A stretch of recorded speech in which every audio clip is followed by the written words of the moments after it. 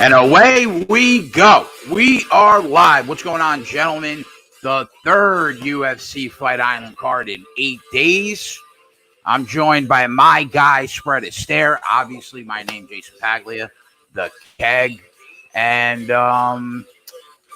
we'll be joined by Tyler. We'll be joined by JJ. Possibly Travis. Twatty will check in. Well, it'll be the normal cast of characters. We'll have Maxwell Smart for the main card, and that's it. Currently on a softball field, probably near you. And away we go. What's going on, Spread? Not much. Excited to talk about this card with you. I didn't get a chance to check out all of your picks and lanes here, so forgive me if I'm asking stuff that you've already explained, but should be good for the viewers too as we get your thoughts on this card. I think there are some intriguing underdogs, but I didn't place a bet yet. I wanted to talk to you before I hit submit. Yeah, I mean, listen, you can never fully prepare when you're talking about 3 fight cards in 8 days. But man, did I give it the college try for everybody watching this show. I mean, I spent like 24 of the last 36 hours watching fight tape to try to get ready for you guys at home. So from an entertainment standpoint, I think this card is going to be awesome. I think there'll be a lot of fights that we're watching that are really, really good. From a betting standpoint, I think that there are definitely some intriguing underdogs on this card. I think that there will be some spots tonight where we might hop on some people live, depending on what we see early on. I know, like, you know, we tend to do that. We don't always do that, though. But there are some fights where, you know, if we start to see it going a certain way early in round 1, could be worth jumping on some of the dogs that I do find intriguing beforehand. But with that said, I guess we'll run down the card and give a couple thoughts on each fight. Well, what's going on to the boys in the chat? Jump Shot Jordan, Twist One, Bristol, Joe King, Brian Watson, Maroon, Chris Gray, Ronnie Lofton. What's going on, boys? I will probably bet Kyle Busch tonight in the NASCAR truck race. Just a heads up there. I think he's like minus 130. He wins a very high percentage of the truck races that he enters. So I think it could definitely be worth a look. I'll be on him for sure at minus 130, I think. Only for a unit, though. Nothing crazy. But you know, I think he's worth a shot. So I guess we'll start at the top, Spread. I guess we'll go right from the main event. Oh, you want to start at the main event? Okay. Yeah, I mean, we might as well. All right. Davidson Figueiredo versus Joseph Benavidez. Figueiredo beat them in an earlier fight, right? Yes. Yeah. It was supposed to be a championship fight, but Davison Figueiredo misses weight. Yeah, he misses weight in that first fight. And unfortunately, even though he won, he could not be named the champion because he shit the bed and he missed weight. So, but yeah, he did. He won the first fight. Okay, and now I haven't placed a bet yet on this. Is there any reason for us to think that this could go a different way? Well, you know, even though we were on him the first time that they fought, I didn't feel great about it in the fight, though. During the first round, I thought that Figueiredo, he was close to getting an arm bar on Joe, but anybody that has watched Joe Benavidez's career knows it is really hard to get a submission off of Joe Benavidez. They call him Jiu-Jitsu. In the first round, Benavidez threw probably double the amount of strikes that Figueiredo threw. He clearly won that first round. Joe doesn't have power that scares me, especially in that division. Figueiredo threw less volume, clearly had the more significant strikes landed. And he was the more accurate striker. He was the more accurate striker on that day. He is the more accurate striker historically. So there was a headbutt in round 2, and it was accidental. To be honest, it was probably Benavidez's fault. He leads with his head in almost every striking exchange. I'm surprised it hasn't happened more often, but he leans in. Figueiredo leans in. There's a headbutt. So Benavidez goes to wipe the blood off his brow. What happens? He gets dropped. He kept his eye off the ball for a second, and he ended up getting dropped. So when I think about the takeaways from the fight, I think if Deiveson Figueiredo doesn't knock out Joe Benavidez again, what I saw leads me to think that if they do go the full 5, there's an argument to be made that Joe Benavidez wins off the volume alone. Never mind the takedowns. We know that he's always hunting for a takedown. If the fight goes into the latter rounds, Benavidez, he sets a brutal pace. So it's possible that he sets a pace that Figueiredo can't keep up with later in rounds 4 and 5. I think Benavidez, though, was manhandled physically for sure. And if he's going to throw volume, he's going to come into the pocket to do so. And if he's going to go for takedowns, he's going to come in the pocket to do so. And in the end, man, Figueiredo is accurate and he hits really hard. So the way I approached the fight was you either take Deiveson Figueiredo inside the distance. I got it at around -115, I believe. Or you back the dog at +190. Because I wouldn't feel comfortable laying the what are the odds? What is he, -220 spread? He's -220 right now. You can get Benavidez offshore at +200. Right. So if you're looking to bet a straight money line play, I wouldn't tell you to lay the 220 on Figueiredo. I would probably look to the dog in that situation, or I would pass.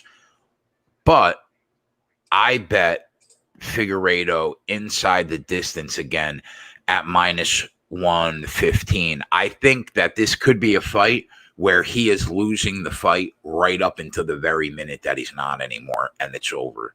So I am going to say what happened in last fight happens again. Now, if he doesn't find the knockout shot, it's probably going to be hard for him to edge rounds from a points perspective, considering that Benavidez throws that much volume.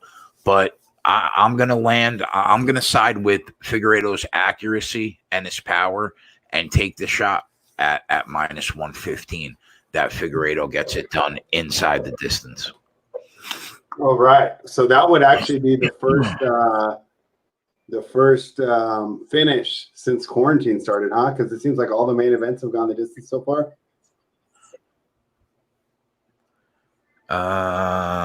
Yeah. So that's the one way you're bucking the trend here. So let's hope that turns out. I actually really didn't have a lot of thoughts on that fight. I figured there was plenty of it going on. This next fight, I actually didn't have an opinion here either way, but it's Kelvin Gastelum versus Jack Hermansson. And it's even -105 on each side, reduced juice on 5 dimes here. Are you making a play on this fight? Because if you got a winner here, we don't have to worry about laying a bad number. See, this fight, man, based on what you've seen the last 18 months, right? There's an argument to be made that Jack Hermansson is the play, that you back the Joker here and you fade Kelvin Gastelum, right? Mm-hmm. But when I look at the fight from a starting point, if you're not hopping on Kelvin Gastelum at a price like this, When are you ever going to back him again? I said that on 3 fucking shows. I feel like a broken record. Like, I mean, he is still elite in that middleweight division, okay? Now, did he lose a close 48-47 fight? He drops the 5th round in the championship fight against Izzy. Yes. Okay, he did. Did he lose that fight against Darren Till? Yes, he did. Is Darren Till still a top 5 middleweight fighter in the world? Yeah, he is elite. So I can't hold those losses against Kelvin Gastelum. Now, taking a look at Jack Hermansson, his striking has improved over the last 18 months. That's true, but we know what he is. He's going to be looking to get Gastelum to the ground. We know that his wrestling is his best asset, right? Okay. So he had a good 2019. He did lose to Cannonier, but he got a nice decision win over Jacare Souza, and he submits Derek Brunson. My issue is he struggles against southpaws. We know Gastelum's a southpaw. Historically, Hermansson, we know, sets everything up off his jab. And when he is facing a southpaw fighter, that jab tends to slowly fade out through the fight. And it normally happens when he's fighting a southpaw. Why?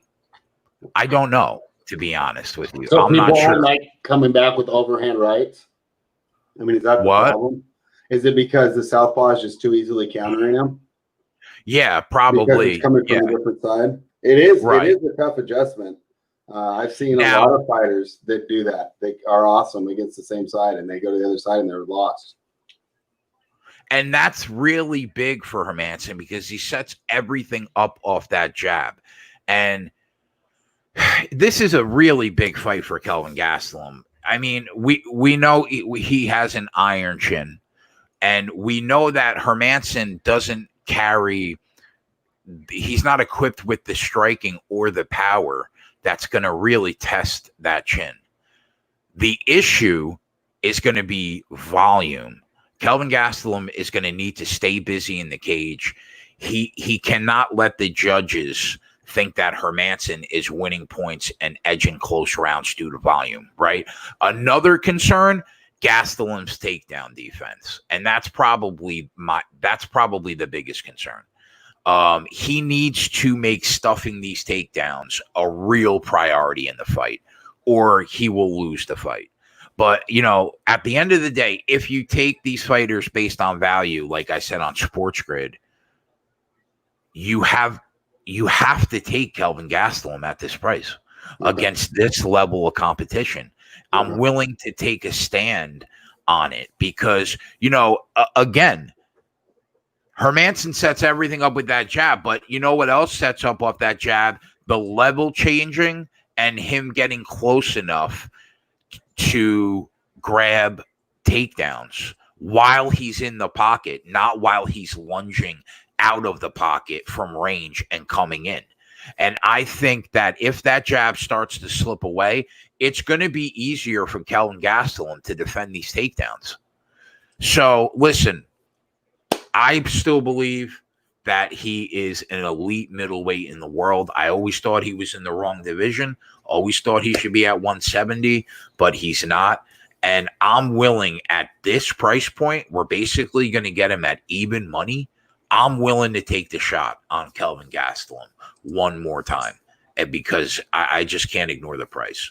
So I'm on Kelvin Gastelum. Are we putting that on the bottom of the screen? You sound pretty sure, and you convinced me I'm placing my bets right now. Is that going to become a sports yeah, we will. We will put Gastelum at the bottom of the screen. I saw Gastelum had a short camp, worried about his cardio. Hermansson had a full camp. You know, as like chubby and like, you know, unathletic like as Kelvin Gastelum appears, he's never had an issue with his gas tank. His cardio has always been solid. So if I'm being honest, no, I'm not worried about it. All right, well, that's cool. Now I got one, and I'm glad. I actually spent a little more time on the undercard. Like you, it's tough to try and get them all on the turnaround, and I'm not as familiar with the fighters to begin with. So that's pretty fun that we've already got to play here in the first two fights. The next one is I pronounce these wrong. Fiziev versus Diakasi. Mark Diakasi against Rafael Fiziev. Yeah. Fiziev. Okay, Diakasi and Fiziev. Yeah. Diakasi's minus 160. Fiziev is plus 150. Is Diakasi, if I'm trying to remember this right, is he a pretty strong wrestler? Yeah, he's solid all around, actually. But yeah, he is a solid wrestler, definitely. Mm-hmm. Okay. And Fiziev, what are your thoughts on the fight? I didn't have one. I didn't get this far into the card, so I did the undercard a little more. Okay. He throws Fiziev, from what I've seen, throws absolute fucking bombs. He throws the kitchen sink. He throws it all. I mean, he did look impressive to me. I think it's a pretty good fight. It should be a good fight. Diakasi, obviously a solid athlete. His cardio has been much better than when he first entered the UFC. Carries some power for the division. He's rarely ever out of a fight entirely because of his skill set. He was pretty impressive, even though he lost that fight against Nasrat Haqparast. He dropped the decision, but there were times where he looked really good against an elite prospect like Haqparast. He gets the win over Venata and Joe Duffy. Looked okay there. Diakasi has solid hand speed. I guess you would say he's an average range striker for the division. But I wish that he fought off his jab more, because I think he's easy to telegraph in exchanges sometimes. And obviously, he has an underrated grappling game. Very solid wrestler. From what I've seen of Fiziev, I liked, man. He's a brawler. If you put the quick knockout aside that he suffered against Magomed Mustafayev, I like what I've seen. He always controls the octagon. He is always moving forward. He always cuts the cage off in every fight that I have seen. The difference between his striking and Diakasi's, I think, is technique. He looks a little bit more wild when he pulls the trigger. He's looking to take your head off your shoulders clear, and he throws hard. He doesn't tuck his chin, which is a concern for me. He leaves that chin up in the air a lot, but I think that he is a dangerous kid in the cage. One thing I worry about Diakasi, he does not always like to be pressured, and he's not great off his back foot, and he will be off his back foot in this fight. So Fiziev's cardio seems solid from what I've seen. A major factor in the fight, he's got bad takedown defense.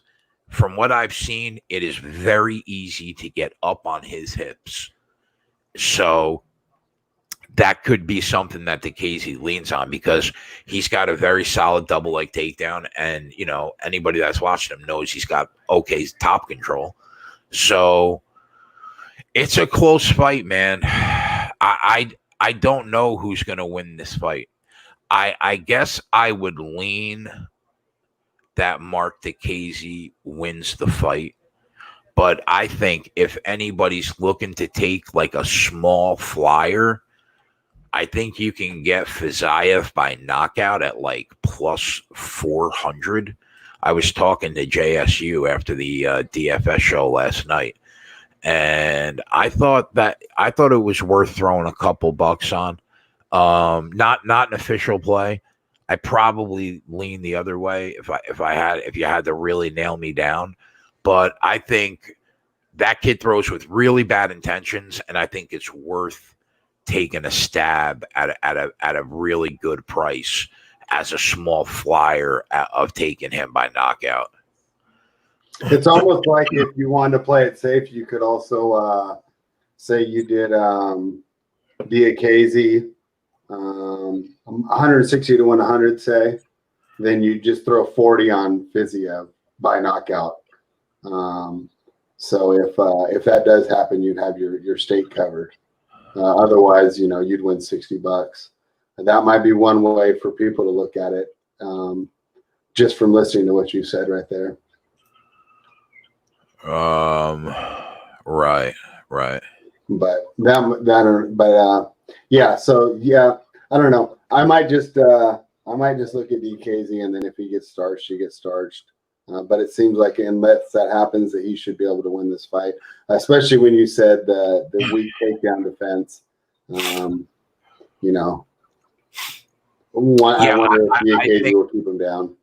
Right. I think that's a concern. Yeah. I for sure. Definitely.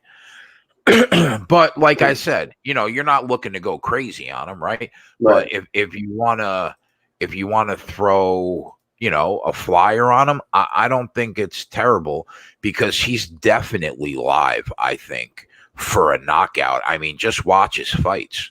I mean, if he lands one of those bolos, I mean, DeCasey could be in trouble. Yeah, definitely. Okay, well, we got some time on that one. We don't necessarily need to jump in, and I think the line hasn't really moved too far on this one since the opener, so don't know if it's going to get juiced all the heck. The next fight is Ariane Lipski versus Luana Carolina. Is Ariane Lipski the girl they call the Violence Queen? That she's the Violence Queen, right? Did I get that one right? Is that her nickname? I'm not sure about the nickname. Okay. Well, if I remember right, Carolina's a more just well-rounded fighter, and Lipski is kind of wild and real aggressive with her striking. Yeah. I'm on. I see Scott says to Casey all the way. I mean, I lean that way too, if I'm being honest. And I see he says Carolina. Yeah, I'm on the other side in this fight. I'm on Ariane Lipski by decision at plus 140. Okay. And I feel pretty good about it, if I'm being honest. First of all, both these women suck. Okay, let's call spade a spade. Okay. Let's start there. Okay. Ariane Lipski, she's an okay striker. She's okay in the pocket. Her striking accuracy when in rhythm, I don't think is that bad. But her gas tank seems okay. Her defensive striking is lacking, but it's because she has a lot to learn when it comes to technique. And I do believe that she'll eventually get there when her footwork is better, and it allows her to cut better angles to leave openings in the pocket. Right now, she isn't there yet, and that's why her defensive striking looks bad at times. Carolina will pound Lipski, no clue. Okay. I mean, bro, if I have to prove what I know about the UFC, good luck. So, in my opinion,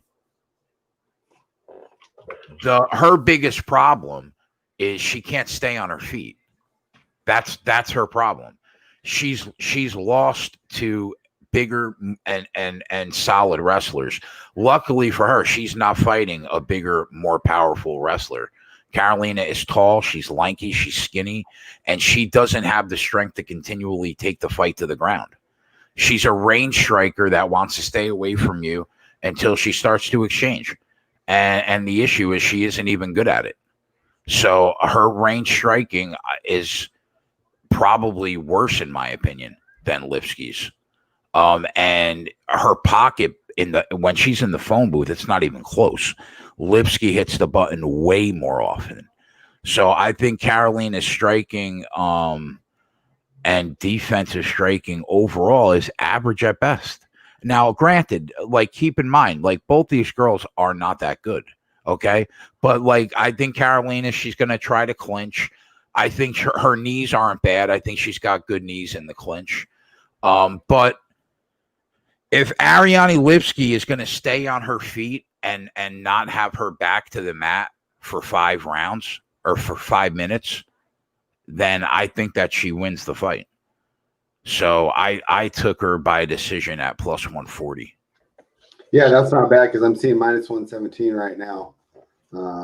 Cool. Well, we'll see how that one turns out. Yeah, I didn't really have a strong feeling either way on that one. The next one, Pantoja versus Askarov. Pantoja is a nice, well-rounded fighter. Askarov's like wrestling based, and Askarov's plus 160. What do you think of this one? I think it could be low-key fight of the night. I'm a big fan. Okay. I'm a big fan of Pantoja. I always look forward to his fights. He would have been the backup plan to fight for the belt if Figueiredo wasn't able to go because of COVID. Listen, I think Pantoja is a seriously underrated flyweight, and I think it's tough to go against him anytime he fights. You know, he loses to Figueiredo and Dustin Ortiz. So the question becomes, you know, can Askarov imitate the game plan that those two guys brought into the cage? And after watching the tape, I don't know. I'm really not sure. I think Pantoja is super aggressive in the cage, and Askarov will probably be fighting off the back foot a lot in the fight. I think Askarov did really well fighting off his back foot, though, when he fought Tim Elliott. But Tim Elliott's skill set and what Pantoja brings into the cage are two completely different levels, in my opinion. I mean, we just saw Tim Elliott the other night. So both the fighters have solid footwork, and I think both offensively and defensively, they're pretty solid. I'm not sure that Askarov is going to consistently be able to get the best of every scramble and deal with the volume and the power that Pantoja throws. That's an issue. Especially when he walks into the cage as the lesser athlete. Askarov is good, and his cardio isn't bad, but he's not the athlete that Pantoja is. I just didn't feel comfortable laying the original price of minus 175 on Pantoja, so I'm certainly not going to lay what is he now, over $2? Oh, no, there must have been some comeback here. He's minus 170 on 5 downs right now, minus 190 on Bovada. Okay. Yeah, so there was a little comeback. Yeah, I'm not comfortable right now laying that. I'll see how the night goes. Yeah. A lot of these fights I'll be looking to see if we can find props. I think you know, if the line went the other way, like we saw like Molly Meatball take an extra $2 the night of the fight, I would have thought there would have been some value on Askarov if we had seen the line go up dramatically. But yeah, right now I'm comfortable with just sitting back and watching this fight as of right now. That could change, but I'm not sure. Okay. The next one is Kades Ibragimov versus Roman Dolizde. And Ibragimov looked really good in the lower circuits and then hasn't done very well in the UFC so far, but has some good tape on the highlights for the lower circuits. And then if I'm right, this is Dolizde's debut here. So you have a debuting fighter versus a fighter that looked really good in the smaller circuits and then is kind of disappointed in the UFC. What are you thinking here on this one? Yeah, Dolizde's a raw fighter. He probably should have went through the Contender Series before he was given the opportunity to fight on Fight Island. But unfortunately, because of the pandemic, this is what it is. Only 6 professional fights. He fought in a really, really lower league or organization. I want to say it's called World Warriors Fighting Championship. Yeah, WWFC. It reminded me of old WWF as a kid when I saw it. Yeah. And, you know, I mean, I watch probably 20 regional MMA promotions in addition to the UFC. And, you know, the level of competition is pretty bad at WWFC. He doesn't do much in the cage. I mean, I think, you know, his gas tank is bad. The striking is sloppy, but if he does connect, he can make noise. I think he's an okay light heavyweight prospect and not much more. He has the first thing that popped out at me was he has 2 wins by heel hook submissions, which is impressive. But when you're talking about the tomato cans that he's fighting in the WWFC or wherever the fuck he was, I mean, it becomes less impressive. So,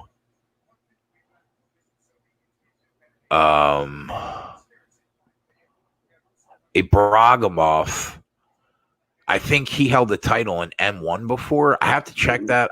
I thought he held the title in M1, another lower league promotion, but it's slightly more well known for sure than WWFC. His striking and grappling are subpar, I think, at best. Another fighter that doesn't do much for me. Tough guy that can take damage, but he hasn't shown that he's been very good at returning it. So I suppose that Dolidze deserves to be the favorite. He seems like a better light heavyweight prospect, barely. That said, I'm not looking to bet money on either of these guys, to be honest. I just don't think they're skilled enough. Yeah, that was the thing. Is like I wouldn't want to lay the -150 for a guy making his debut because I just don't think we have enough information as far as the UFC level tape to see how these skills translate. So if you want to, I mean, it's almost like a Ibragimov fade rather than really knowing what you're getting these days. So not too excited about that one. The next one was Grant Dawson versus Nad Narimani. Dawson's -245. And then interesting thing, when I looked into this, a lot of his stoppages are in the second round. So maybe if you're looking for a prop there, you do him to win in the second round because he has lots of wins in the second round. Yeah, I think this is a 150-pound catchweight fight. Okay. I think, I don't know if I can necessarily say it's tough to call. I think it's a pretty simple matchup. Narimani's a striker. At the very least, probably a better striker than Grant Dawson is. Grant Dawson is a wrestle boxer. I mean, that's what he is. But he is a very good wrestler. Very good. And his boxing game from a technical standpoint is a shit show, if we're being honest. But, Narimani, when he controls the exchanges, he looks like a very solid and competent striker. The problem is when he is not the fighter that's leading the exchanges, his striking game has been known to fall apart. So in order for Narimani to bring like his grade A striking game, he needs to lead the exchanges tonight. And if Dawson turns the fight into a war with, chain takedown attempt after chain takedown attempt and a shit ton of scrambles, there's a big path for Grant Dawson to win this fight. But if he can't make this an ugly slog and Narimani is somehow able to stuff these takedown attempts, Narimani is probably the better striker. So I think that this could be one of those opportunities live. If Narimani finds success in stuffing these takedowns, which my gut says he probably won't, because Grant Dawson's got a great double leg, he's got a great high crotch takedown, and he's a solid wrestler with really good top control. So my gut says that he probably will not find success stuffing the takedowns. But if he does find success stuffing takedowns, I think that Narimani could be a nice dog to hop on live. That's basically how I approach the fight. Sounds good. Well, yeah, we'll keep an eye on that then. The next one was actually, so the next three I actually was considering the dogs in all three, but I want to talk to you before I played it. It was a Joe Duffy versus Joel Alvarez. Duffy's at -265. And my main reason for thinking that Alvarez might be able to get an upset here, Duffy's a little older and he's kind of inconsistent in his performances. So maybe a chance to get some plus money here. What do you see when you were looking at this fight? What I see is this: anybody that's laying 350 on Joe Duffy is betting sports wrong, because you should never. I don't give a fuck if he wins and knocks Joel Alvarez out in 7 seconds. You should never lay three. What's the current line on Joe Duffy right now? I got -265 and Joel Alvarez at +245 at 590. Okay, so Alvarez is taking money because that line was a lot bigger.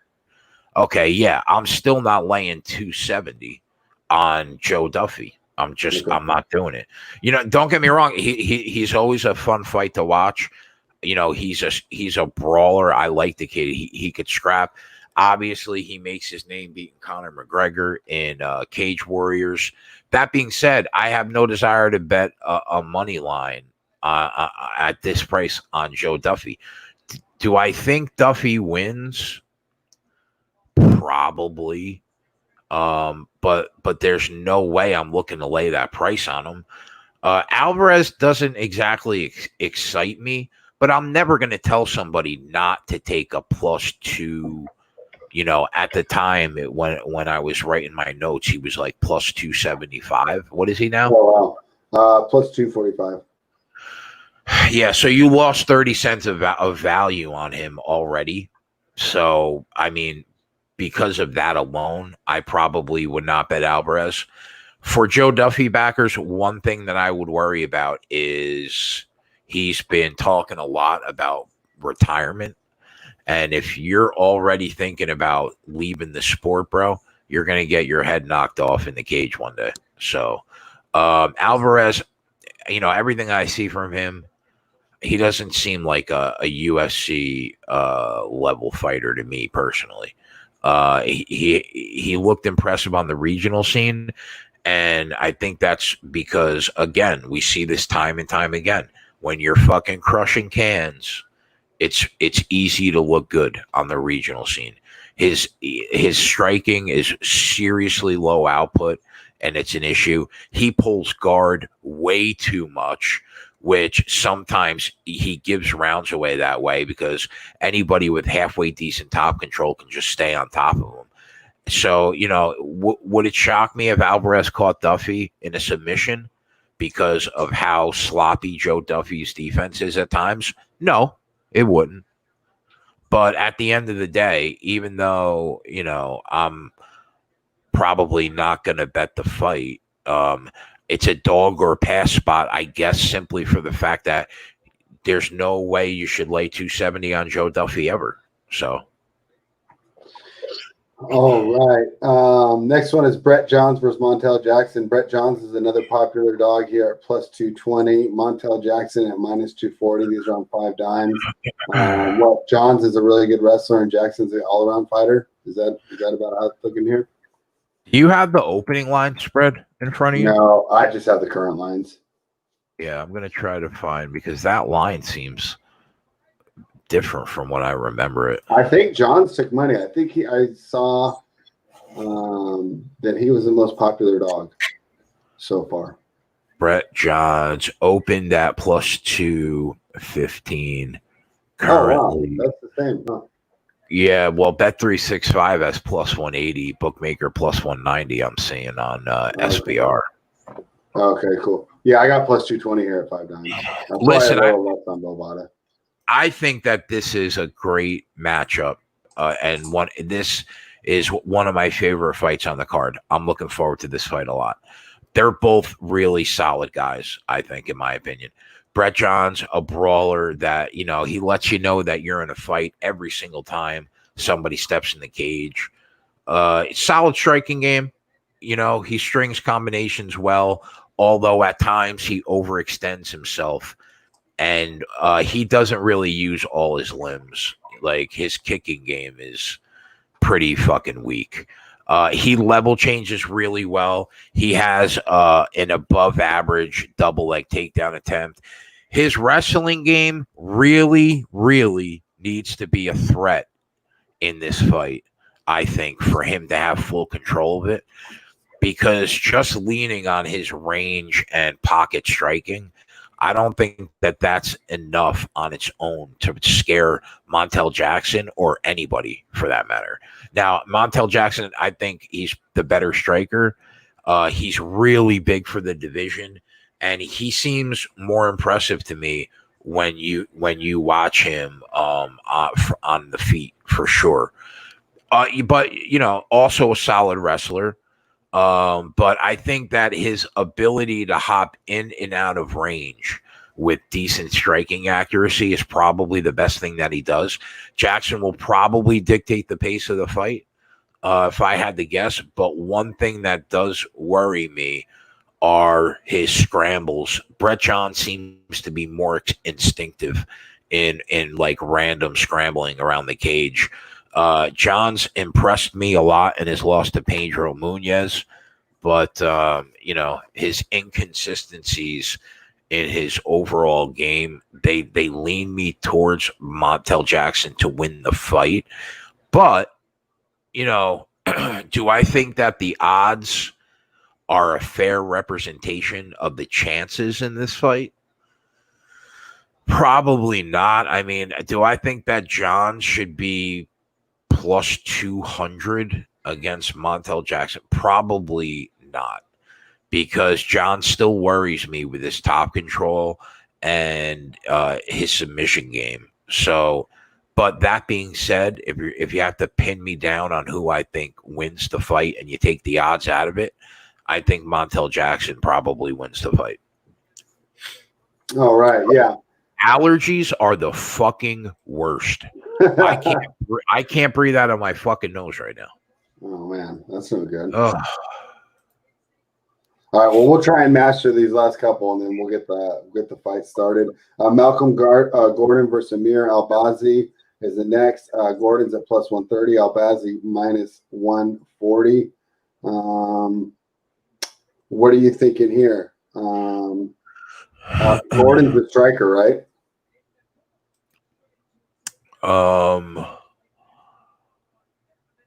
I think that this is probably one of the dogs that I like more on this card. I think if you're looking for a live long shot or like a live dog, I like it. The problem is I think he opened around plus 155. So what's the current price on Malcolm Gordon? Plus 130. See, yeah, you if you didn't bet it already, then you've lost some value. But in terms of live long shots, he checks off all the boxes. He probably should be the underdog. Don't get me wrong, but he has the tools, I think, to either stop somebody in the cage or get stopped. So, like, what would concern me is that Gordon has not shown he's capable of making real-time adjustments ever. So if things are not going his way in the cage, I don't exactly trust him to be able to alter the game plan, but I think he's fully capable of beating someone that has Albazi's skill level. So I think they're both good, very good grapplers that get subs in bunches. Gordon probably has the better stopping power for sure, but he's raw on the feet, real raw.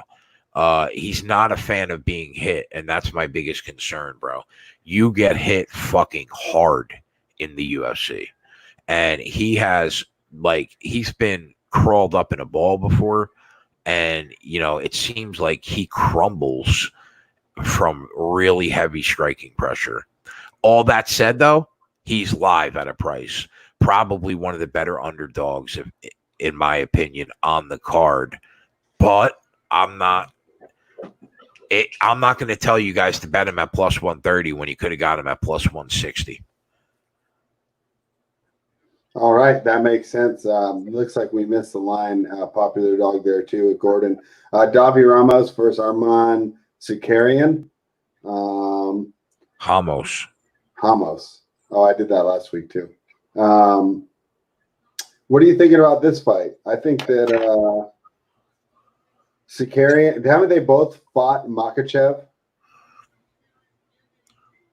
I don't know. I'd have to go and look at their Yeah, records, I'm bro. just looking it up right now.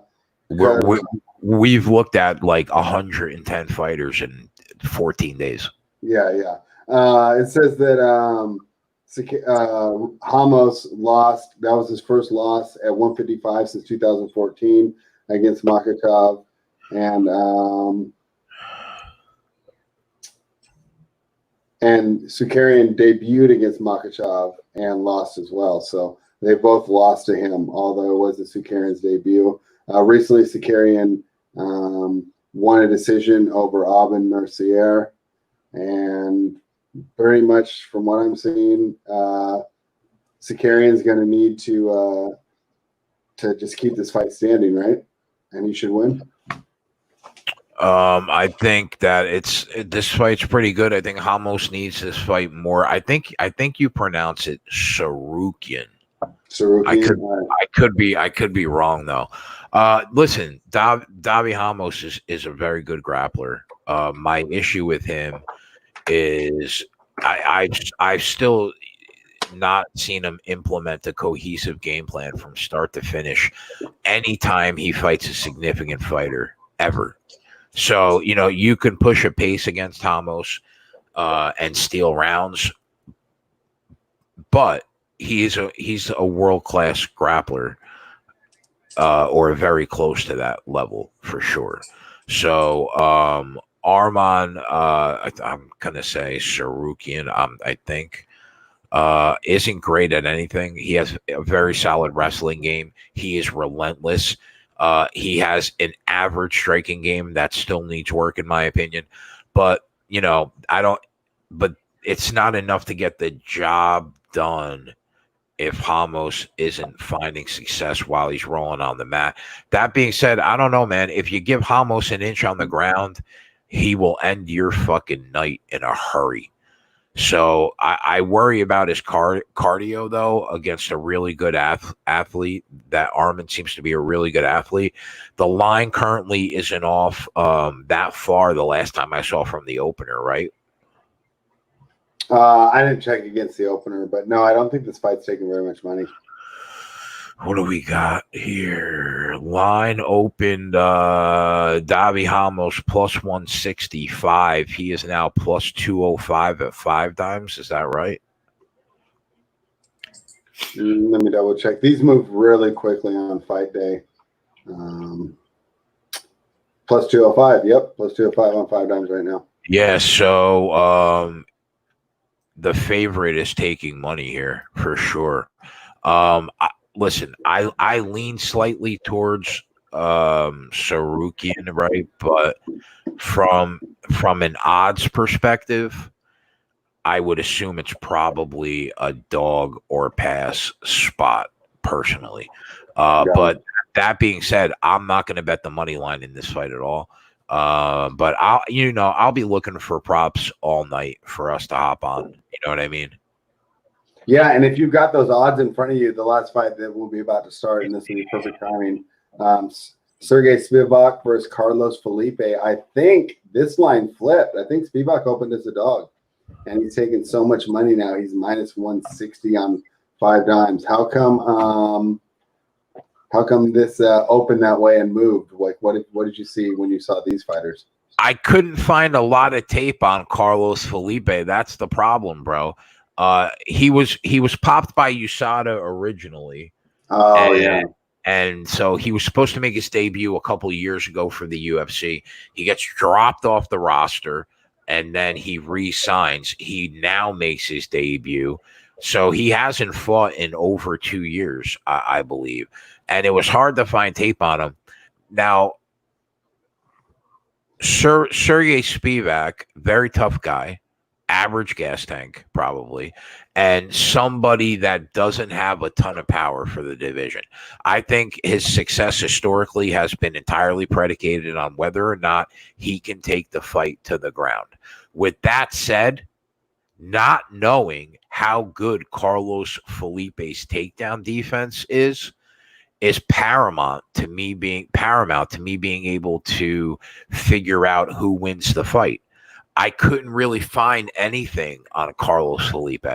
So it's entirely a pass for me, because I would really need to know how good his takedown defense is on to really be able to judge the fight. So I am gonna watch the fight and possibly make a live play, but Okay. it's going to be a pass for me right now. I'm going to watch the fight though. What's up, T? What's up? How are you, brother? I'm good. It's hot as shit outside. Walk in my car, I start sweating. T, was that NASCAR race earlier today? The truck race is next. There's 50 laps left in this Xfinity race. Did you bet it? I took Cindric and Allgaier. And they're in first and second right now. Bush is in third. And they said Bush has vibrations in his left rear.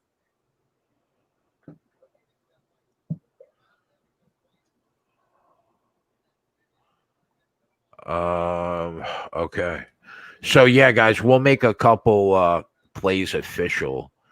Figueiredo inside the distance, I'm taking a shot with. I'll make that official. Listen, there's an argument to be made that Hermanson is the play here. I just can't do it.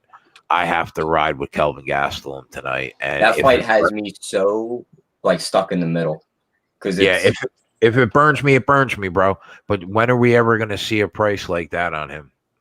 Yeah, you're right.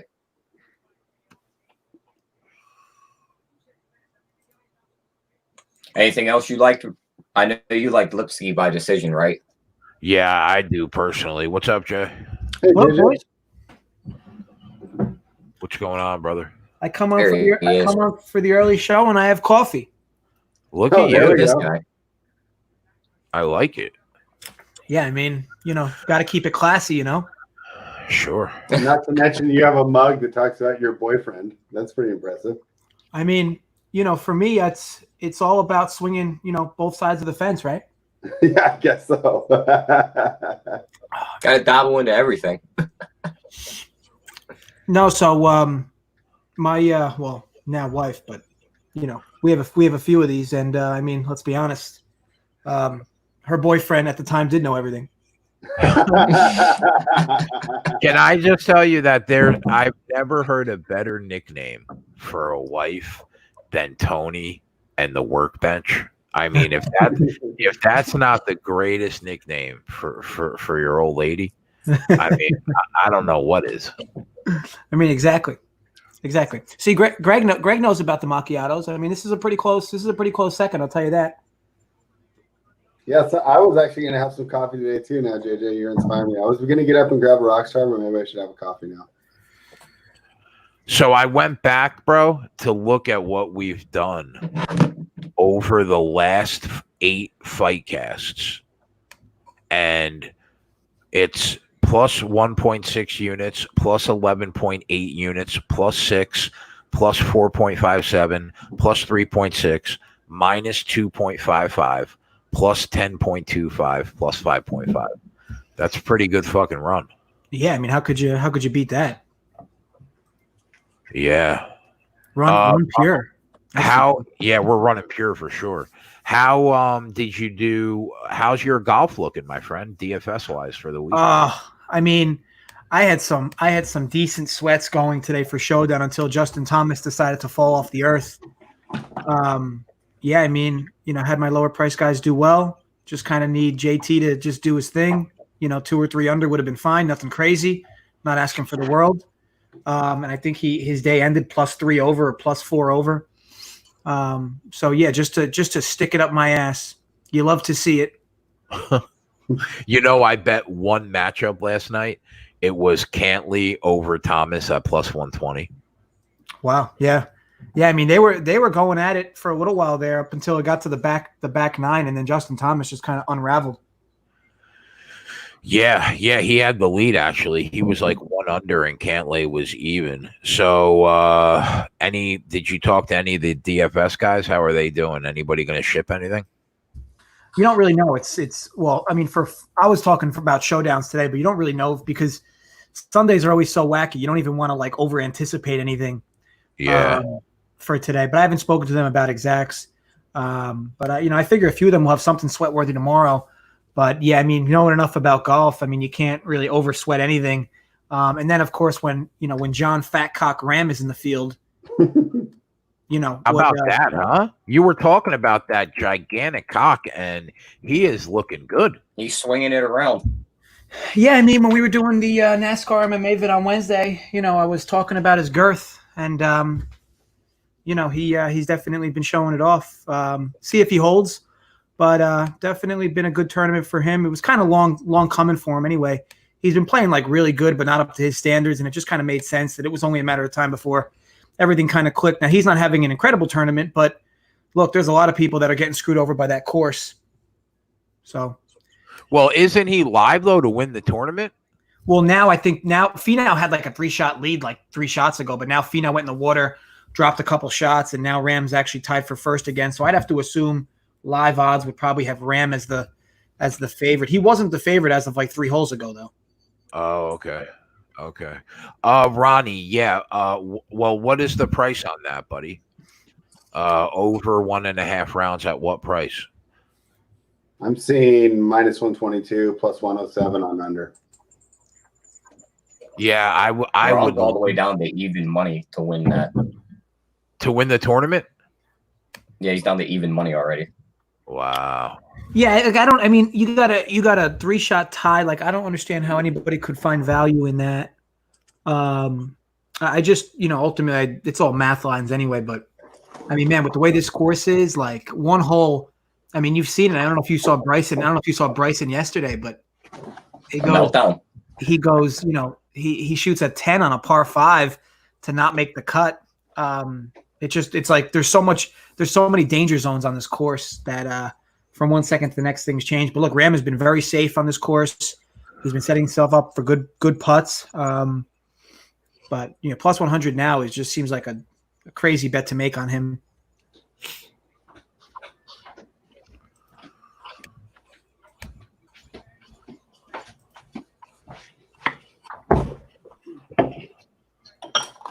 All right, so I put 2 plays at the bottom, taking a shot Figueiredo inside the distance at minus 120.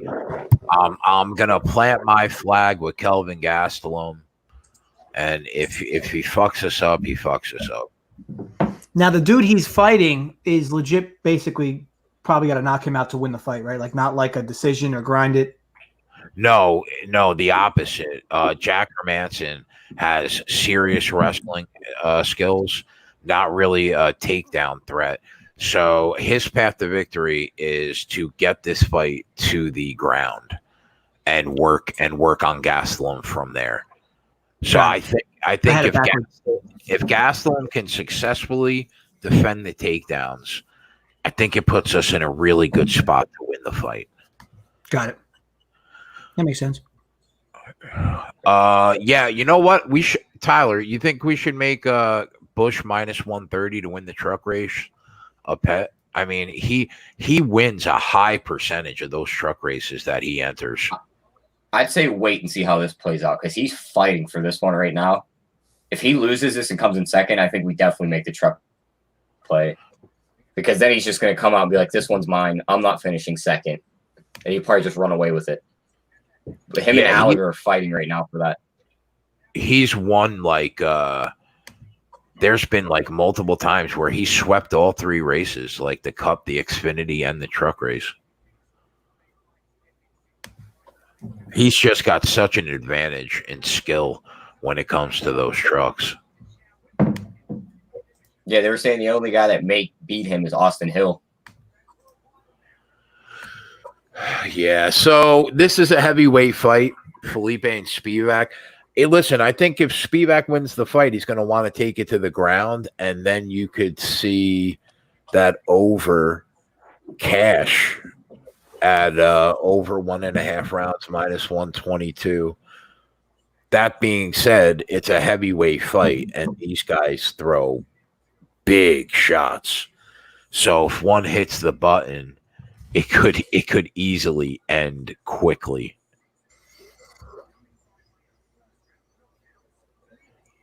Six of Felipe's wins come by first round knockout. I wish I was able to find tape on this guy, a lot of it. I found like one fight, but I really wanted to watch a couple fights because if he could stuff the takedown. See, I think this is a spot that we may be able to enter live. It would be good to see how well he defends these takedowns. Okay, that'll be something to look out for. Basil G wants to know which of the fights we think will not go the distance.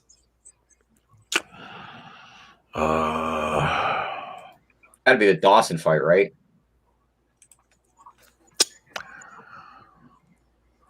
I mean, would it shock me if Dawson, wrestle fuck Narimani for 3 rounds? No. But yeah, I would think that there's a shot that it doesn't go the distance. I think that there's a shot that the Pantoja fight doesn't go the distance. There's definitely a shot that the Dicazy Fiziev fight doesn't go the distance. I mean, I took Figueiredo inside the distance.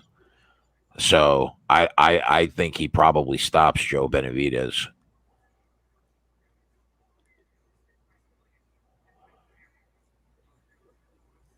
Yeah, it'll be interesting to see if we can finally get a stoppage in a main event here since this is all started. Yeah, I'm looking forward to next Saturday, man. That Bobby Knuckles Darren Till fight is going to be a good one. Great. Someone wants to know what NASCAR bets you're on, Tyler. I was on Alligator and Cindric in this first race. Alligator just got a penalty to go back into the pit.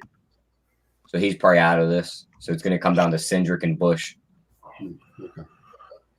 Oh, Tyler, Glock says that Figueiredo inside the distance is even money at Fox Bet. Are you seeing that, bro? Because we can quote the best price on that. Give me 1 second. Let me pull that one up. I found make the parlays on here the other night. Bet one of those. Nice. Shake and break. Yeah, wants to know, you got any whales in exhibition baseball tonight or whenever? I think it'd be crazy to bet baseball over the next few days. I mean, you can just to sweat some stuff. I'd probably say if you were going to bet it, don't be laying any vig. I mean, if anything, bet dogs. But I mean, you don't know what you're going to get from these teams. You don't know how much you're going to get from starters. You just don't know. I mean, yeah, you might have an edge in the starting lineup, but truly, what does that mean if they only play 3 or 4 innings? Yeah, I mean, even when baseball starts up, I don't bet the first week of spring training. So, I definitely wouldn't be betting this first week. Now, I'll probably leverage this first week of spring training to get me some opening bets for opening day, and then just move on from there. But I'll definitely be taking it slow. I mean, I think people would be crazy to start dropping their balls on the line first week of baseball, especially with so much unknown and so much variance. But at the end of the day, gambling is gambling, right? So if you want to grab your balls and make some plays, my recommendation would be throw some money on some dogs. But until then, I'll see you opening day. Yeah, buddy. Yeah, Figueiredo to win in rounds 1 through 5 is even money. That's pretty good, man. But the guys are saying that the offshore markets are nowhere near those prices. Yeah, so I guess 5 dimes. What do you got at 5 dimes? Let me double check. I just had the main lines up. Let me go to the props. Speaking of baseball, Monday night, we're going to have JJ, we're going to have Twatty, we're going to have Loshak and Joey do a nice MLB preview show. Looking forward to that. Yeah, that'll be fun. It's minus 116 inside the distance on 5 dimes. So it's actually a little better than whichever offshore line you quoted. I mean, whichever jersey book you quoted. I'm minus 116 inside the distance. I'm just going to leave it alone. I already posted it, so we'll go with that. Okay. Spivak is not a play because I couldn't watch enough tape against his opponent. I'm going to watch the fight and see what we can see. Anybody that's, I would lean that it probably goes over 1.5, but I mean, I'm seeing 1.5 over -150. I wouldn't touch that.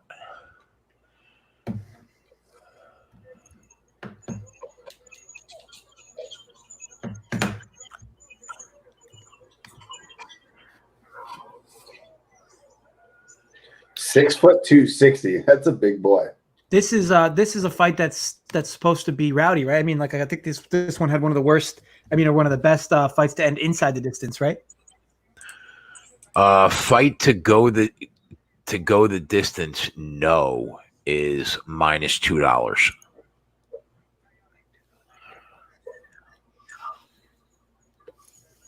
Yeah. So this is it just because these two are both heavy swingers, or? Yeah, normally heavyweights. I mean, every single punch thrown is so much more dangerous because of the weight behind the punches. You know what I mean? Yeah. I mean, these guys look like if they hit me on the chin, I'm quite certain I would fall.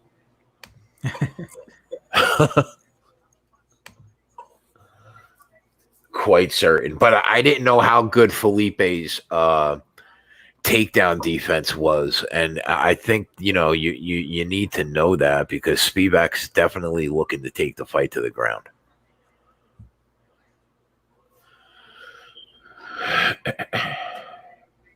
Felipe setting the pace early here. Yeah, the live. Do you have any live in play on him yet? I only get in between rounds. Let me pull the global bot and see. Plus 110 on Felipe, right? Plus 110. I guess it is still open. Could he keep the pace? This is a pretty solid pace for a heavyweight right now. Definitely.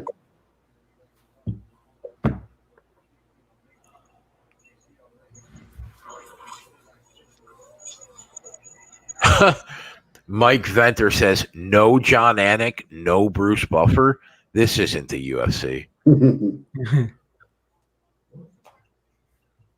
Yeah, like what did they give Buffer the day off? I mean, like he's in Abu Dhabi for the first 2 cards. Yeah, that is interesting. I don't know why they would do that. If you're there, you figure you'd want to make the money.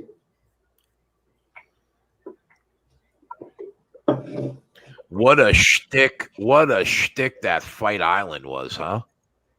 I mean, first of all, they're in a fucking tent, okay? That you wouldn't even know they were on an island. Yeah. Okay? Like I want to see, you want to know where this octagon should be?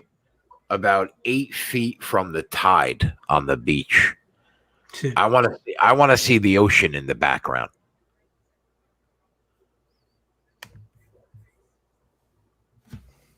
I'm at 235 right now, and Felipe is much more active here. And activity alone. And he's plus 140 live. Doesn't it look? I mean, I've been watching it. Doesn't it look like he's winning this first round? Yeah, I just saw Spivak land a nice counter there at about 220.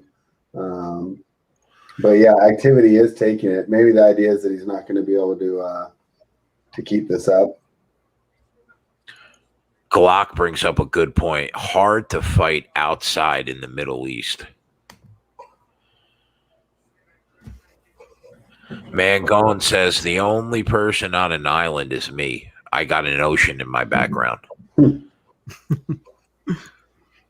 This kid.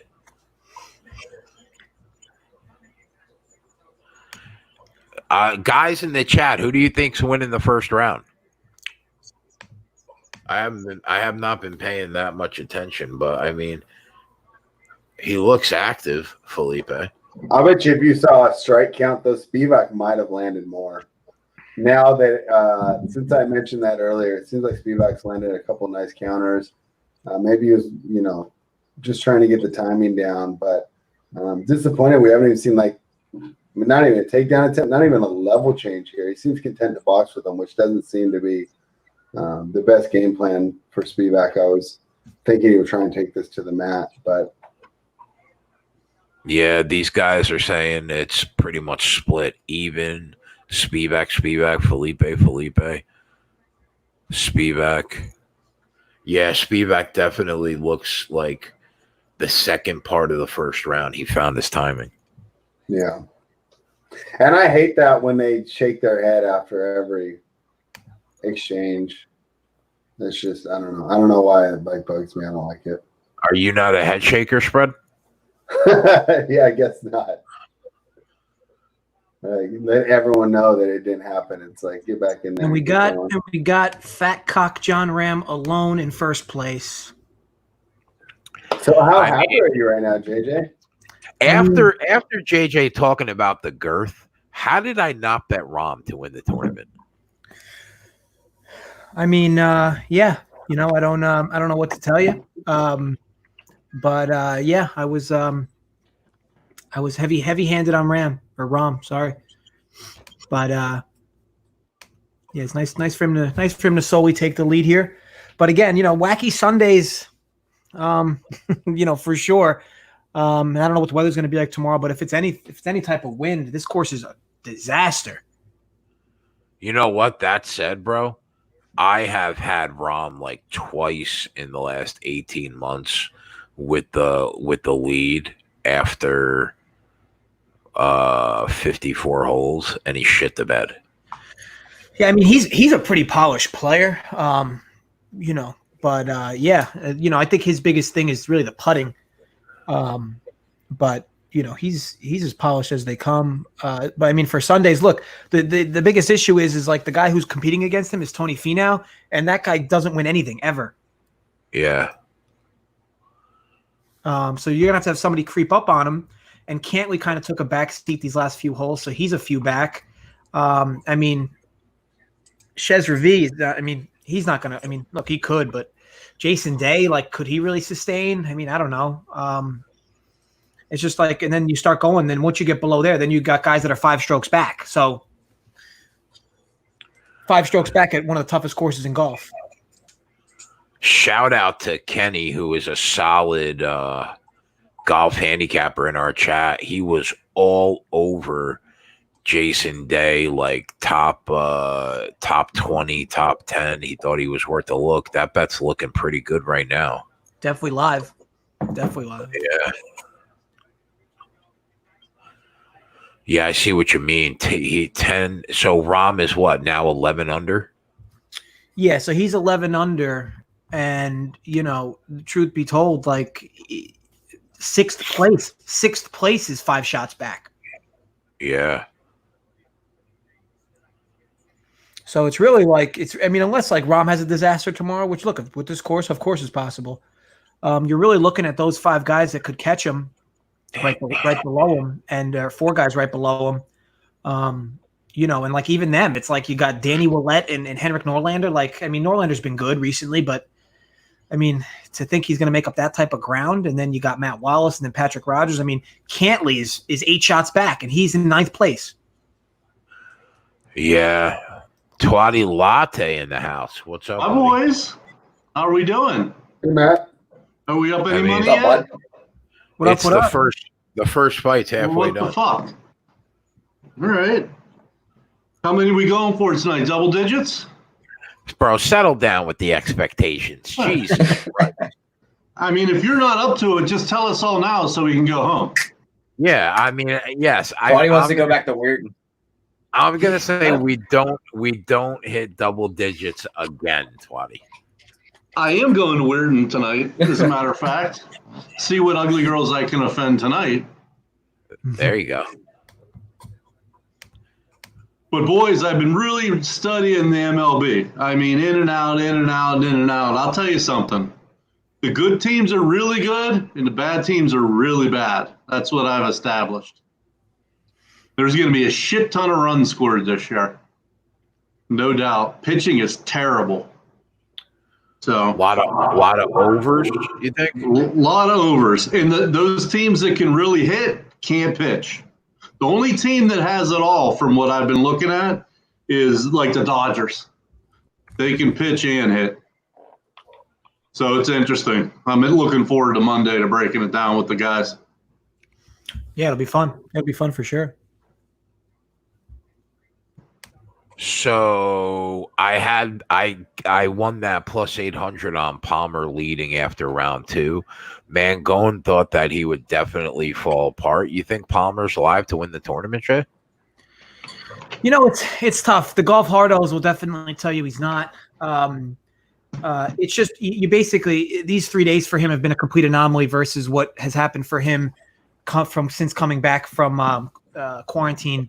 Basically, he's been bottom in like almost every stat category in terms of like strokes gained and putting. And like in this tournament though, he's been like his approach has been good. Like everything's been good. But you know, look, I guess at some point reality could hit, or he could just stay hot. Tough to say, to be honest. Either way, but you know, again, he'd have to catch Rom, or have to at least keep pace with Rom.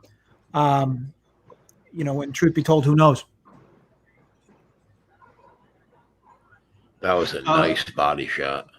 Hey, JJ, are you doing the DFS baseball for the Run Pure Sports? Oh no, they have top-notch baseball guys. I mean, I could help. I could help, but they have top of the line baseball guys for DFS. Okay.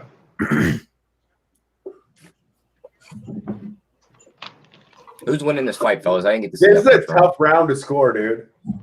I walked back in and I'm watching this fight. I'm like, the guy in the black shorts is winning.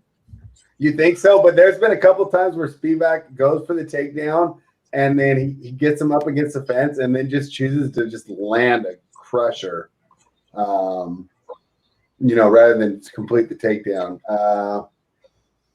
It looks like a really close to me, and you can get Felipe at plus 150.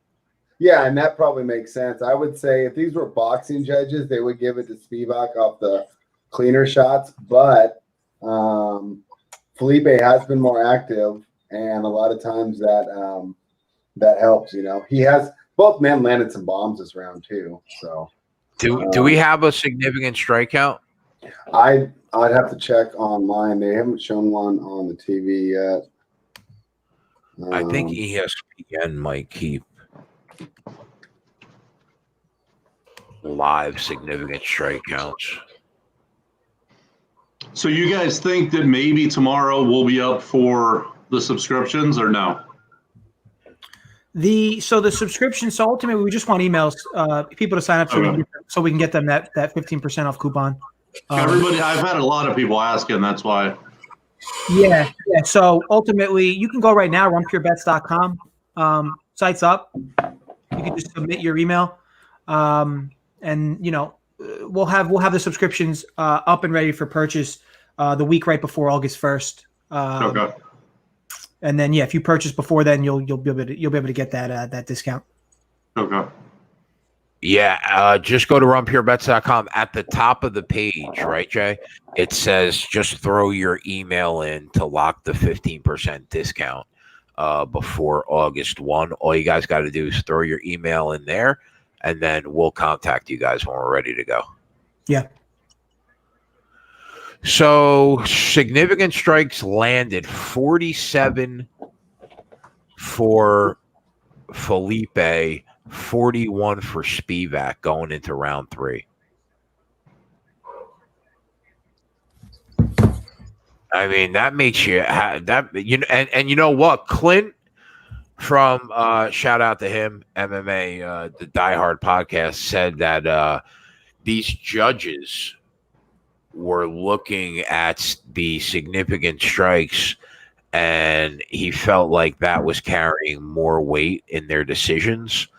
So, I didn't really notice. I will say that Ryan Benoit won that fight, and they gave it to Tim Elliott because of the significant strike count. I will say that 100%. So he may be onto something. That's a big takedown, though, in round 3. Even if you had this 1-1, this takedown is big.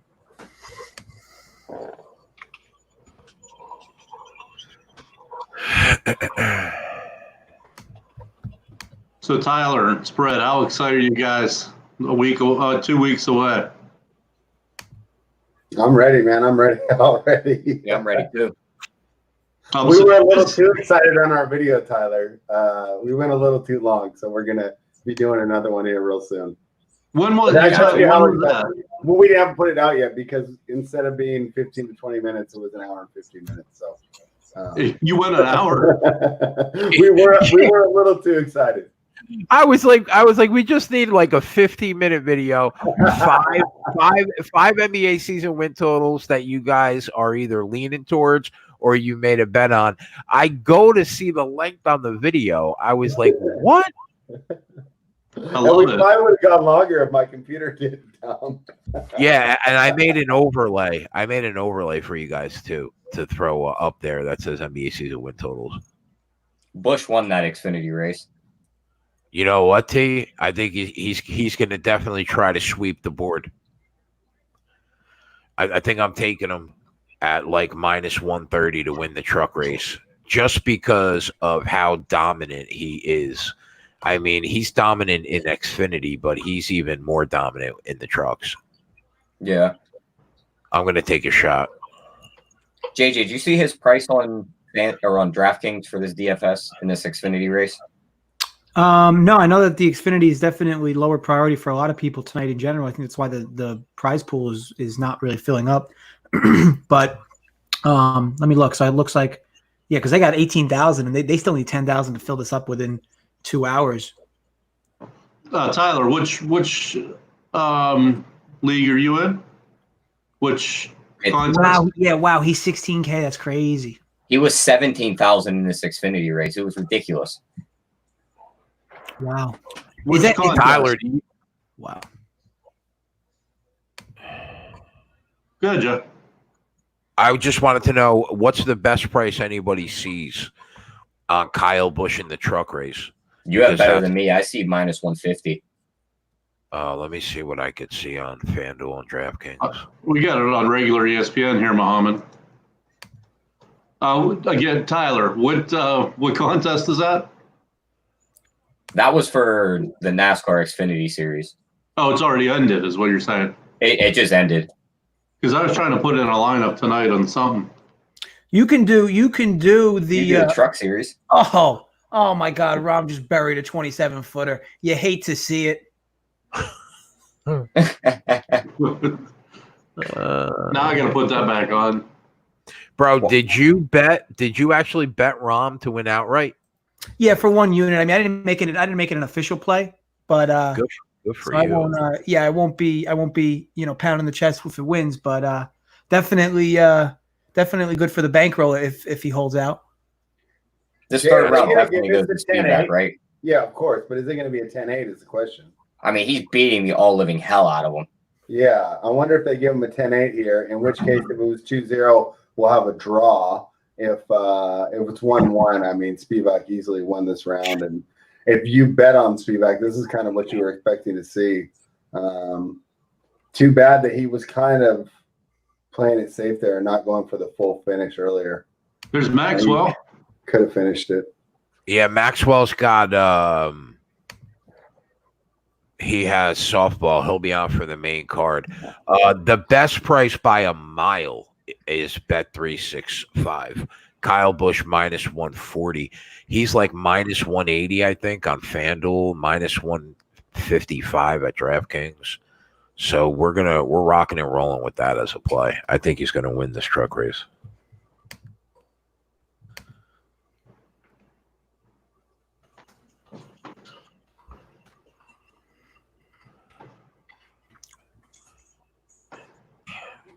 Attaboy, Josh. You tailed Rom winning it. There you go. Nice. You still got to close, but you're in good shape. I mean, at minimum, you'll have hedging. I think I'm going to drop like 700 to pick up 5. What, on Kyle Busch? Yeah, I mean, he's so dominant, bro, in these truck races. You know what the great part, Jay, is about hedging with DFS? Like, you technically could bet him outright to win for call it a G. And then Right. you can do DFS where you just entirely fade his ass because at his price, he basically needs to get in he's going to need to get in at least first or second. Maybe, I mean, you could argue if he doesn't get in third, you're in trouble. So you could, I mean, like I said, you could bet him to win and then hedge against it in DFS where you fade him and everybody's going to play him. So if he does lose, you're just way ahead of the pack in DFS. And if he does win, well, you cash anyway. Right. Spivak decision gets it done, boys. Yep. He clearly took that third round. All three judges gave him a 10-8 final round.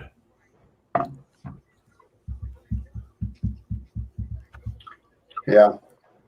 No. Well, I think there's no handshake after that fight. He said something to him. Doug said Kyle Busch minus 168 on 5 dimes. Yeah, I feel good about that price that we got. I don't think that's very good form to go into your debut, lose, and then talk smack to the winner. I don't know if Spivak started that or not. He pointed over at him right after they gave him the win and said something. Oh, did he? Okay. Well, then he gave him that little point like this and mouth something to him, and that's when they separated him. I mean, okay. In that case, it's a little different. If the guy's talking smack to you, but.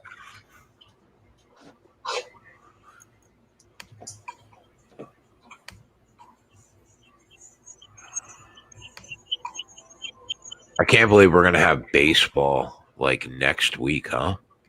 Yep. Crazy. And then NBA the week after that. Yeah, thank God.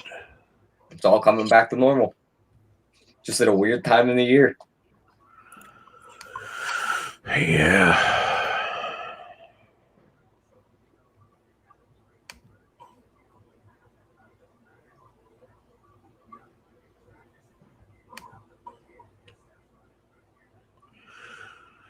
Who do I think wins the next fight? I think Sarukian wins the next fight, boys, personally.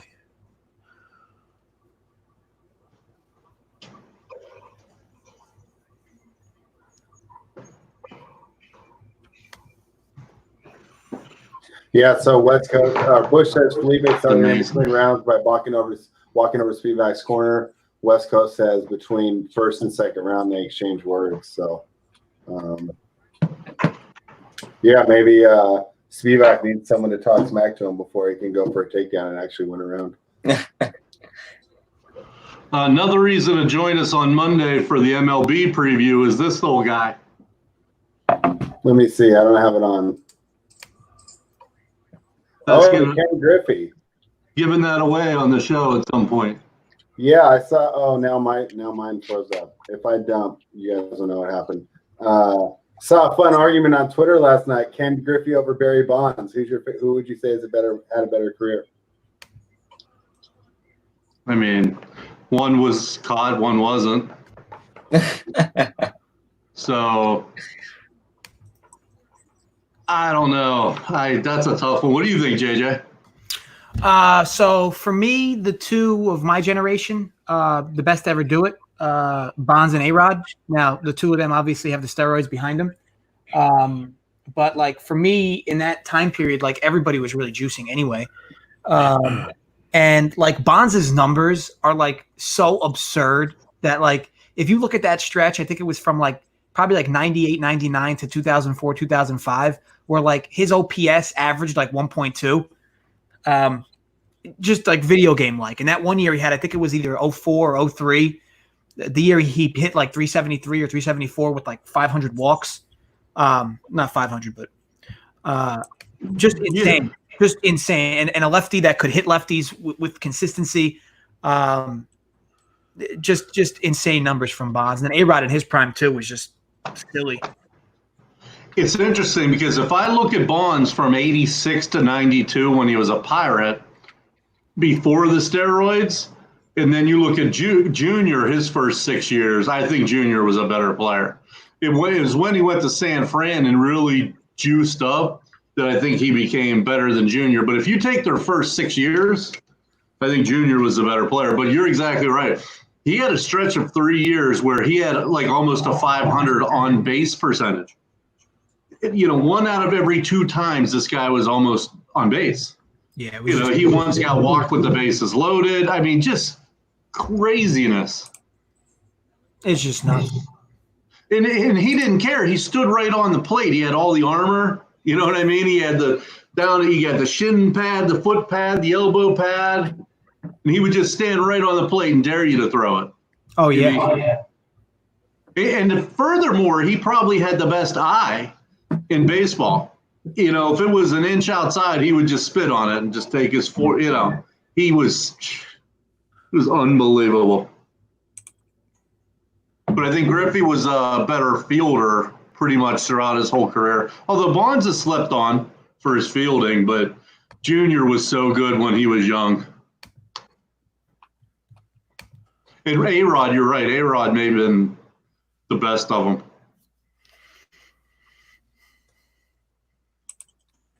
They had that Mariner team, actually, those guys overlapped. They had A-Rod and Junior on the same team. It's crazy. Yeah, that was some team. It's a shame they never won anything. I think they had Edgar Martinez on that team, Tino Martinez on that team, I think. They were ridiculous. Yeah, I mean, Jay Buhner, Randy Johnson, that team was stacked. Yeah, Jay Buhner was really good too, yeah.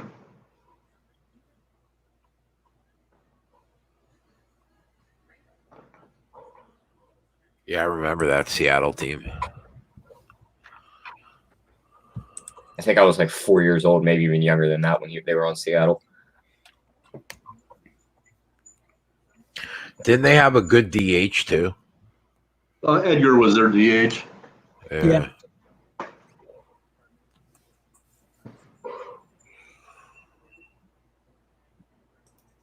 Till I was like 15, I always thought A-Rod just played for the Yankees. I didn't know he played for 2 other teams. Jesus Christ. Yeah, he signed that 10-year, $250 million to be a Ranger, I think. Yeah. Biggest contract in sports at the time. Now that belongs to an NFL quarterback. Who thought we'd be saying that? How about this for a stat? The craziness. Chris Johnson. Remember Chris Johnson for the Titans? CJ2K. Yeah. His deal was bigger than Derrick Henry's new deal. His deal he signed way back, however long ago that was, Uh-huh. what was that, 10 years ago, was bigger than Derrick Henry's deal. Jesus. Just shows you how much the running backs are devalued, I guess. Well, Henry's deal is quote unquote 4 years, but we all know it's a 2-year and cut thing was what they're going to do. They'll use him for 2 years, and then the moment they owe him big money, cut him, and he'll be somebody else's problem.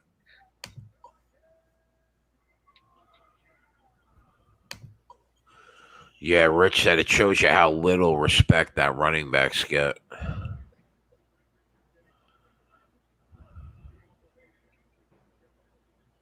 How about Dak turning down what he's turning down? What did he turn down? Was it 35? Was it 35 he turned down? Imagine Prescott turning down $35 million a year. So I did my top quarterbacks, and he wasn't in my top 15. Yeah, I don't know where that logic's coming from with Dak. Holy shit! How many years, Twatty? I don't want to say something. I'm not sure. Probably my guess is like 5 to 6 years. Imagine, bro, 35 for 5. What is that? 175? Who would you rather like? Would you rather have? I don't know. Let me think. Matthew Stafford. I'm probably taking Dak just on the fact that Dak can stay on the field. Yeah, I agree with that 100%. Just the fact that he could stay on the field.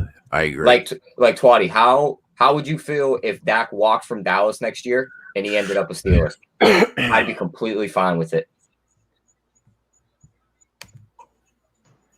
Yeah, I mean, you got to figure it's okay. It'd be him or Rudolph. So, clearly okay with that decision. Yeah.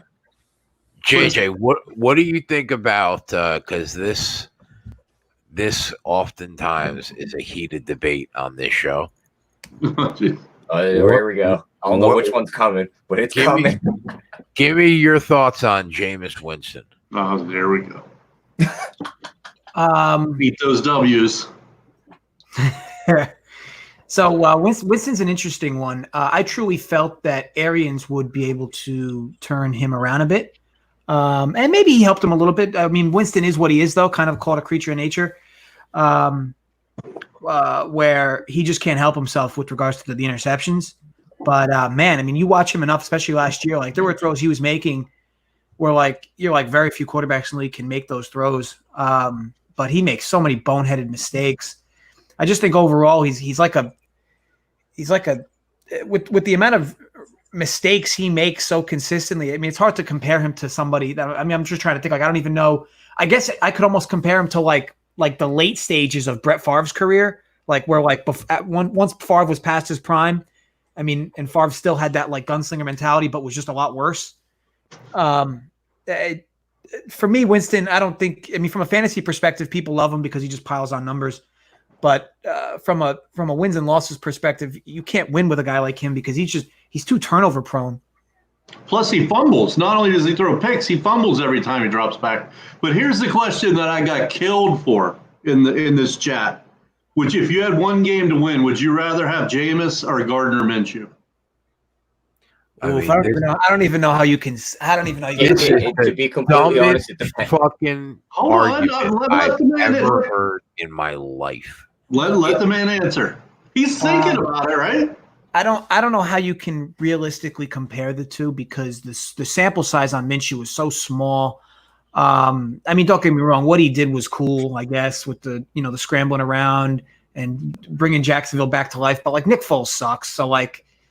I don't know how much of an upgrade that really was for them. It looked like an upgrade, but like I think it was more of a perception thing. Because like when he took that offense back over again, like he showed how human he was. That's a good. I don't know. I mean, it's tough because the sample size is so small. Here's 24-6. I think he was 24-6. Here's my picks. I think. Here's my argument is this. Okay, if you put Winston on the Steelers with that defense, they're in the playoffs every year. Winston gets his prove it year in either this year or next year when Drew Brees is gone or gets hurt. Listen, he gets a bad rap for interceptions, right? Okay. 3 of the last 5 years, he's got 11 INTs, 15 INTs, 14 INTs. And then obviously last year was absurd. He had 30. But if you take that year out, right, 11, 14, that's not the end of the world. You said take that. How many times did they switch coaches too in them 4 years? Yeah, I mean, Twatty, he's almost all I'm saying is that we cashed that fucking team total over like 13 for 16 last year. Yeah, of course. He's going to put up 30 a game every game. He threw 50 times a game, and he had Godwin, and they had a great offense, and Evans. And don't we think those picks kind of come with the fact that they couldn't run the ball more than like 10 yards a game? He had to throw it so many times. He can spin this however he wants. He's not good at making decisions as a quarterback. I feel pretty confident. Every quarterback that stepped into an Arian system has thrown a career-high interceptions in their first year. So don't be surprised when Brady's throwing interceptions all year. Well, they're going to have to revamp something with Brady because a lot of what Arians does is like that 5 and 7-step drop backs, and Brady's just not mobile enough. So I think they're going to. Arian's a smart dude, out the QB whisperer, right? So I think they'll figure it out to make it work. But Winston, look, the guy comes with highs and lows. Like you kind of know what you get with him. It's like, in one breath you're up 14 because he got you there, and then like the next breath there's back to back pick sixes, and you're like, well, this is the roller coaster I decided to jump on. Well, also think about how long was he not signed to be a backup? It took him how many months to get signed as a freaking backup? That should tell you what the GMs think of him. I mean, no one was going to have him be their starter, and it still took all that time for him to just hold a clipboard. I can tell you for what they paid for him, like $1.5 million or something like that, the Steelers are stupid for not signing him. Best off-season move, probably, for a quarterback. Yep. Because now if Drew Brees' arm isn't there, or New Drew England Brees goes got down, Cam. Yeah, well, that's true. But who knows? Like, how I don't know if he could stay on the field, man. He's taking too many goal line hits. and He's been the everyone- goal line back, I mean, for Carolina. Instead of having a back to hand it to, it's freaking been him. Right. I mean, and they still have no receivers in New England. Well, all he's going to have is Edelman. I can't stand that woman. Edelman's gritty. Like, I mean, He is. undersized. But there's like Tyler, there's 10 guys in the Whippeal right now that are Julian Edelman, right? Short little white guy who runs 15 yards and in and catches the ball. Matter of fact, he drops the ball a lot. He catches the ball, falls down, right? There isn't 10 guys in the Whippeal right now who could do that. I mean, Run 10 yards, turn around, catch the ball, fall down. You would think so, but that game speeds up a lot. I know, and he's a gamer, like There's JJ also the says. intuition to recognize the zone and then sit down inside of it. I mean, that's the thing that Edelman brings you. It's just that split-second recognition of how to beat a defense. You can't argue, Twatty, that like Edelman in his prime, it was a fucking beast. Edelman single-handedly shredded that Rams defense in that Super Bowl. He's made clutch catches, that's for sure. So Sukarian's looked pretty good so far, but I just saw him almost land a bomb. Yeah, the last I saw the price, he was plus a nickel. Well, It's seems minus right. 900. Minus Yeah. 900.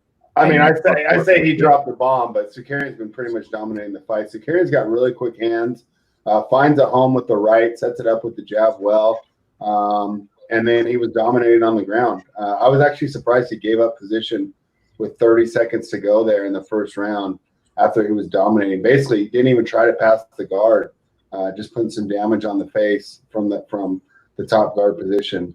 I would think that he would want to be on the ground, but he seems comfortable on his feet. My issue was the price. You know, we leaned him, but I didn't want to lay that price. Well, no, and I mean you're right because Ramos could still drop one of those bombs too and end the fight here. I mean, I would even say, I mean, this isn't. I wouldn't say Ramos has no chance. I mean, I think the price reflects how good Sukarian's been doing. As I say that, he gets another takedown. But I mean, Ramos. Yeah. Oh, did he get the leg lock? Oh no, he didn't get it. No, yeah, he was going for a heel hook, but he let it go. But at least it got him out of that position and back on his feet. I would say those are so crazy though. If you get those in a gi, you're just done. It's just so crazy how slippery they are, where it minimizes the jiu-jitsu sometimes. Because that could have been over. A guy dominates for 8 minutes and then makes that mistake, he would have lost.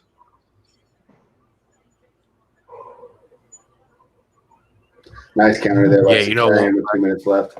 When I take off my shirt, right, you couldn't even tell whether it was me or if it was Sarukian. You know what I mean? Oh, Sarukian. That's how you say it. My bad. Yeah, I'm mostly reading to get ready for this. So I mean, you could put my head on his shoulders, and I mean, his wife wouldn't even be able to tell the difference. And JJ's gift team could definitely do that for you. Did they set aside? We closed hours ago. No.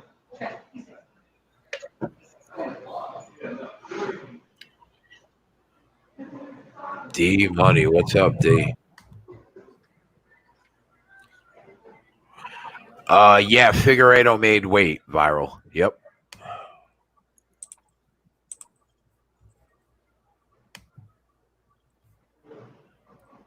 Sarukian to minus 2,000. I mean, that seems right. I almost have dropped a couple bombs, but he's got to be 2-0 going into.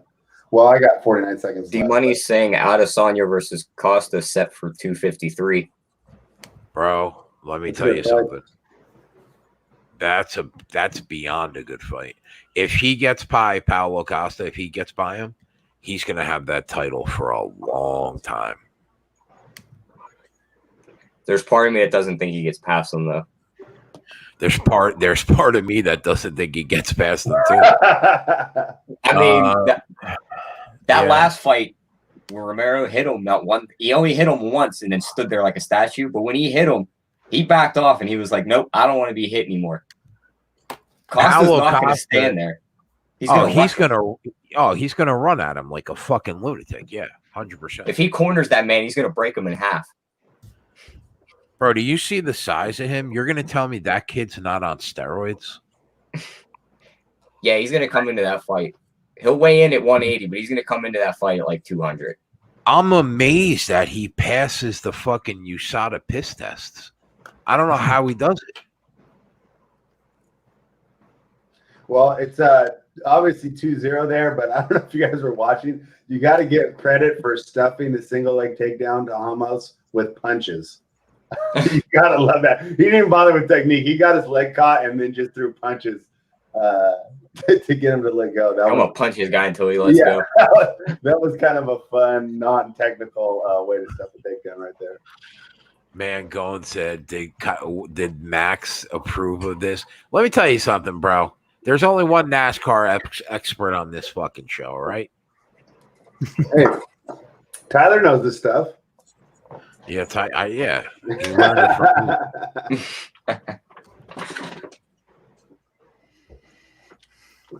T, do you see a price yet for Costa Adesanya?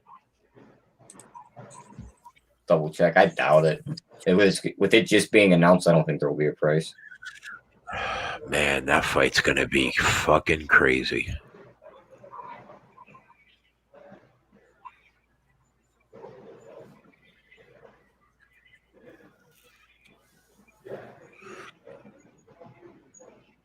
There's some good fights coming up, bro. Rosenstruck, JDS,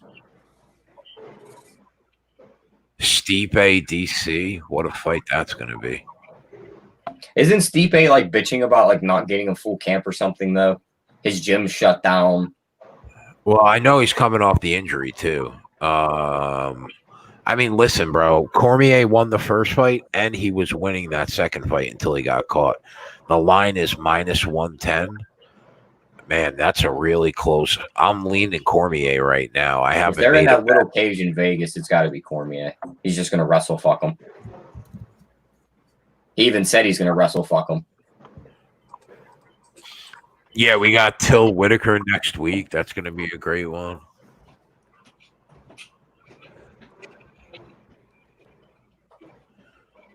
Sean O'Malley is -300 against Cheeto. I was seeing -230. FanDuel's got 300 right now.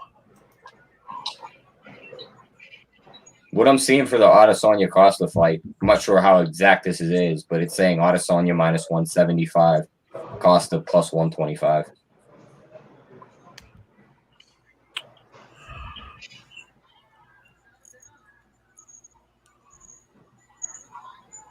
Sean O'Malley is -375 at DraftKings.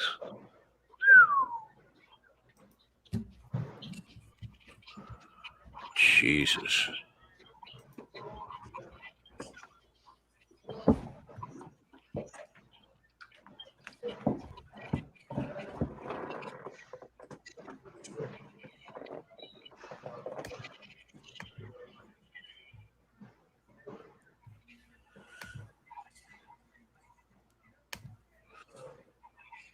So, Cody said Cormier won the first because of eye pokes.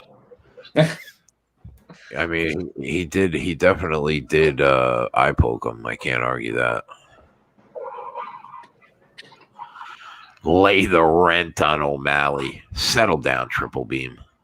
He might was be that onto something Tyler's there. bomb too? That was Tyler's bomb he wanted to drop too. Jay, so Sarukian, what's his ceiling here? This is a great performance here tonight. Yeah, I mean, he looks good. I mean, how far do you think he can get in this division? He's not. I don't think he's ranked for sure. Yeah, he's not ranked. They'd have another TV. I assume that they probably give him a top 15 guy next. Okay. I mean, he looks good, man. His cardio looks great. His stand-up looks good.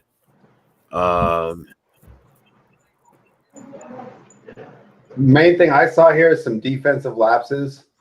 He's allowed himself to get tagged a couple times. Felt like he got complacent with the lead a little bit. But that's also tough for us to gauge because sometimes when a fighter doesn't feel threatened. His striking accuracy is on point, bro. He hits the button every time. Yeah, the offense is nice. The way he sneaks that right hand through the guard, through the high guard of Ramos has been impressive so far. He's got great hands. Yeah, the defensive lapses would be the only thing that would worry me against maybe a better fighter. But I mean, Ramos, the guy's banging, right? I mean, these aren't like little pitter pat shots that he's taking either. Yeah, the problem is he's a grappler. Yeah. So I think, I got a minute left here, but pretty easy 3-0. Probably one of the easiest fights to judge. Yep, I agree. Yeah.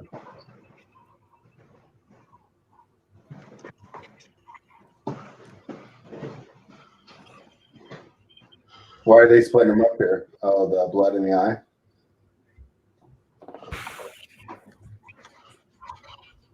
Who are we rooting for in golf? Just as much of Fat Cock Rom as we can get. How do you get that nickname? It was self-assigned by me. Self-assigned. Yeah, I mean, I figure, his name is very similar to John Hamm, a known actor with a large piece of wood. So, John Cam. I've never heard of him. That's the Madman guy, right? John Hamm. Yeah, John Hamm. Oh, John Hamm. Yeah. Okay. Yeah. You see, like Big Dick Nick, there's actually reasons for that one, and it's been proven. That's why I was asking. Yeah, I mean, John Rahm, we will probably never know the truth unless, he becomes broke 20 years from now and starts doing some cameos with his three-piece. But I'm pretty confident at this point that he's walking around with 3 legs. All right. Roll with that. Yeah, I mean, if he wins this tournament, what a great call! Like somebody on a Wednesday night says that the girth on this guy is outstanding, and then he goes out and he wins the Memorial. I mean, you can't ask for a better call. Mike Venter wants to know early line Whitaker Till. What do you think? I got Whitaker 200. Well, I think that there is a line. It's next week, so the line is minus 125 on Robert Whitaker. Wow. My early thought is I think there are only 2 middleweights in the world better than Robert Whitaker right now, and they are probably Paulo Costa and Israel Adesanya. So at minus 125, I'm all over Bobby Knuckles against Till. Yeah, at that number, that's a no-brainer for me. Al Sorrento's got a damn near pick 'em at Pinnacle. Oh, yeah. There you go. I may need to get that in pretty quick. Is that next weekend? Yeah. Okay. What's the co on that? I think it's Shogun Hua against Nogueira. It's a fucking throwback, Really? bro. Yeah, it's like 2000. It's a 2000 and it's a 2007 throwback co-main. Yeah, he's right. And then Gustafsson Werdum is the fight before that. Okay. Yeah, I mean, I have to, based on what I've seen with Fabricio Verdum the last couple fights, I would have to lean Gustafson for sure, but I'm not laying $3 on it.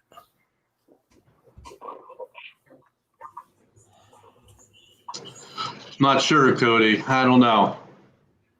We talked about that one earlier. Jay, I don't know about that against one. Carolina. Was that an official play, Jay? Did you A lot of money you coming had in. bet against Carolina? I like. Yeah, I'm on Ariane Lipsky Let me check that. by decision at plus 140. I took a shot personally. Max is softball. I think he said in the chat Yeah, he was he'll on be his way on. back. I thought I caught him say that. I gotta admit, what's his name Yeah. did a great Max the other night.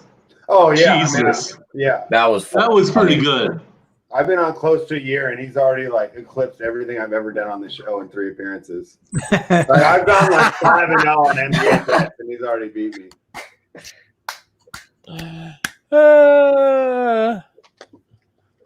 Fucking spread. Yeah, Ark. Yeah. The lean is Gordon for the next fight. Yeah, listen, I know that a lot of people are back in Carolina. I just think if you can't get Ariane Lipsky to the ground, I like her stand-up better than Carolina's. And Carolina is not a strong, big wrestler.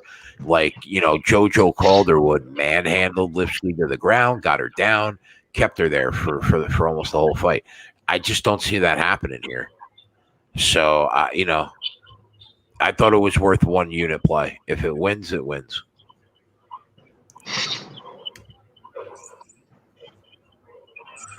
Yeah, Malcolm Gordon by decision. That's the way I lean, boys. I am also on Gastelum, just so you know, Jay. There you go. With you. I like it. With the way some of these golfers ended this tournament today, John Rahm will be entering Sunday as a minus 435 favorite. Jesus. Well, how many strokes is he up? He's up 3 strokes over Ryan Palmer. He's up 4 strokes over Tony Finau, and he's up 6 strokes over 4th place, which is Danny Willett. 7 strokes over Norlander. He's up 7 strokes over Jason Day. I mean, the next relevant player, he's up 9 strokes over Patrick Cantley. Yeah, I mean, he would have to have an absolute epic collapse tomorrow. Which, look, in golf, anything's possible on Sundays, but legit would need an epic collapse. To lay 4-something for a 3-shot lead, I don't know. Although he's a solid player. The big thing is that the people that are close to him are people that had like massive odds to win this tournament anyway. Right, exactly. Yeah. Like even Finau, whose odds I think might have been like in the 60s, maybe. Like he never wins tournaments, so.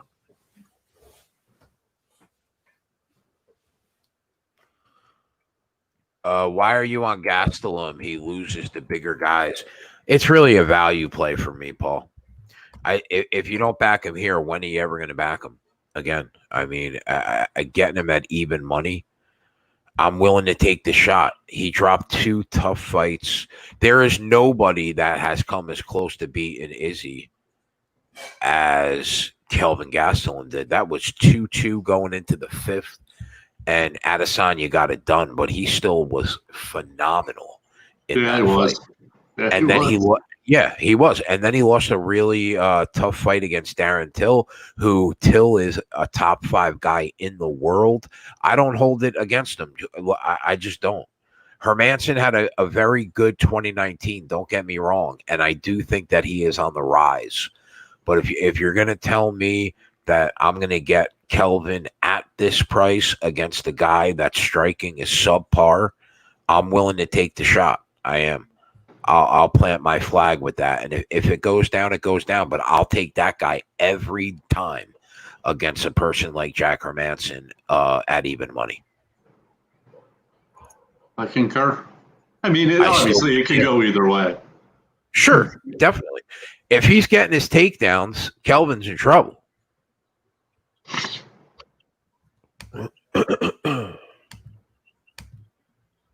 I was actually surprised at how Kelvin was able to hit Izzy.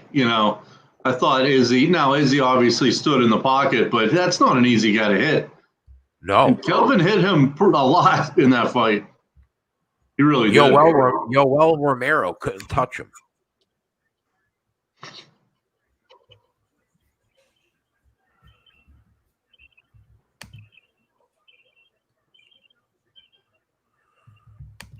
But he really has to be cognizant of the takedowns or he's going to lose.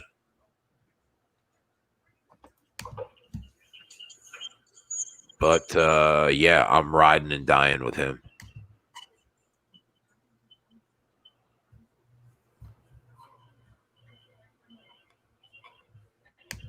So we got 2 bets so far on the UFC. What happened with Kyle Busch? Hasn't started yet. Yeah, that's tonight. So we got 3 plays, and I'll probably add 1 or 2 more. I might add the Lipsky play later on. And I think there are a couple props that we might be able to get on through the course of the night.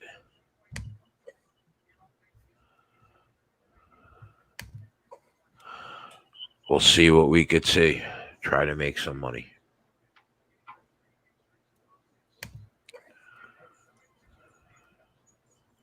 Who do we like in this fight? Gordon? Yeah, I lean Gordon. The problem is he's down to plus 125 now. And, earlier in the week, I threw a little bit of money on him at plus 155. But I'm not going to tell people to bet him now. Maybe if you want to take a look by decision, I guess you can go that route.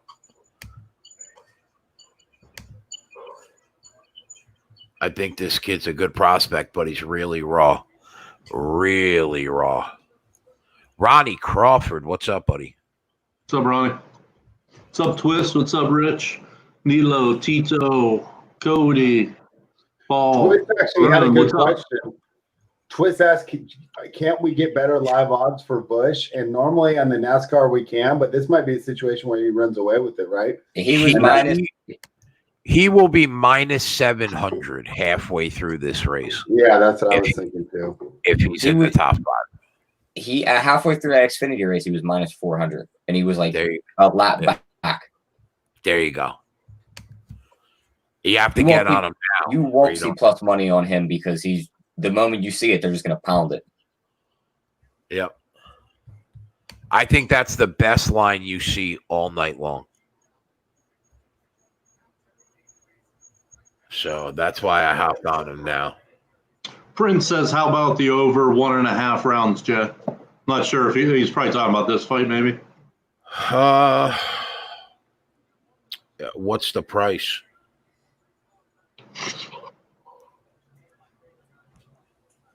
Hey, Tyler, on a Fox bet, do you have live UFC props aside from the money line?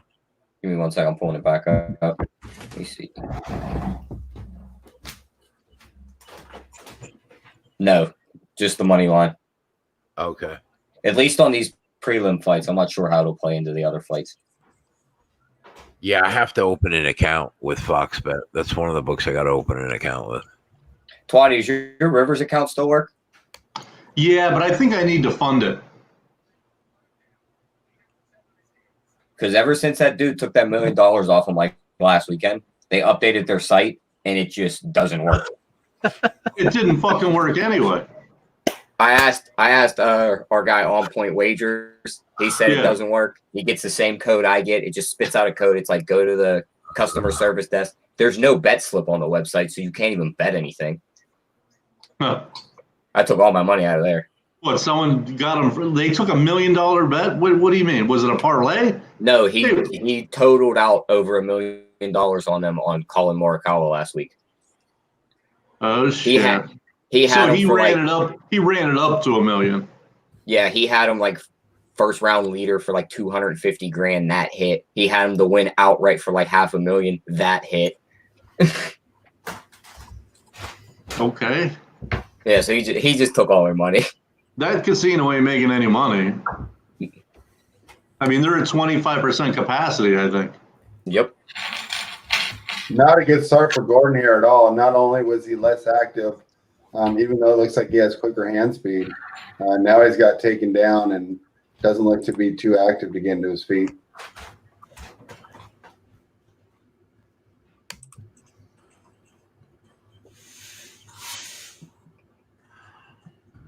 Does Gordon have an attacking guard at all, or is he just trying to get back stand up?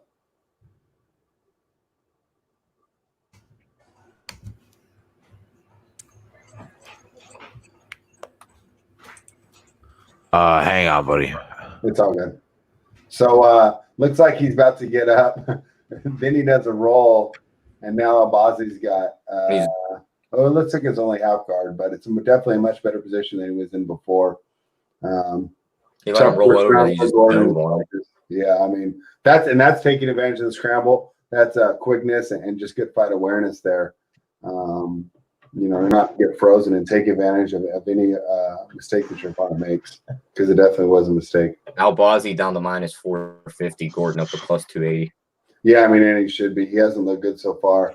The only thing I've seen is on the feet. He's got a speed advantage, but he wasn't even taking advantage of it by being first with his jab. He was trying to counterpunch, which sometimes can work, but when you have that speed advantage, you should be pumping the jab in there and setting the pace yourself. Uriel, we have him at minus 140. We got the picks at the on the scrolling thing at the bottom. Albazi's already in at full mount now. Let's see if Gordon can survive this last minute, because he's in a precarious position right now. JJ, we got a question there from Scotch.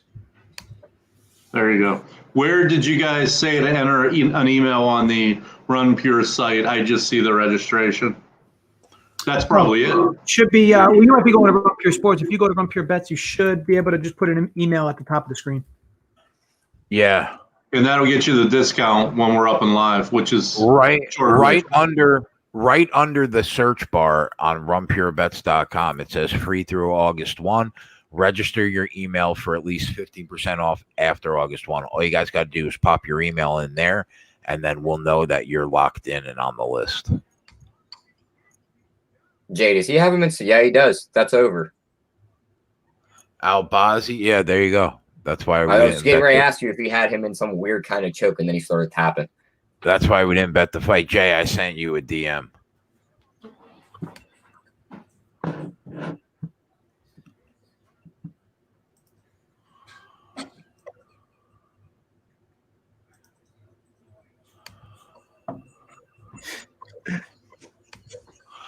You can't beat it, bro. You can't beat it. Renting space in people's heads is just a great thing. I'll be right back. By the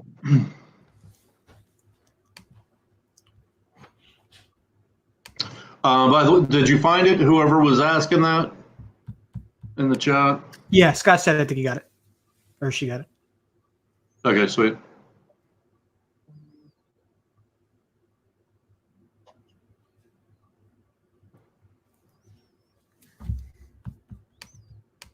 The other guy, JJ, that's part of the group, I don't know that one. The one guy, what's his specialty? Which one? Yeah, the non-keg. The one guy is a non-kegger on our site. They should all be. No, there was one guy I'd never seen. Talking about Travis? I don't think so. Mangone? I think the only other two pictures up there are Mangone and JJ. Could be us six and Joey Work. How did I? Gotta check it out now, because now I'm going crazy.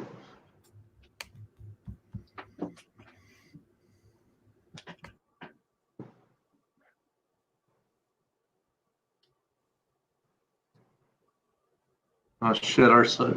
Yeah. Hey Tyler, did you see you can bet on whether or not they're going to touch gloves in the main event? Oh, really? What would you bet if you just we're just throwing one out for fun? I don't know how much these two guys hate each other, so I would just say yeah. I'd say they touch gloves. Scott, yeah, there'll be a combo package with including the DFS side, for sure.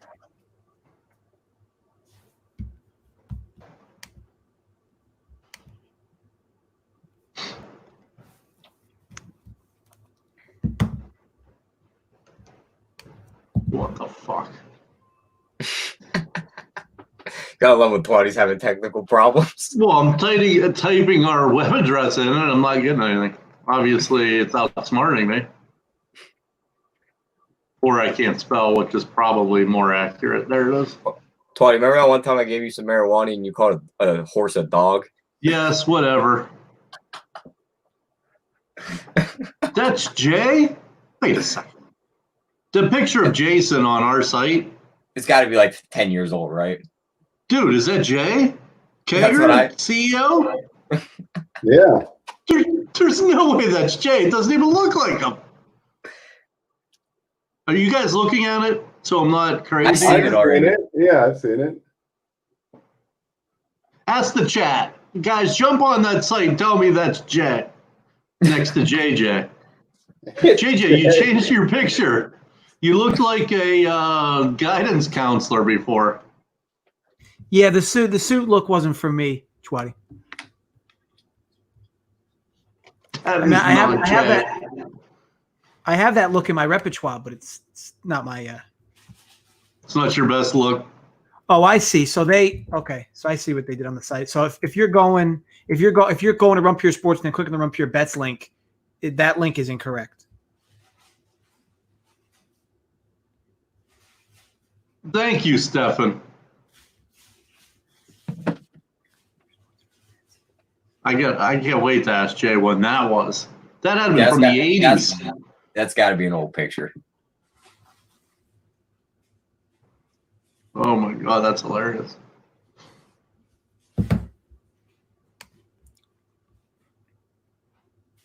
Yeah, so if you're going to the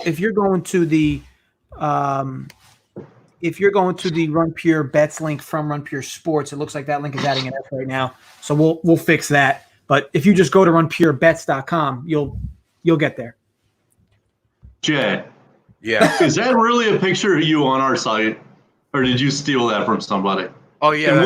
Furthermore, if that's you, when was that taken? When you were a senior in high school? 2014. That was me. Now, and I gave JJ like 6 pictures, bro. And I was like, whatever one. And there was one picture of Abby at my daughter Abby's birthday in August. And I was like, that's the one that looks the most like me right now. Because I'm not a picture guy, bro. Like, I just don't take pictures, right? And, of course, I look on the site, and it's the one where I look like I'm a fucking senior in high school. Yeah. Dude, right? This is how bad it is. I asked JJ whose picture it was a non-kegger. I'm like, who is this guy that's a non-kegger? I never was introduced to him. He's like, that's Jay. That was 6 years ago. Yeah, that was 6 years, maybe 7 years ago. All right. Yeah, I mean, I could change it. I was given. No, it was just I literally didn't know who it was. All right, I used to be cute, bro. I didn't say that. I said that I didn't recognize you. All right, you somehow turned that into at one point you were cute. I just said I didn't recognize you. Twatty's like, I don't know who that super sexy ass Jason is on the show. Exactly. that look landed me my spinner wife, which is now an ex-wife.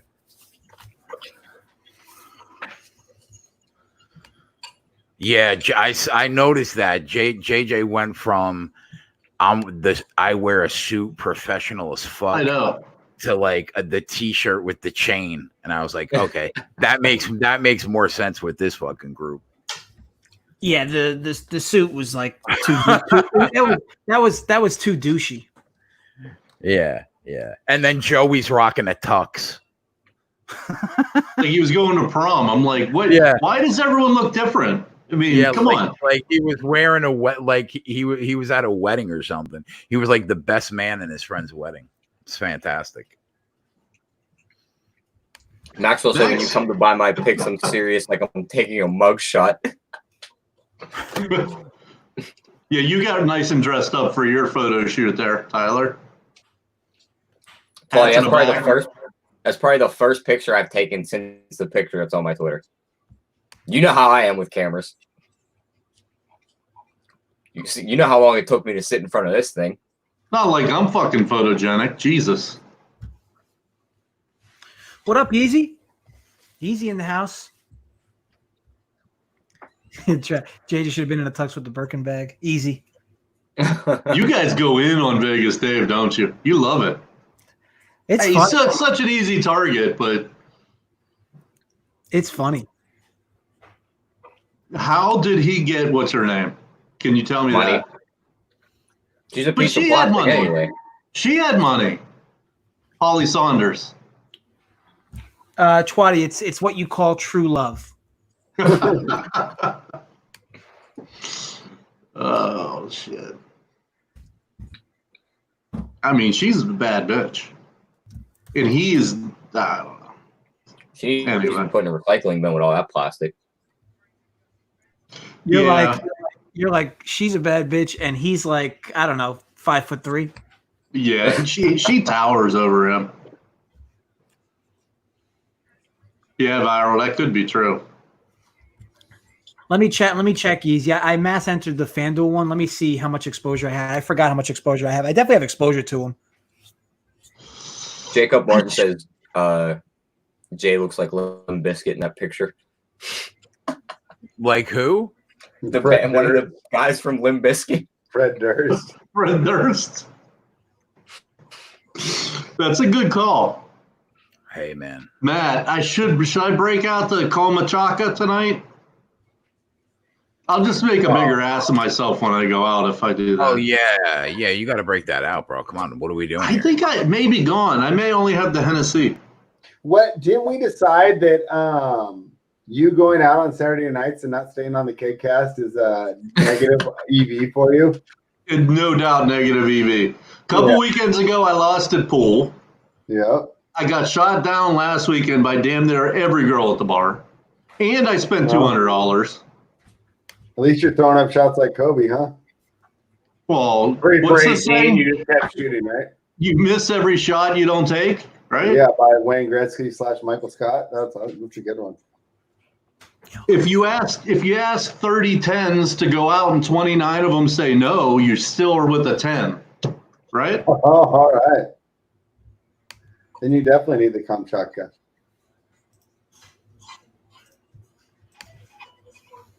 That's one thing I have to admit. I'm not afraid to talk to a girl.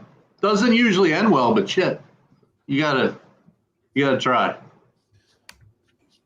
What do you usually open up with? Like, have you seen the Twins starting rotation this year? Just absolutely terrible.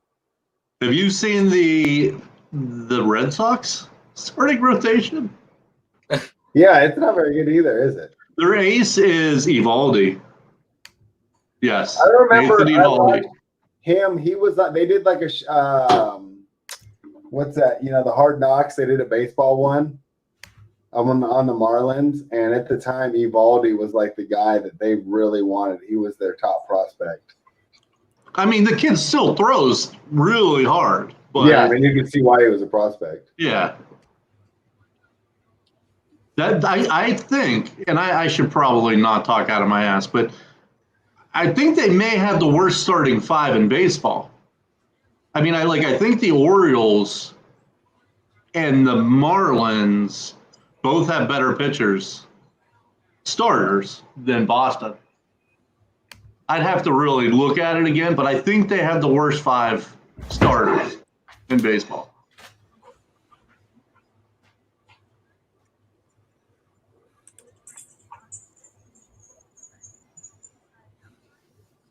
All right, guys. Swiss one's going 9-0 from here on out.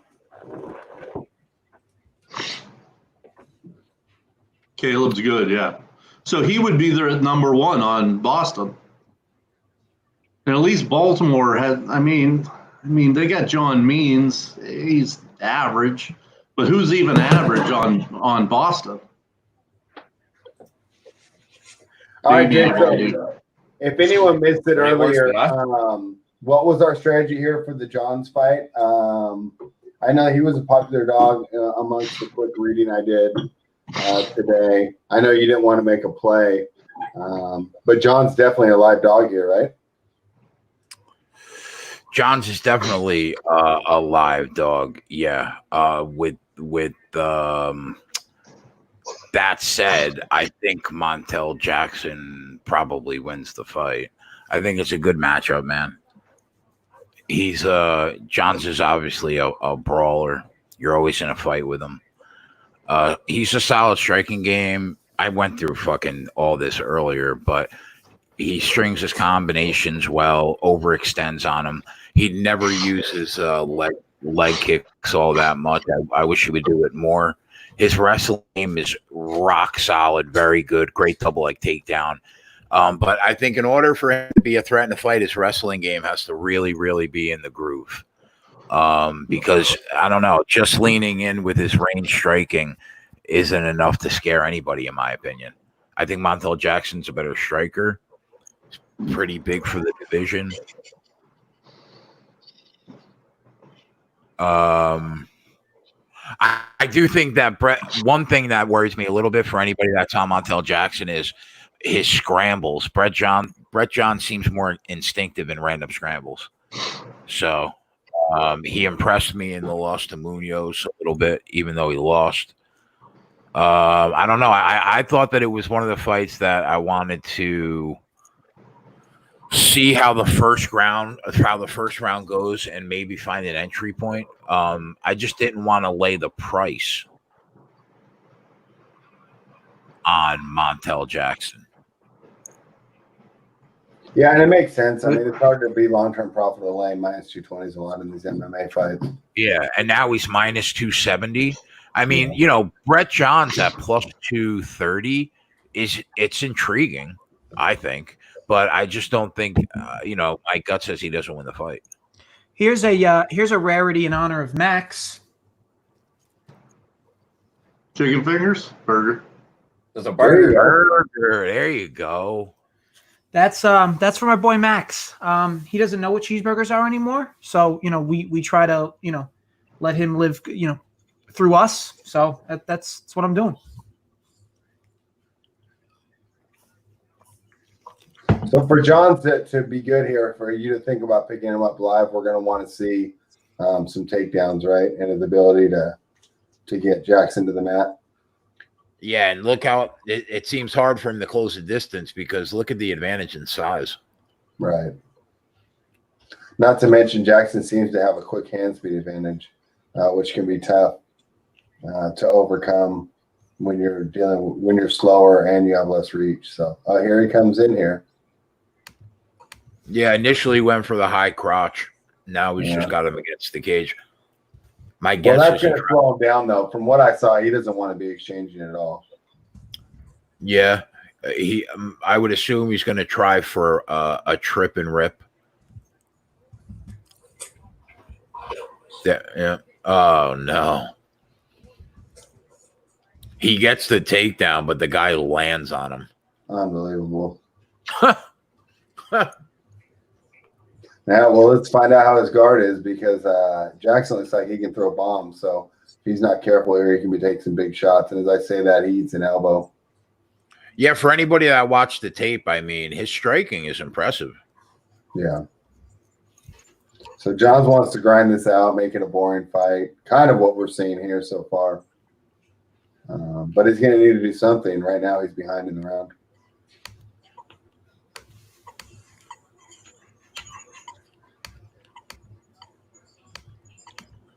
There you go. Now, if he can maintain good top control, which it doesn't look like he can.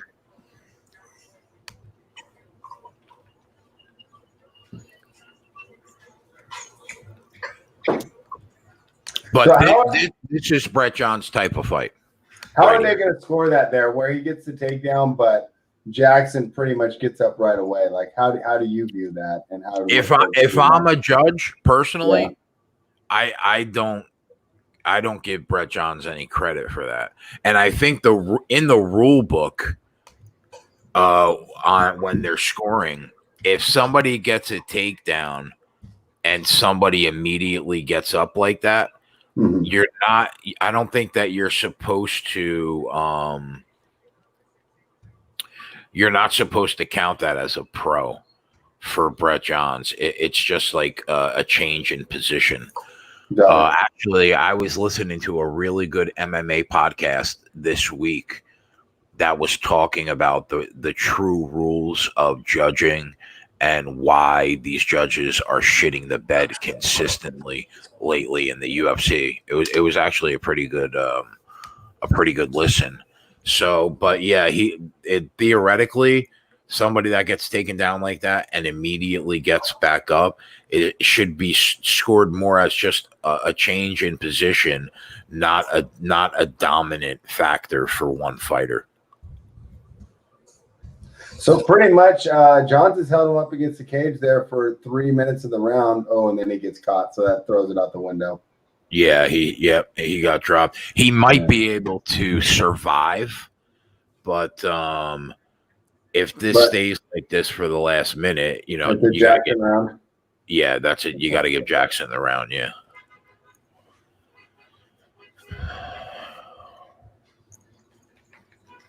Johns have a submission game at all, or is he more like the wrestle, just get position and hold the guy?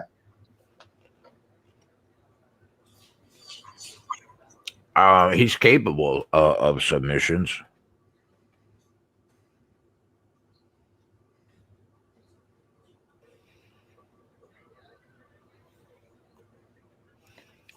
He's got six submissions and 16 wins. Okay. So Jackson's just better on the feet, or? Yeah, much better on the feet.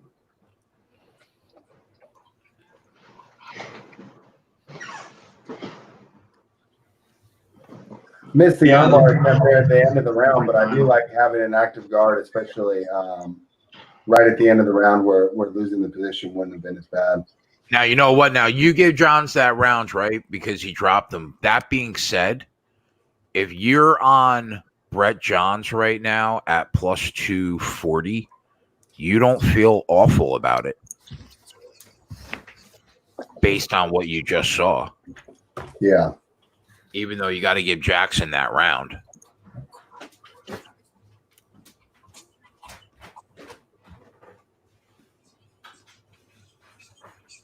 No, that's not John's round. That's a Jackson round. But if he doesn't get dropped, that round's a lot closer. Yeah, that's what I was going to ask you, because he hadn't been very effective, but he was the aggressor against the cage. Yeah, but dropping him, and then just over a minute of top control, that seals the round. Yeah, no, I mean, it was easy with the last 2 minutes, but I thought 3 minutes in, we had an interesting discussion where we had Jackson completely dominate on the feet for a minute, then Johns not do a lot, but control the cage position for the next 2 minutes. So it was definitely a tough one. Yeah, that's a 10-9 Jackson round. Yeah. So let's see what Johns does here. He's definitely got to be able to convert the good positions he's getting grappling. As I say that, he gets some good fence again. But he hasn't been able to take advantage of these positions to get Jackson to the ground and then establish a position on the ground. So let's see if he can wear Jackson down. That's pretty much, I think, his only hope. Because Jackson seems to have the technique to be able to stuff these takedowns consistently. Yeah, Miami's actually interesting. Guys, they bring in Jesus Aguilar, they bring in Corey Dickerson, and they bring in Jonathan VR to that team. I mean, they're not a laughingstock anymore.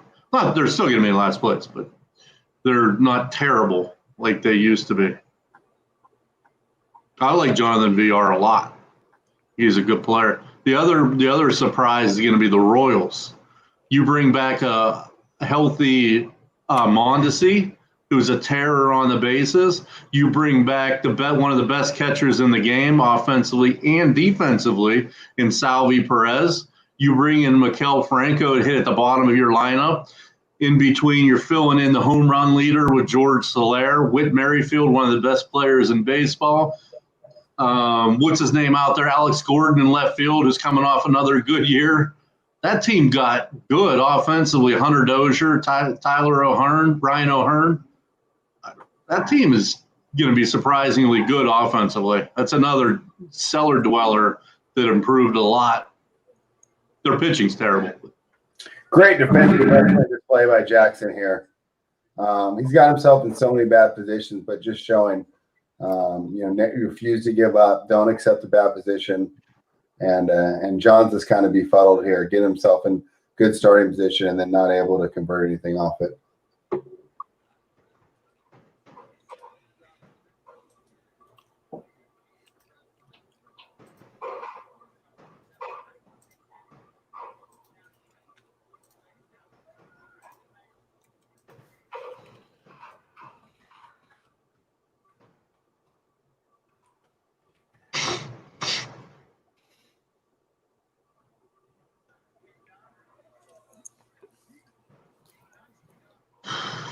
I don't know, West Coast. I think there's some games that they're going to put at 10. Like, what are you going to line a White Sox game at? With, Abreu and Jimenez and Makata and Tim Anderson and Luis Robert and Yasmani Grandal, and then they can't pitch. I mean, you're going to put those at 10? I'm taking those all day. So I don't know. I mean, I'm gonna kill these totals early in the season and hope the book isn't ready for it. I just see a shit ton of runs coming. Has he got this in, Jay? That seemed like it was pretty deep. Oh, he got it out. Yeah, I mean he's got the body lock and 1 minute and 30 seconds to work for a rear naked choke. I don't know if it'll happen though. Jackson's just too strong, man. Every time Johns does something, he's just muscles his way out of it on these takedown attempts, and then it seemed like he actually got under the chin there for him to not be able to take advantage. Just shows Jackson's just physical ability is just superior. Now let's see if he can do it here. Yeah, D-back's another team. Yeah, is he going to give it up? Is he really going to give up the back?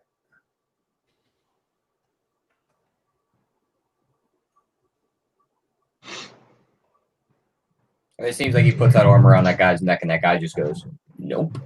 Yeah, no, I mean, it's an athleticism thing. I mean, it's even Johns is doing the right things technically.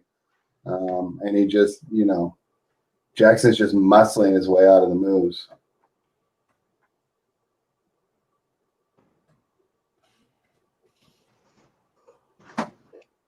How do we score this round out here, though, Jay? Because Johns did have a nice position for a nice period of it. It's got to be his round, right?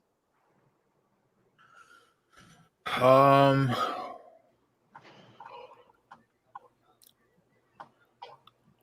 don't know. I didn't watch it. I didn't watch that second round start to finish. Okay. So it would be hard for me to tell you. But I mean, that being said, they did look pretty he had control for a couple minutes. But I don't know how the round started. If Jackson was getting the better of every single exchange when it started, that's a different story. So Kyle Busch got DQ'd for that Xfinity race. So Cindric won. I don't know how that works. I don't know how that works for betting since it's already closed. You know what I mean? Oh, I think even though he got DQ'd. Yeah, I think I lost. No. I've been DQ'd after after inspection, after post-race inspection, and I've still won. He crossed the finish line first. You should win that. Cool. That's Cindric at plus 700 if that's the case. Wait, is that what they're saying to you? They're saying that he failed post-race inspection? Yeah, it says Kyle Busch DQ'd for the JGR number 54 failing post-race tech following the Xfinity Series race at Texas. Cindric is the winner. Yeah, but Bush is what will cash the tickets. Yeah, that's what I thought. Yeah, so if Bush cashes the tickets, then I still lose. Because I had Cindric. Yeah. In play, you got Montel Jackson minus 250, which is around what this line closed at right now, right? So they're saying this is a 1-1 round going into the final round. Yeah, I think they'll give it to him. Yeah, based on the line, that's what they're saying. It's 1-1, and that's why he is right around the closing number. And now it's dropping. Now Brett Johns is plus 140. You know, like you might start to consider looking at Johns as a plus 140 dog here if it's really 1-1. Yeah, this is really going to be a test of conditioning here after that grappling. I know it doesn't look like it, but it's so tiring and fatiguing. If Jackson loses a little bit of that cardio he had, Johns could dominate with a better technique, but be interesting to see how Jackson's cardio holds up here, as Johns is really kind of just putting his weight into him and keeping this nice position. Now, I don't see what Jackson – oh, okay. It was weird schoolboy headlock. I really wasn't sure what he was trying to do there.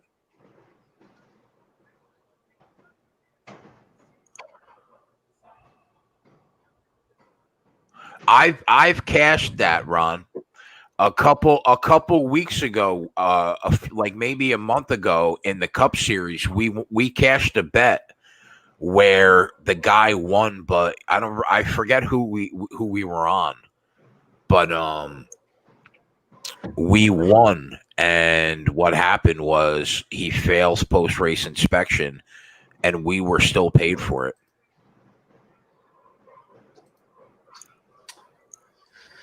And John's there, got another takedown, and is not able to do anything with it. The fact that yeah, I'm making John's an official play at plus 125 right now. All right.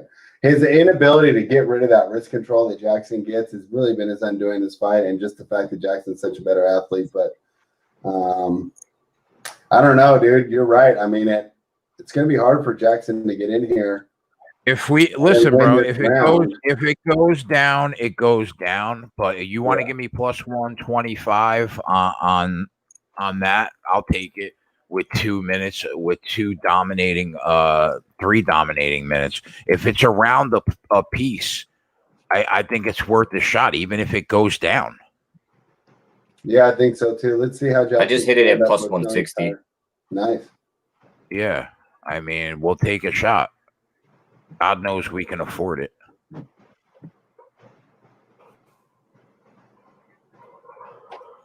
Humble brag. That's what that's called.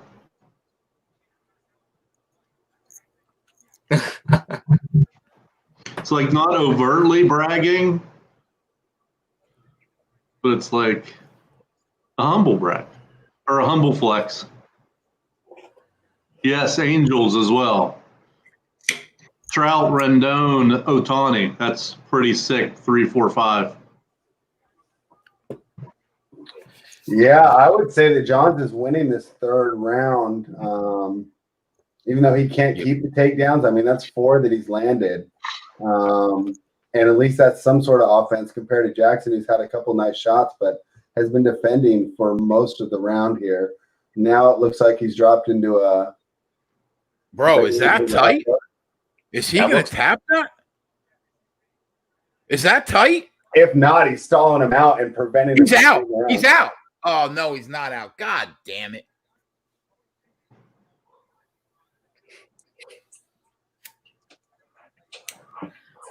I still think that stalls out the round enough. I think it really makes it hard for Jackson to win. Well, here's the bottom line. We know that he won 1 round. So did he win another round? If he didn't, it was still worth the unit. Right, and so it's an argument about round 2. That's going to be the one that that swings it, and I think that he reasonably did. So, And so, not if we're able to cash it, right? I got it at plus 125, but T was able to get it after I said that at plus 160. all right, I'm gonna go use the bathroom, then come back for the decision. No idea how the judges will score this yet. Honestly, guys, I have no idea either. All I know is that it seemed relatively close, and we know that Johns won the 3rd round. Whatever happens, happens.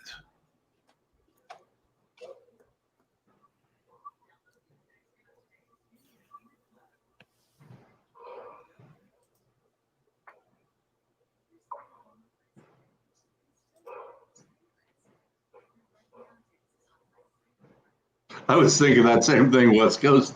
I mean, you'd like to think that the judges already had it, but that wasn't, it's not a good look. Oh, yeah. Another shout out to Maxwell Smart. And thanks to Greg Peterson. Obviously, everybody knows really, really, really good, respected college basketball handicapper. Max did a podcast with Greg yesterday, I believe, and we retweeted it. It's worth a listen to. It's really good stuff, really knowledgeable information from, if there are 5 incredible college basketball handicappers on Twitter, those are certainly 2 of them. I couldn't even imagine those 2 having a convo. Yeah, I encourage everybody to check it out. Brett Johns, put it on the fucking board early. That a boy, guys. I leave because I don't want to eat in front of you guys like a douchebag. And what do I come back to? I come back to finding out you guys hit a live dog. What else is new? What the fuck else is new? You literally called me a douchebag then for the 50th time. I always eat like a pig in front of everybody. I think all of us eat in front of the camera. He was the only one that JJ is too good for us. Yeah, you know what it is? I just feel weird doing it. I mean, don't get me wrong, to each his own. It's not like there's anything wrong doing it. I just personally feel weird doing it. Do you eat food in the car when you leave the drive-thru, or do you wait till you get home? I'll be honest, Schwatty, I can't even remember the last time I ate food in a car. Why? Because you don't eat fast food, or you wait till you get home? Well, I guess it's two there. I mean, I probably haven't had fast food in quite some time, probably at least 6 months. But I'm trying to think. I guess a donut. I've eaten a donut in the car recently. I guess if that counts. Like if I order fries, I'm clearly eating the fries on my way home. I am not waiting. 100%. If I go through a drive-thru and I get fries, I'm definitely munching on the fries. Okay. I just have it. I think everybody sticks their hands in the bag and just starts eating. All right. Okay, good. No one rips out the chicken sandwich and starts eating it while they're trying to drive. Well, in fairness, I have done that before. All right, dude.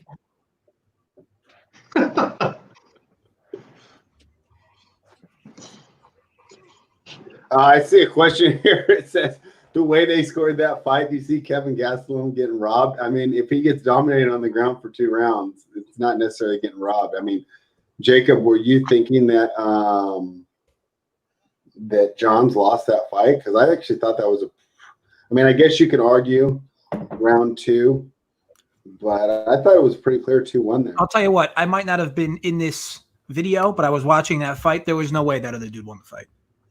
Yeah, Too Bad it says you can't win a fight with takedowns and 0 damage. But the thing is, when you're on the ground being taken down, you're not making damage either. You know what I'm saying? You're not taking damage either. So that dude John's controlled the last 2 rounds of that fight.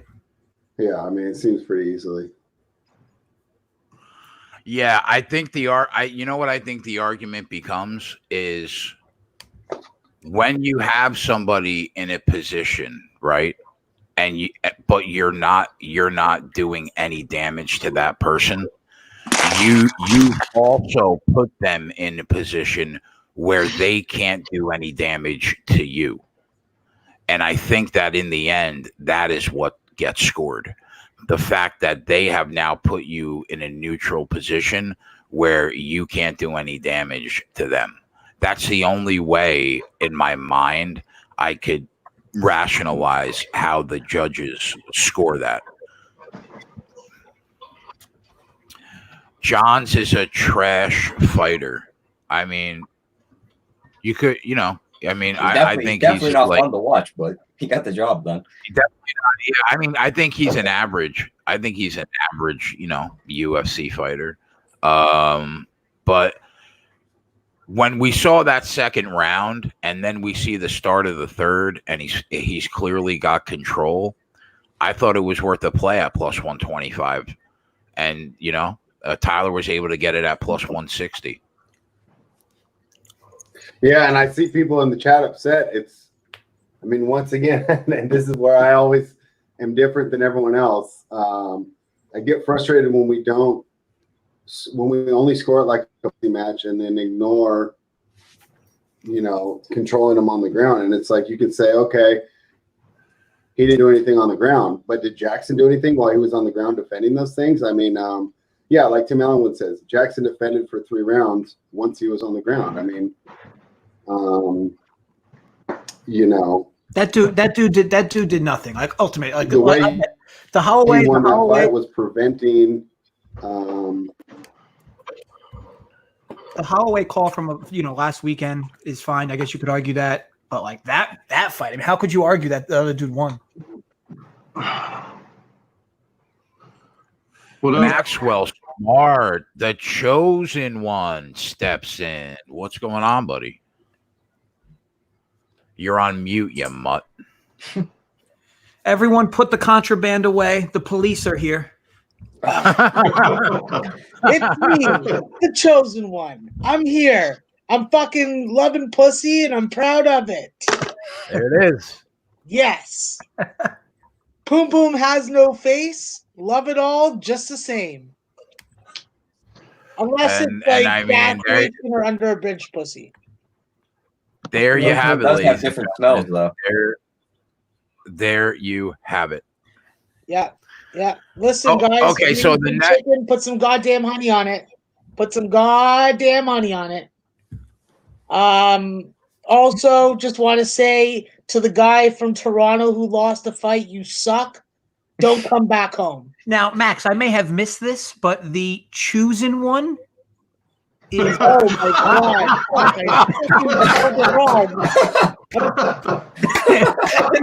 I'm out of here.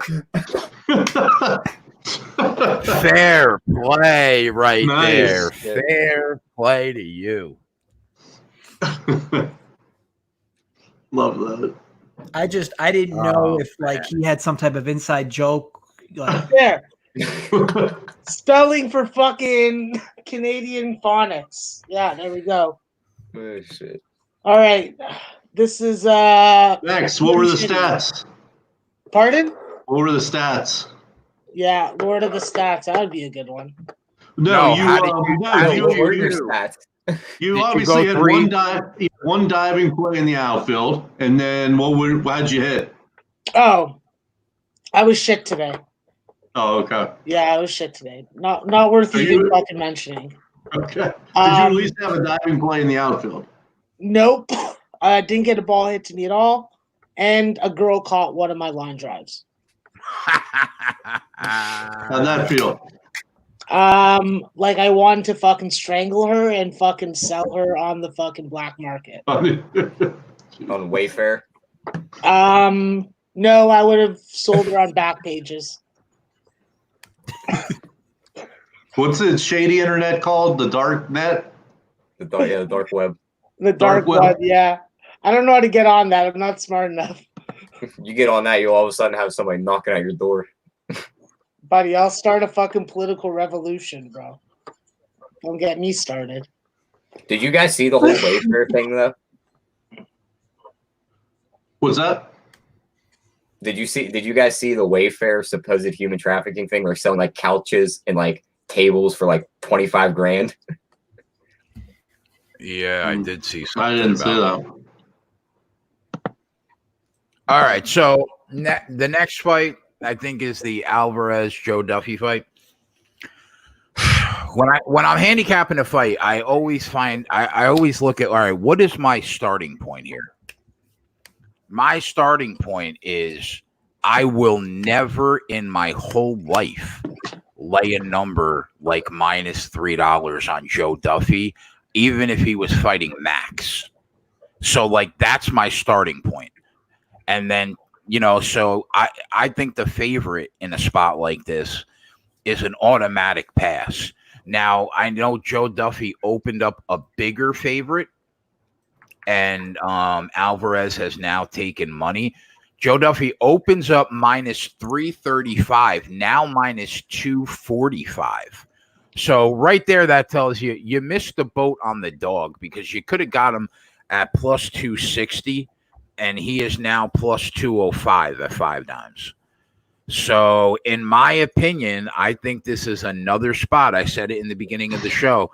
I thought there were multiple opportunities to watch a round or two of these fights and determine exactly how live the underdog is and go from there. And I think that this is another one of those spots. Can't tell you to bet Alvarez right now, and I still wouldn't tell you to lay 250 on Joe Duffy, even though you're getting 85 cents of value from the opening number. So I think all we can do here is let's see what Alvarez has and determine if it's worth throwing something on him. I have a question for Twatty. Do you know where this Washington-Philadelphia game is being broadcast? MLB? I don't think that they have. I think MLB is the Pittsburgh game. I don't know that answer. I don't think. It might just be in their local market, Max. Yeah, because I got fucking MLB tonight. I have Cleveland-Pittsburgh coming up, actually. Never mind. That's I on have it coming up at 7. Yeah. And then I have the Mets game. I don't have the fucking Phillies game. This is the one time that I actually enjoy watching baseball, What, preseason? Or what? Or just because it's been gone? Just because it's been gone, Yeah. But I enjoy watching baseball because I'm not tempted to bet on it anymore.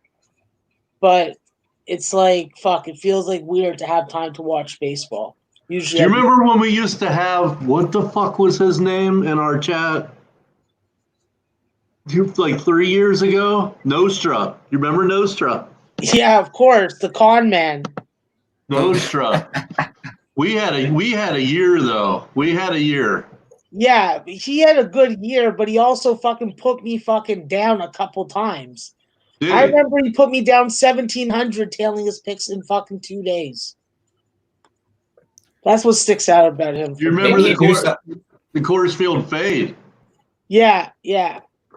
But didn't he do something where he was going to do like a fantasy league and then stole all the money? Yeah. Let me ask you on this fight, because this was one of those weird fights where it just seemed like the overall public just had no faith in Duffy at the price that he was at. Do you know why that might have been? Do people just don't think he has it, or do people just don't think Alvarez is good enough of a fighter to compete with him? That would be I mean that I think that people just thought that Alvarez wasn't on the level that and there you go, Alvarez winner. That's why you don't lay 350 on fucking Joe Duffy. Right, I'm glad there. he's in my DFS That's lineup. And he was your highest price. Wow. Just to let you guys know, I applaud the Canadian government for telling the Blue Jays to fucking take a hike.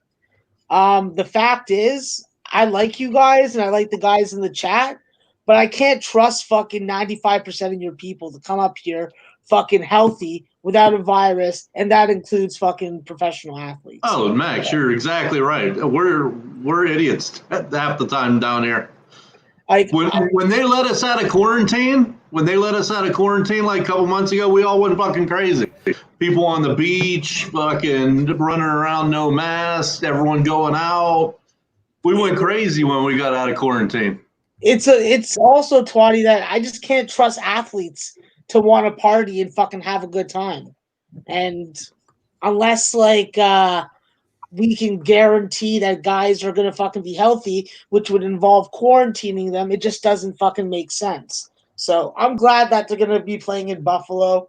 I think it's the right move. And That's official? Is that official? That's what it's being reported, so I wouldn't call it official yet.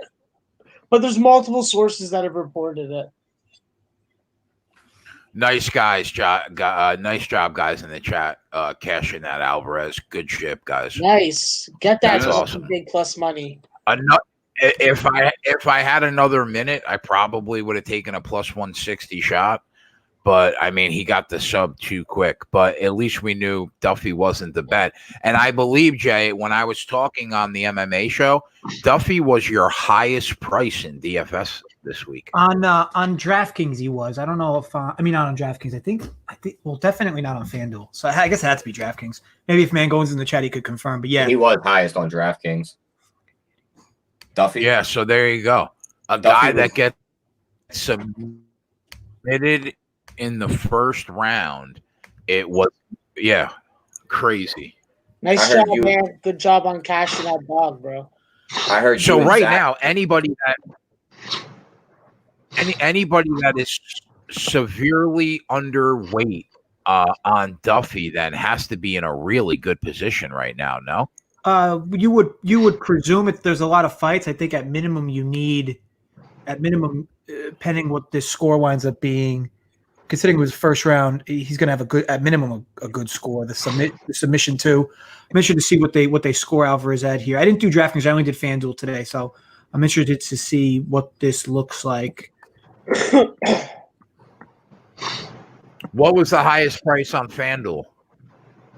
The favorite in the last fight. Figueiredo.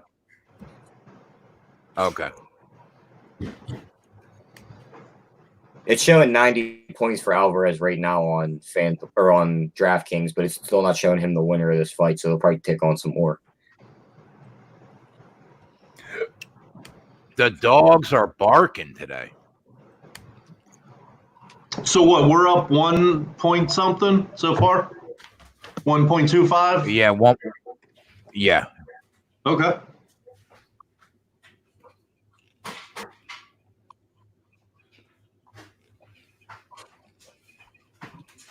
So, what happened with the fucking Xfinity race with Kyle Busch, Tyler? He won, but he got DQ'd. So I don't know. I saw that he won. I was like, what the fuck happened? So what's happening with bets then? Are they fucking getting taken back? I hope so, because I had Cindric at plus 750, and he's now declared the winner. Max, it happened to us one week. I think we had Martin Truex Jr. He won the race, but he failed post inspection. We still got paid on the Truex bet. I hope that's the case, because fuck, I had Kyle Busch. But obviously it was a small bet because the price was fucking pathetic. It's like betting on a fucking favorite in fucking major team sports. Well, yeah, I mean, I'm on him in the Truck Series tonight. So what's the deal with that? Why is he fucking manning up for a fucking second race? Because he can't beat the big guys. He's got to beat up on the young guys. What? Because he can't beat the real racers. He's got to go beat up on the young guys. Well, it is true. He does have fucking 98 or 99 Xfinity wins in his career. So, but I still think that Austin Hill has a good fucking shot in this truck race tonight. I was thinking the same thing at plus 750. Yeah. And of course, like today was pretty hot in Texas, and it was like fucking 140 degrees Fahrenheit in the car while he's racing. That's got to take an effect on him. And we know that coming off that fucking, like, obviously this Texas Speedway is a new track, or a relatively new track with some weird turns, and we've seen that already. It's a slick course today. I don't think that changes tonight. I think it's going to be pretty volatile. I'd be surprised if fucking 15 I mean, guys finish the listen, race. I'm not against, somebody betting 2 or 3 units on Bush and then taking a 1 unit or a 1.5 unit shot on Hill. You know what I mean? But if you're betting this race tonight, you almost have to take Kyle. He is so dominant in the truck series anytime he races. I just can't fade him at minus 140. Yeah, but and you know what else, Max? Listen, there's no reason for you to bet anybody in this race pre-race because we know, well, aside from Kyle, we know halfway through that race, he's going to probably be minus 600, minus 700, and that's going to give you a way better price. Yeah, but let on me tell you every this, other though. driver. But let me tell you this. Last truck race, I couldn't bet live. Oh, okay. I didn't have a fucking book that had live betting for it. So That's I had Ben Rhodes because of Tyler, and he finished second because they made the race official after 71 laps. And Max, if he would have just stayed, if he wouldn't have let that guy pass him, thinking he was going to come back and pass him in a couple of laps, we would have won because they called it the next lap. I remember quite vividly. That's why I've been holding back on getting big on any of these lower fucking league races because every time I get involved, I get fucked. I got fucked with Jeb Burton. I got fucked with Ben Rhodes. Like, it leaves a fucking impact on your memory. All right, Jay, talk to me about Dawson. Is he going to tap him out? Is he going to win this on points? Is he going to knock him out? My gut says this is what I think about this fight. I think if you're waiting live, what you're looking for is Narimani being able to stuff takedowns. Because if he is able to stuff takedowns, I like his striking game personally more. So you would probably lean towards waiting to see if Dawson can get the takedowns. If he can't, it might be worth throwing a half unit or a unit on Narimani. Or you go the other way and you take Dawson and throw him in a parlay, like a 2-fighter parlay. I do think that he's probably going to win the fight. Okay, I do. But all I'm saying is I think Narimani striking, if he can stuff takedowns, he could be live. But that being said, I think Dawson probably wins the fight. So if you're gonna attempt to bet him, and you know what, you said by submission, he can definitely win the fight by submission, in my opinion. Right now he's like minus 270. Even if you threw him in a parlay with strikeout. Sit down, Cesar Hernandez.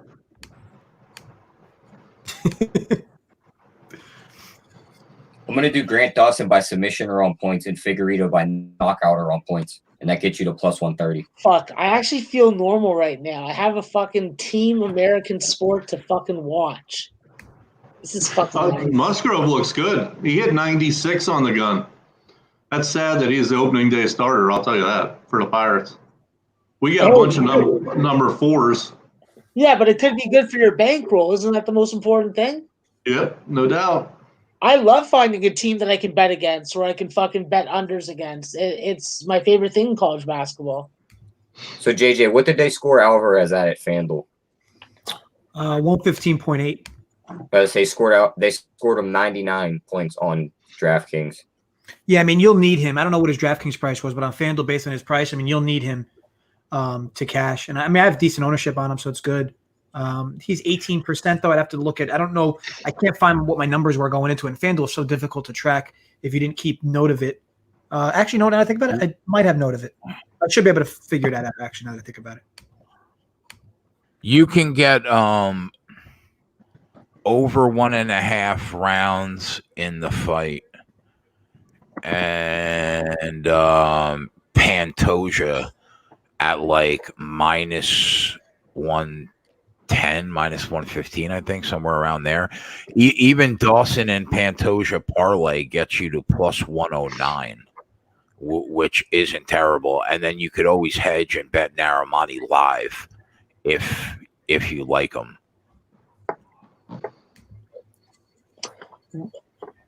See, the problem with Musgrove, and they just put it on the screen, Twatty, is guys are hitting 300 on his fastball. Yeah, but last year it was sitting at 92. If he could stay at 94, hopefully that'll change. Fuck. I don't even know why he hasn't adjusted his sinker fucking usage either. From what that fucking display just said, those are the two problem areas for him, and I think it starts behind the plate with the guy realizing who's calling the game. Yeah, they're definitely struggle behind the plate. They're running out Jacob Stalling as their everyday catcher. He's got to be the worst catcher in baseball. Is he at least good defensively? Can he fucking stop a fucking ball from getting the backstop? He's all right. If they can't hit a fucking lick, hopefully they can call half decent game for a couple innings and they can fucking stop anything wild. Yeah. There you go. Put it on the boards. Strike him out. There was no bet, boys. I'm just saying, if you want, you could either try to get Naramani live if you saw something you liked, or throw Dawson in a parlay with something like Pantoja or Gastelum. That's what we were talking about.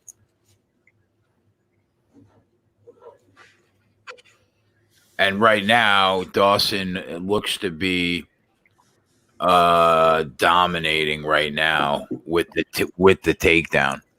Although Naramani looked good on his feet, though. Are they required to be wearing a mask at home plate as a hitter? No, I don't think so. I'll tell you what, that would bug the shit out of me.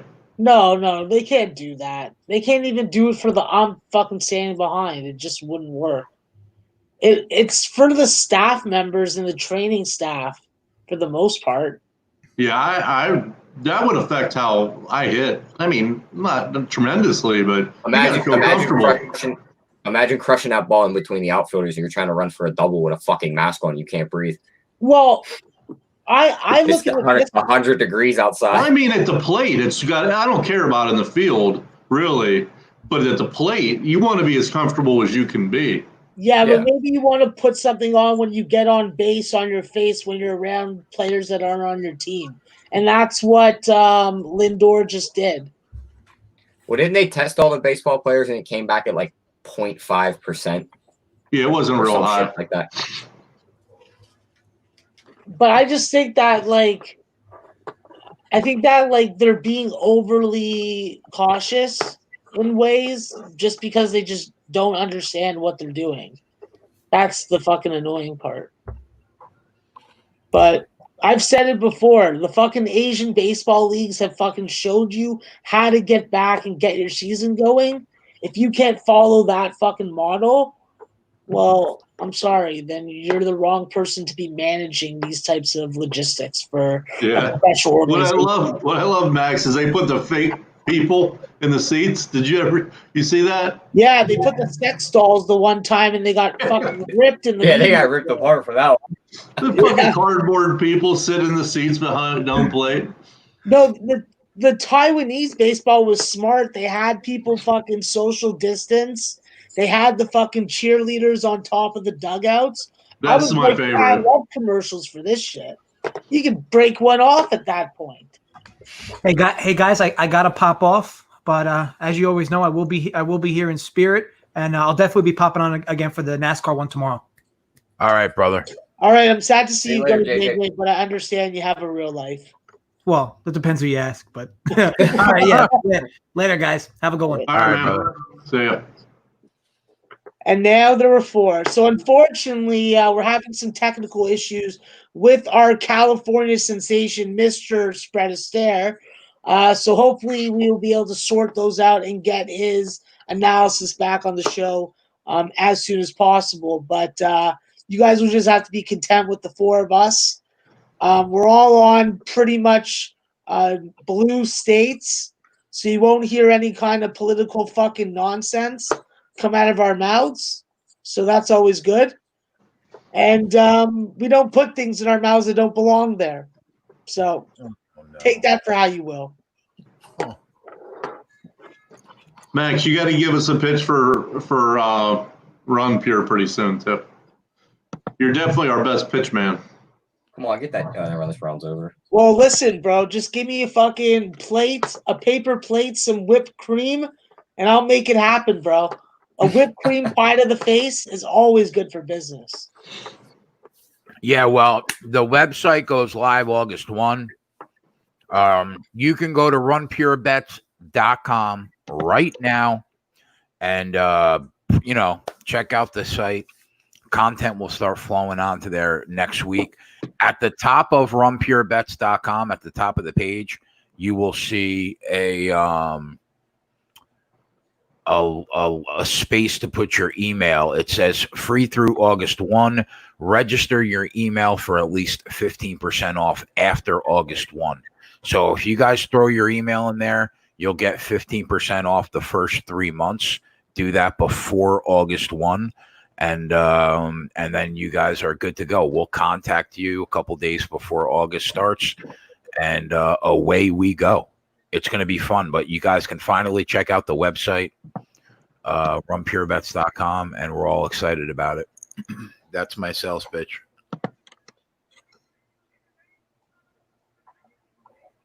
So Dawson completely dominates round 1.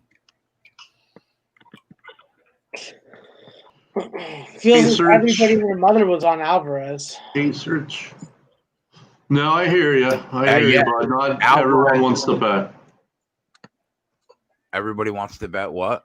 Yo. No, I was just responding like he's saying paying Talentus for the fish. There's a lot of people that don't want to take the time to do their homework.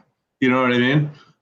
So for those people, we're here. Obviously, if you take you have all the time in the world to do your own homework, then you don't pay for it. But people work, so it's like that's why we're here for you.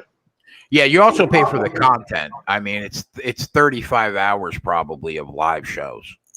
So it's not just about the picks, even though we have the most profitable live betting show in the world. That's not even about that. Yeah, too, but $50 or $60 a month, you can definitely still make money. It's when you're paying $500 a month or $1,000 a month, where now you got to raise your bets up to, a rack, each game. But if you're paying $50 a month, you can clearly make money if you have the right, bet size. So Dawson goes right back to control. So this is going to be a dominant fight.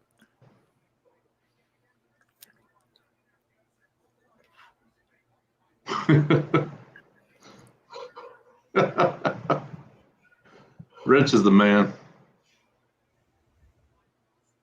Jay clearly did. I don't know about Max or the other guys, but I tried to. Jay told me I had to take a new picture. Listen, number one picture that day. That's not a high school fucking. He says, I realized Tyler's senior picture was taken like 2 years ago.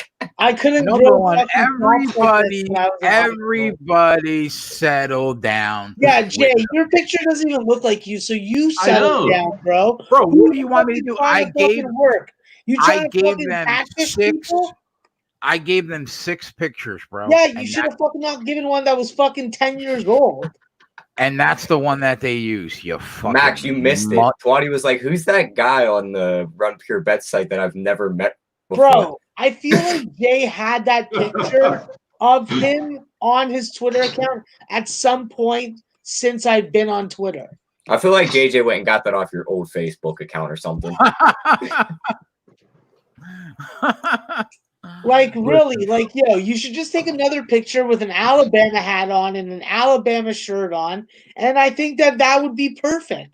I think that would promote winning, fucking domination, and good hair, because we know who has the best hair in college coaching, Nick Saban.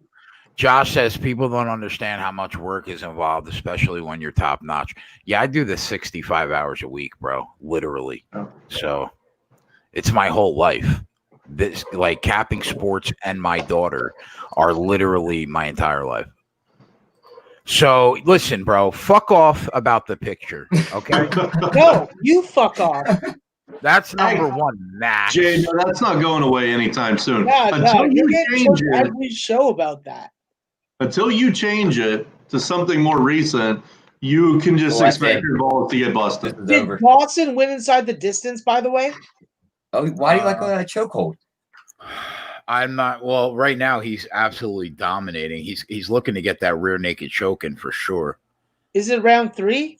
No, round 2. Round Okay, 2. good. Because we need him to do it inside the distance because our boy Joey Work, that's what he's on, plus 175. Oh, nice. Yeah. So I don't think anyone is, T. Henderson. I don't think anyone's deleting your comments. Not that I saw anyway. Real quick, I want to plug. Nobody's deleting your comments, bud. Real quick, I want to plug Monday night's preview with Who's saying JJ, that? Joey Work, and Loshak. And we're giving this little pretty boy away for I haven't free. deleted this guy's comments. I delete other people's comments for sure. Yeah, I don't think anyone was. T. Henderson? No, Yeah. bro. Giving this guy away for free. Only So, comments I I don't delete know. are those spam ones that just come through with the streaming things. Snake Eyes, I appreciate that, buddy. I'm not going anywhere, my friend. Wait till football season starts, bro. Then I'm really a fucking lunatic. I'll be pulling 80-hour weeks getting ready for the NFL. It took Twatty Latte to come back to the sports keg, but Peter Loshak makes his sports keg debut Monday night. Looking forward to that. I don't know what I'm going to do, some sort of trivia or something. Now, you guys who don't know anything about sports cards, I think this card's only like 50 or 60 bucks, but they have a service where you can get it graded, and this should grade at like a 9, I'm guessing. And if you get it graded at a 9, it's probably, I'm going to throw out $300 card.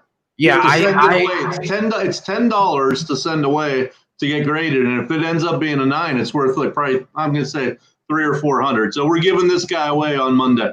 Seth sends me a picture of the card with like a price, like an internet link, and it said like 2,200. I messaged Twatty and I'm like, Twatty, I'm not letting you give away a $2,000 baseball card, bro. And he was like, no, it's only probably worth a couple hundred. I'm like, what are you doing? Hey, what are you doing? I love our chatters. Plus, it'll get people in. And I have a shit ton of them. I have a ton of them. So don't you have about like 6 duplicates of that? I have about 10 of these. So I mean, I'll take 3 if you have like 10. How much is the most expensive one you have? What's it worth? I don't have any of them graded, but I probably have a 10. I probably have it. One of them is a 10, and if one of them's a 10, it's a couple grand, two grand, probably. If I had to guess. That's sweet, man. Yeah. So that's going up on Monday. Just make sure you guys tune in. It'll be some bullshit trivia question, or I don't know, first guy to do something.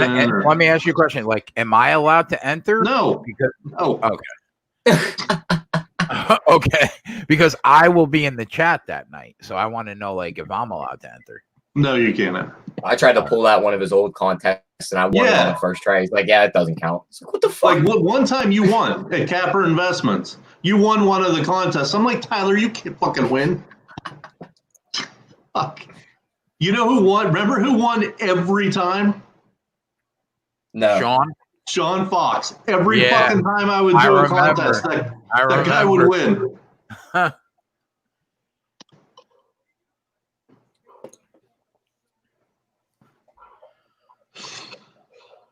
Oh, all right, so what fight do we got next? What is the main card? Not sure. Let me double check. Oh, we got the truck race starting soon too. 30 minutes. Yeah, buddy. Guys, sneaky pick. Oh, go ahead, Max. Sorry, Twatty. So Jay, I have to do my betting pre-race for the trucks. Do you want to take a shot on Austin Hill? Because I'll do it with you.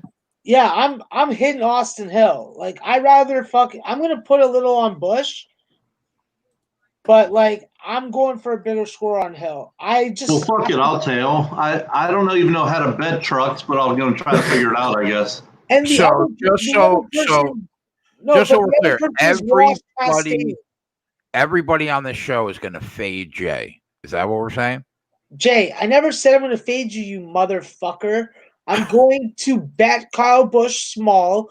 I'm going to bet Austin Hill a little bigger. And I'm going to have a piece of Ross Chastain also.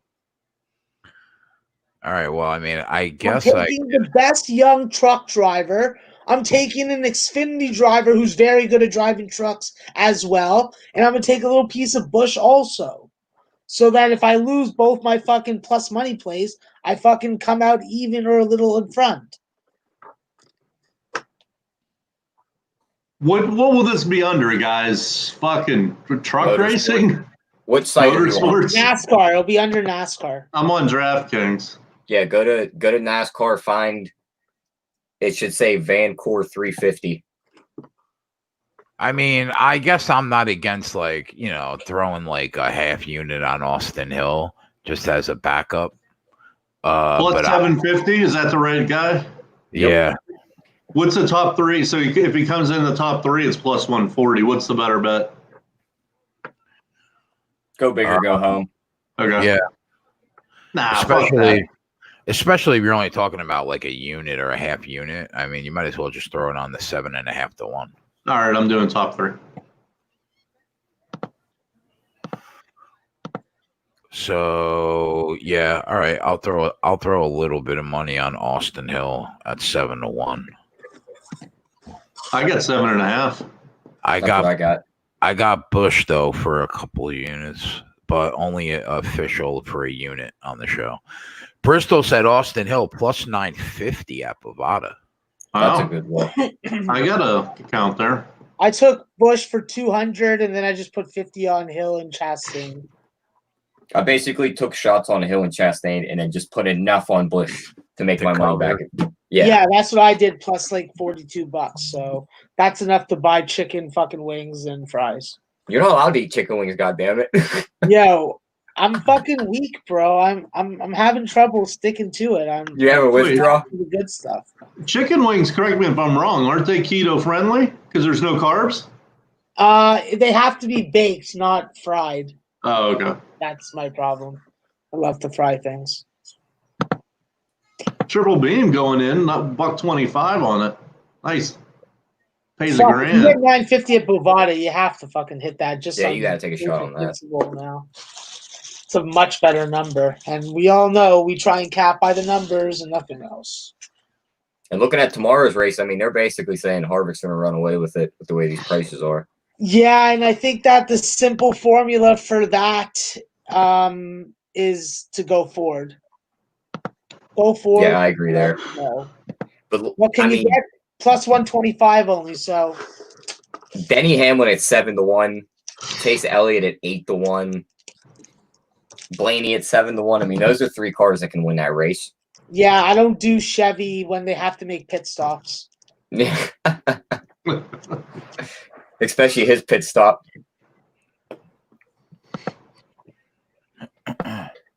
I went top three.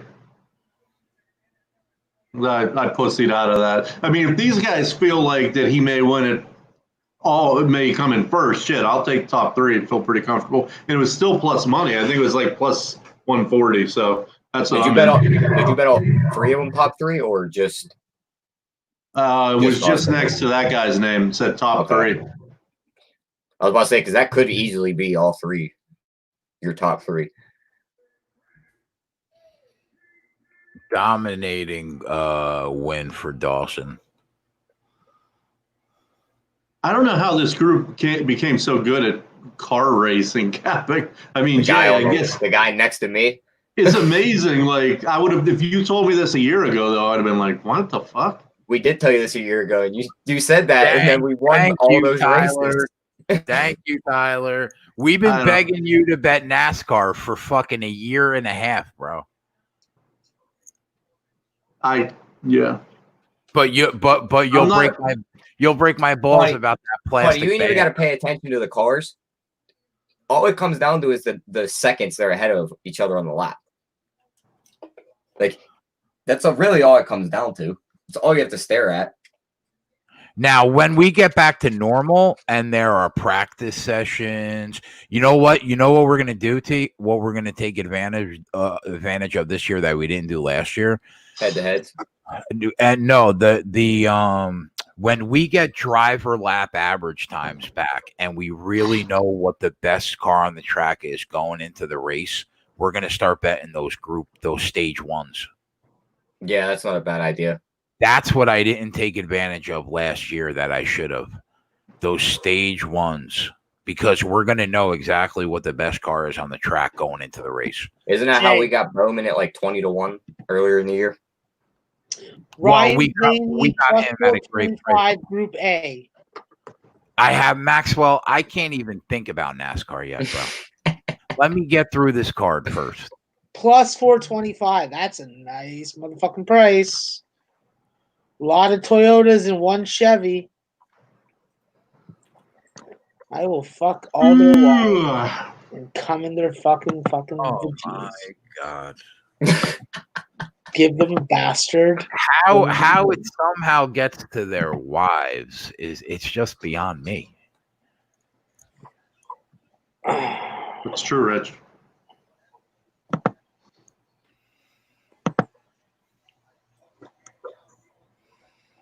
Seems like everybody's on the right fucking bets tonight.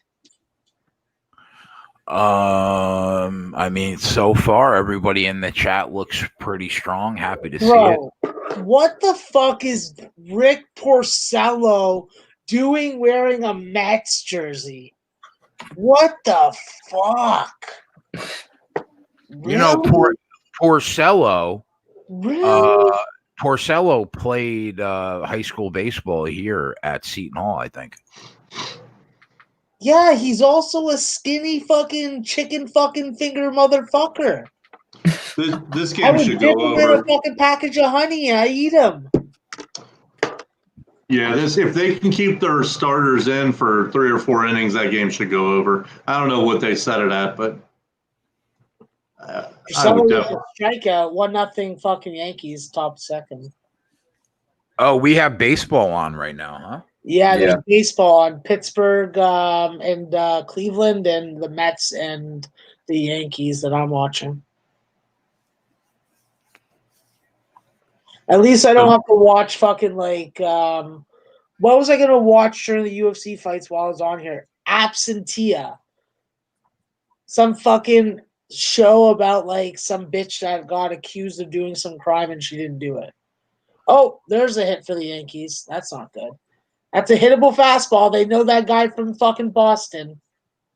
They know how to get. Yeah, there should be some runs here. Swati, you feel good about the prep for the start of the year and all these crazy circumstances? Yeah, you know what I didn't really look into that much is the rule changes.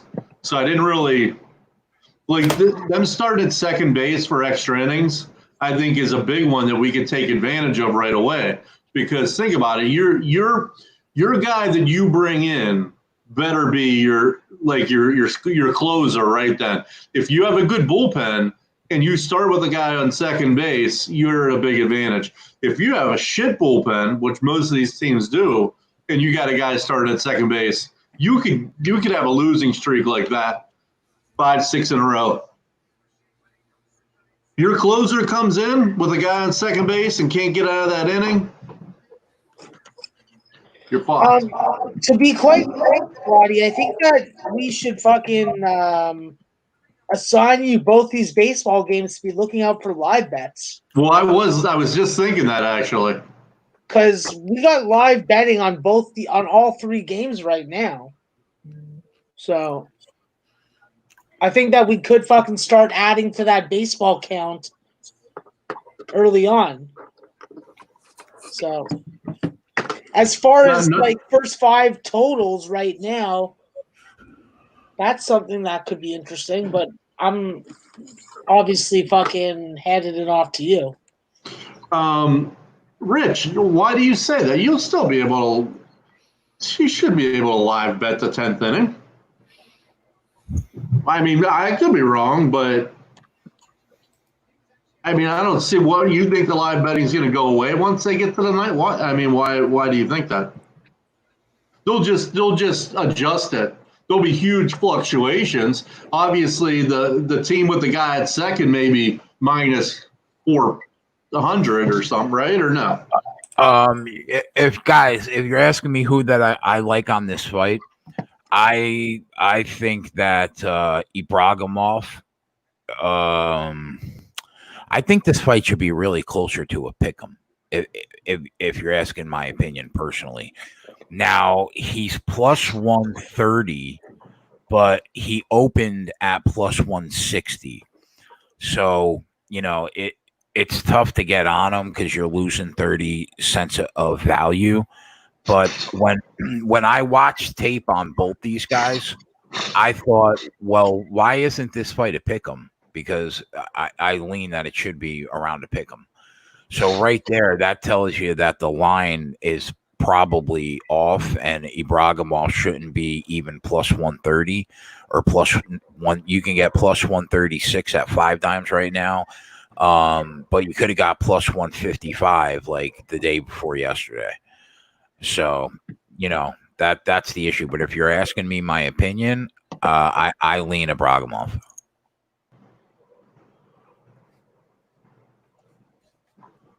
No doubt, Rich. That's going to be a huge advantage to the home team because they're going to know what they need to do.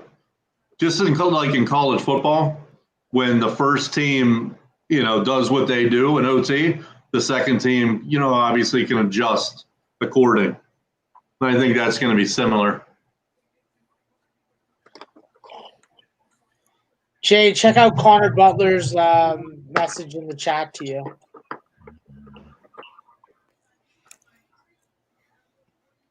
Yeah, it'll be interesting, Rich. I'm not exactly sure. We'll see.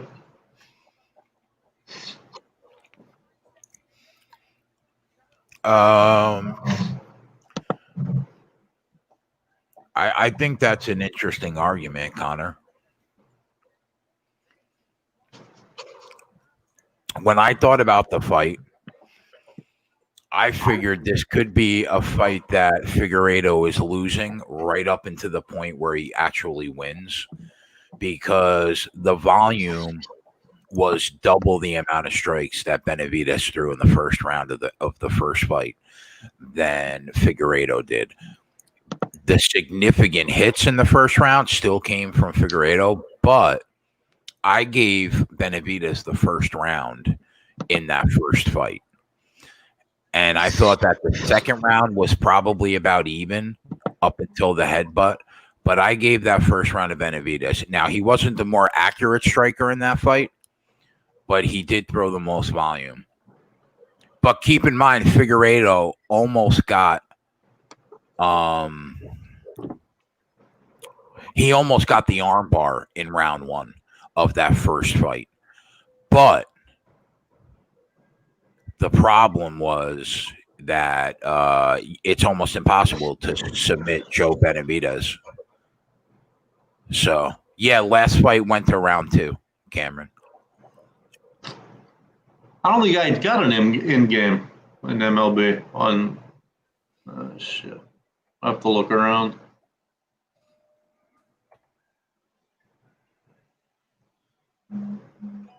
Yeah, Kyle Busch is racing tonight, Brandon Parker.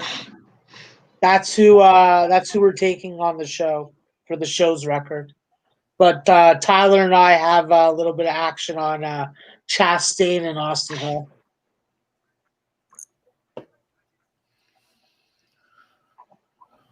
Jay, you think this fight does not go to the distance? Um, And what about the over/under? I don't even think I have a total. Yeah, I don't have a total on this fight. I don't know, Max. I mean, these guys are fucking raw. I mean, like raw dog, like Max in a Lady of the Night, like that kind of raw. So I never enter Lady of the Night Raw. I mean, you know what? Well, not common I sense. think personally, I think that's up for debate.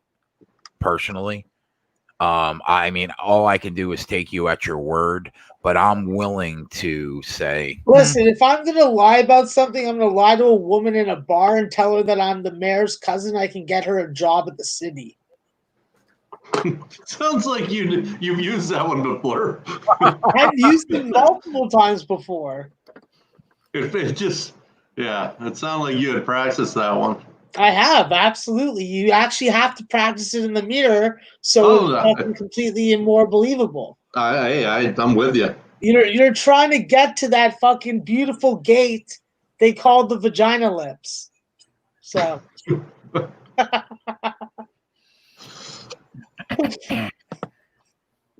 right now we're seeing a lot of just staring at each other right now. Ibragimov definitely has he's definitely one moving forward. Delidzi's off his back foot. So right now, I mean, in terms of octagon control, Ibragimov is the guy that's trying to cut the cage off. That being said, they've barely touched each other. So for 2 minutes, I mean, they haven't done much. Can this fight end inside the distance? Yeah, I mean, both these guys throw hard enough for this fight to end inside the distance. I just didn't understand why this fight wasn't about a coin flip. That's all. is this a main event on ESPN or is it on ESPN Plus? ESPN, I believe. Okay. Prince of the City wants them to keep staring at each other. Yeah, I mean, right now, Prince, I think you're getting your wish. They don't want to get too close because they'll be tempted to blow into each other's ears Oh, Christ. and whisper that we should go hang out at the airport together. Didn't the dudes from the last main event get their picture taken, sitting beside each other at the airport? I mean, all I can do is take your word for it, bro. I don't know. They weren't even fucking social distancing. Here's an early pick for July 23rd. I'll take the under 7.5 Cole against Scherzer. Take that right now. For you guys that are degenerates that want to get something in before the line changes. Here's my early thought on this round, okay? Dana White is somewhere in that tent saying, what the fuck did I just do putting these two guys on this card? I mean, like, this is borderline embarrassing right now, 4 minutes into the fight. Absolutely borderline embarrassing. Oh, sorry, Varun, and if I'm saying your name wrong, I'm sorry. I love the under 7.5 Scherzer against Cole opening day.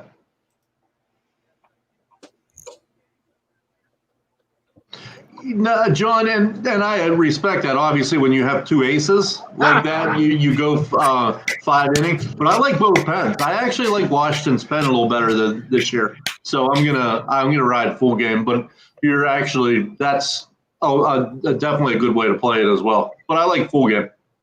Who just won that? So Delizy heard us from New Jersey and decided to end the fight with a kick to the fucking dome. Oh my God! Did you see that knee to the face, bro? His knee caught him like right on. Oh my God! Can the knee land? Boom! Bro, can the knee land cleaner? I didn't see it much in baseball. He literally Can the knee ate land his knee. cleaner than that? Oh my God. Mike says, Jay, shut up and watch. Mike, settle down. All right.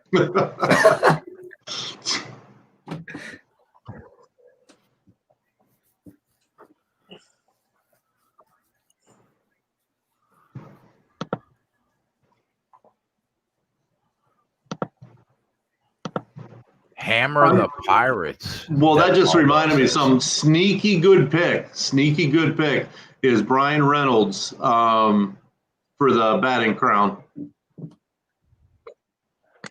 I don't know what it is, but you can get a shit ton of money. And I think he hit 310, 315 last year, and he's a stud.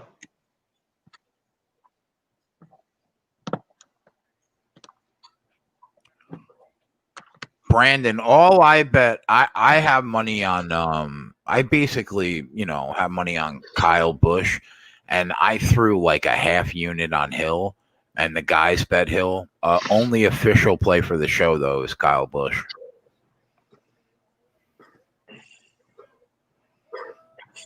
What a fucking knee to the face that was. I would probably go 2 units on Bush and maybe like half a unit or 3/4 of a unit on Hill. Yeah, that's about right, Rich. Jay, how do you feel about a Pantoja money line and Lipsky by knockout, TKO, or decision parlay? It gets you to plus 222. Yo, Deer Slayer.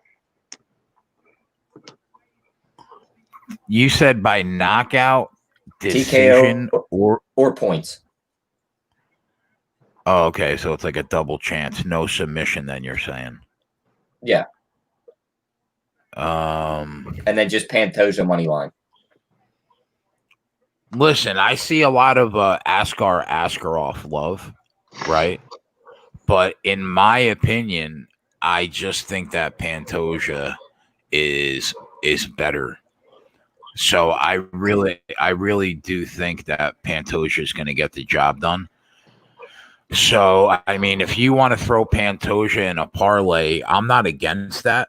And I think that Tyler, I bet Lipsky by just points, right? By decision at plus 140 is what I did when I bet her.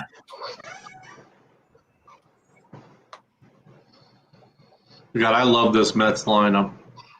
Love the Mets lineup. What do you think about that, Jet? I think you need to stop talking about the Mets in a positive light. That's what I think. All right, two Jay, more guys in my DFS lineup. Going to get injured 2 games into the season. What did you say? Alonso, he's going to get injured 2 games into the season.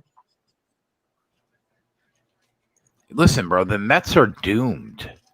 They're never winning anything ever again. I'm going to be rooting for. Yeah, I'm going to be rooting for a loser for a long time. They're just never going to win. Yeah, welcome to being a Leaf fan. Guys in the chat are on Pantoja with me. There you go, boys.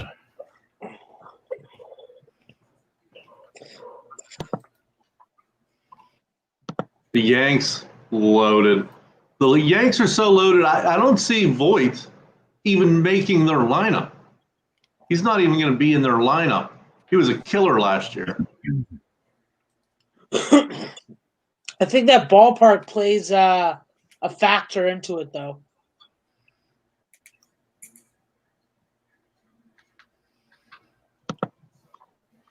Yeah, there's going to be they're going to hit a shit ton of home runs. Yeah, I don't know. The Twins and the Yanks. I don't know who's in more. Yeah, but Swatty, like you have to understand, like when you go to play for the Yankees, it's like playing for a fucking upper tier organization. They expect a lot more out of you, you know. No doubt. So I can understand why guys have their. Oh, Tubatic did had. Yep. What's that, Jeff? Sorry, Max. I was just going to say one of our guys in the chat had Dulidzi KO in round 1 at plus 500, up almost 3,000 on the day. That's great, bro. Good for you. Go Tubatic. He's killing it. Nice. Yeah, congratulations on that. That's what we love to fucking see. Like we had that 13-1 parlay last week, right? Where I was like, fuck it, I feel good about all 5 of these plays. I didn't really see one of those big parlays in here that I can get down with. Jay, what do you think of Pantoja and Lipsky parlay at 2.86? I don't mind it because I think they're both going to win. Like, I think if you're up money and you want to throw a unit on Pantoja minus 175, I don't think that's an awful bet. I do think he's got a big enough edge in this fight. That being said, Askar Askarov is a good fighter. I just don't think he's better than Pantoja.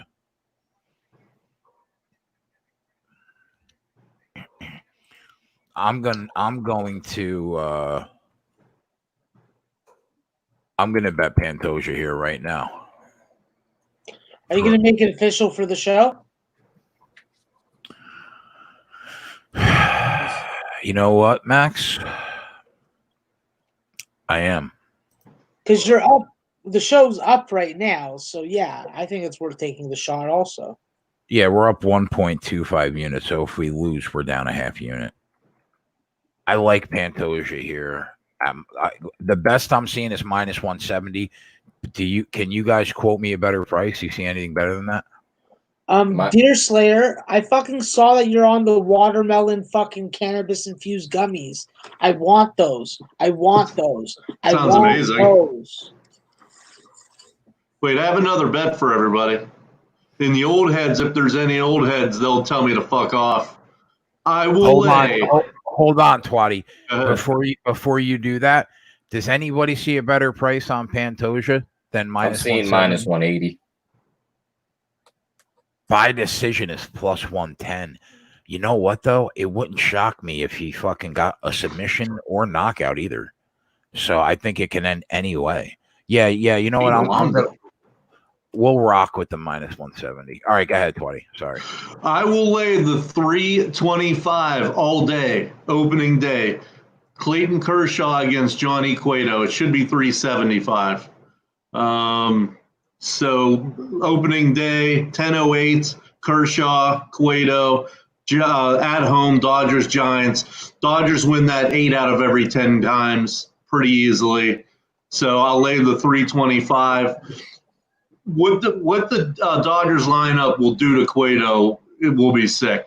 They kill righties. You're going to give me Beatty. You're going to give me Seager in that lineup. You're going to give me Bellinger in that lineup. You still got Justin Turner in that lineup. They should easily win that game. What about Buki? Yeah. And the Giants are fucking terrible. And Johnny Cueto's terrible. And the Dodgers kill righties. So I would have laid up to 370. And it's 325. Stay fair. Oh. Wait a minute. Are you giving out a minus 320 right now? Is that what I'm hearing? Yes. And if you would consistently over the last 4 or 5 years take your minus 320s when they were given to him, you would have been a rich man. Now, back in the day, that was not true. You could only win in baseball back in the day by taking dogs. But sorry, old heads, that's not true anymore.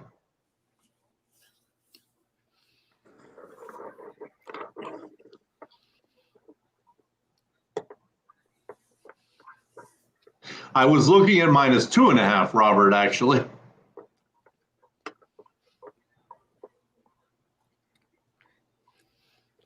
Minus 2.5 runs? Yeah.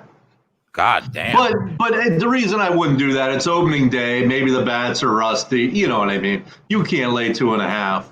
I'll just lay the juice.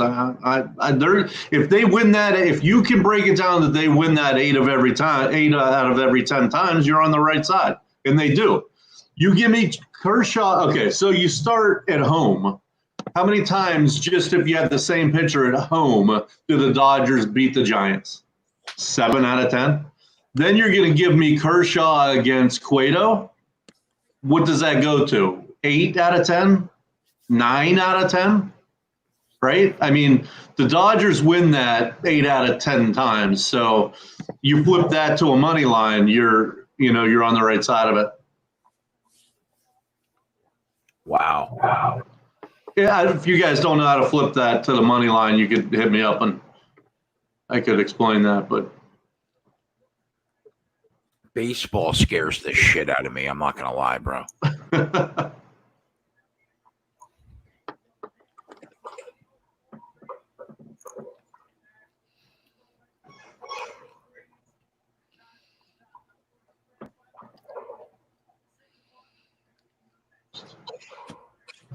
Like you guys will not see me.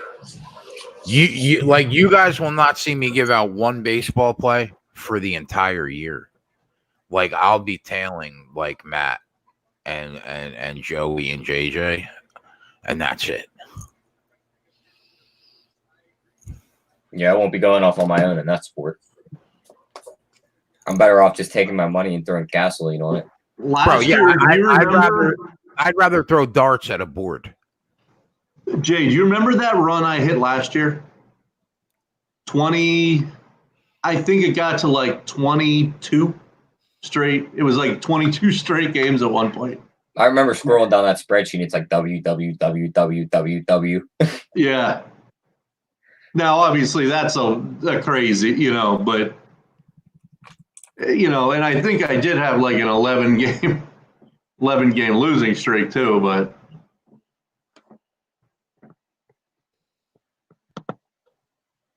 No, I understand, Leonard. I got you. It's just that if I see it if I think it should be 370, 375, and I can get 325, that's why I take it. But you're right. On opening day, who knows? I mean, the bats are rusty, even though it is Johnny Cueto, and the Dodgers kill righties. How bad is Figueiredo this year, Twatty? Well, I mean, we don't know, but he's been bad for a while. I think that the worse out of shape he is, the worse it's going to be for him. He's lost at least 4 miles an hour, at least on his fastball. I mean, I'll be surprised if he could touch 91 this year. He's got a nice changeup, but I don't know. Yeah, the Dodgers kill lefties. Now, it hurts they lost Verdugo from their lineup, who or kill righties, I'm sorry. So it hurt they lost Verdugo. He was a righty killer too. But what, they traded him in the David Price Mookie Betts deal? No doubt. But I'm just saying against righties, he was a killer. Yeah, but what is that Dodger farm system shown year in, year out? They could spend fucking $500 million on salaries and still have a fucking top 5 farm system that's producing homegrown talent. So Max acts like he doesn't know baseball. He's exactly right. You got Dustin May coming up, filthy, completely filthy, and you got Gavin Lux that may start. I mean, there's 2 top 5, top 10 guys to go along with the team that's already stacked. Bro, Padre fans fucking look at the Dodgers and like, why can't we do what they do? Like, it's a fucking sign of fucking bitterness that will never fucking dissipate. Yeah, I think they'll be like a 500 team. Listen, like Padres. the Dodgers and Astros and the Yankees have shown how to fucking grow and how to sustain a winning fucking organization. It starts with the farm system. I can only hope that the morons that the Blue Jays have running them can fucking replicate what the Astros, Dodgers, and Yankees have done. Yep. We've done it with hitters. You just can't do it with pitchers, especially with this crop. But getting fucking Austin Martin at 5 in the draft, I can tell you right now, Toronto baseball fans are excited for him like they were excited for Vernon Wells. And we know what he did when he came up and put out a Blue Jay uniform. I can't wait to watch the Blue Jays this year. You know what, boys? I'm wrong. ESPN Plus is going to be the main card because they're showing MLS and Major League Baseball on ESPN. So I got to log into my ESPN Plus. I'll tell you who's really underrated on that team and is going to show up is Gurriel. He doesn't get because it's like, everyone else has got the dad who played. Gurriel didn't, but Gurriel can hit. He's a good player. Gurriel just fucking has awesome field presence. He's so confident on the field. And the move to the outfield has been fantastic for him. I think that he's gonna fucking do what his brother did. What his brother's been able to do in professional baseball. I think that he has a higher ceiling. He's both always good. going to the Yeah. fucking pro level. So.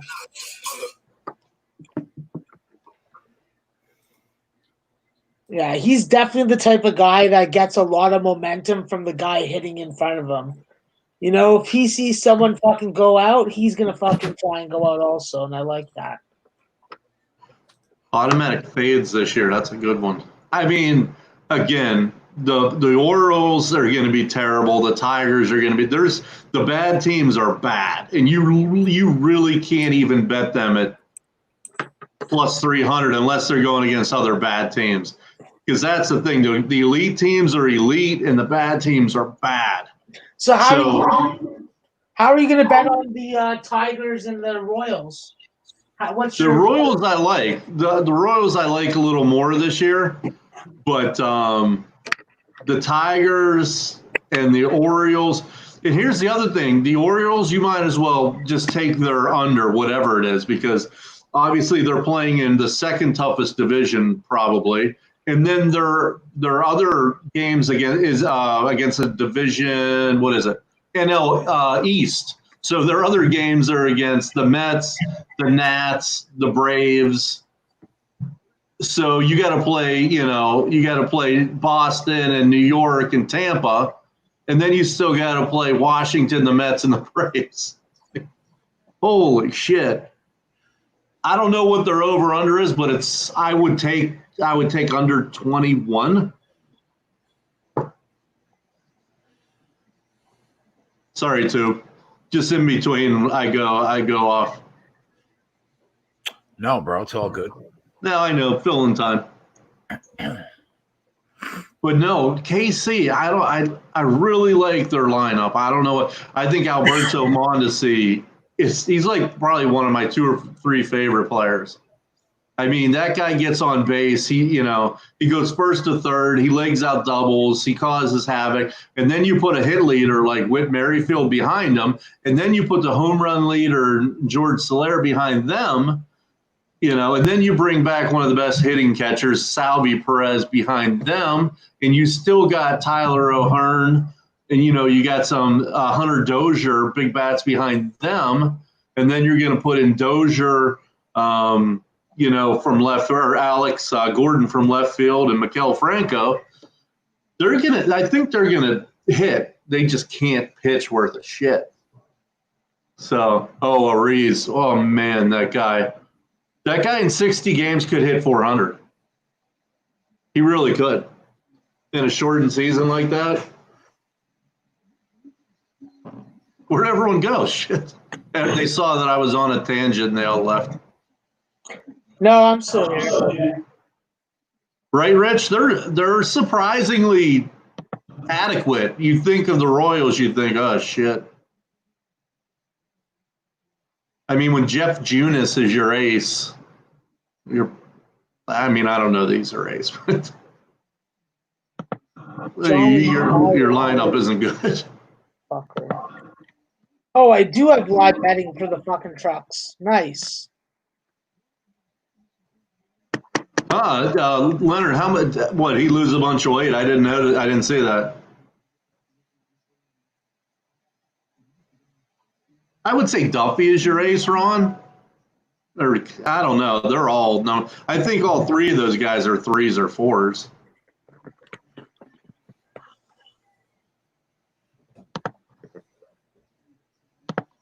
Where'd Tyler go? I got to think about that one, Viral. Let me think about that one. That's a good question. Rangers, Jay? That's another team. I mean, well, no, I don't want to say they're pitching. I mean, you bring in Kluber. Lance Lynn was a workhorse last year. They got Leclerc, who's a nice little bullpen piece. I don't know.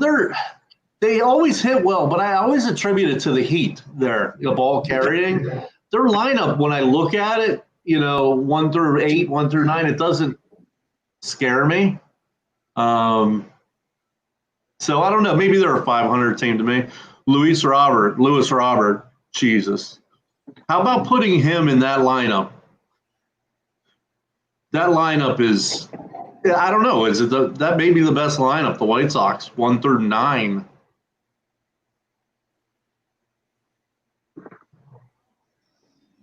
Yeah, Jay. Yeah. I mean, Lewis Robert is their worst hitter, second to worst hitter, probably second to worst hitter, and he's one of the best players in baseball. Now he'll become one of their better hitters, but you got to figure his rookie year he's not going to be. Oh yeah! All right, we got this Pantoja Askarov. Let's go. I want another unit on the board, boys. Again, Tito, it's just I keep going to it. Everyone can freaking hit. The A's, another team that can hit, really can't pitch. Again, they got a Cy Young candidate there, and they got Fires, and they got the Lemengden, and their pitching's very average. But again, that team can mash. That's why I just keep seeing overs and overs and overs with almost all these games. The good rookies is too, right? You're exactly right, Rich. I don't really think they can pitch, Brandon, in my opinion. I mean, I don't think it's bad. I think it's okay.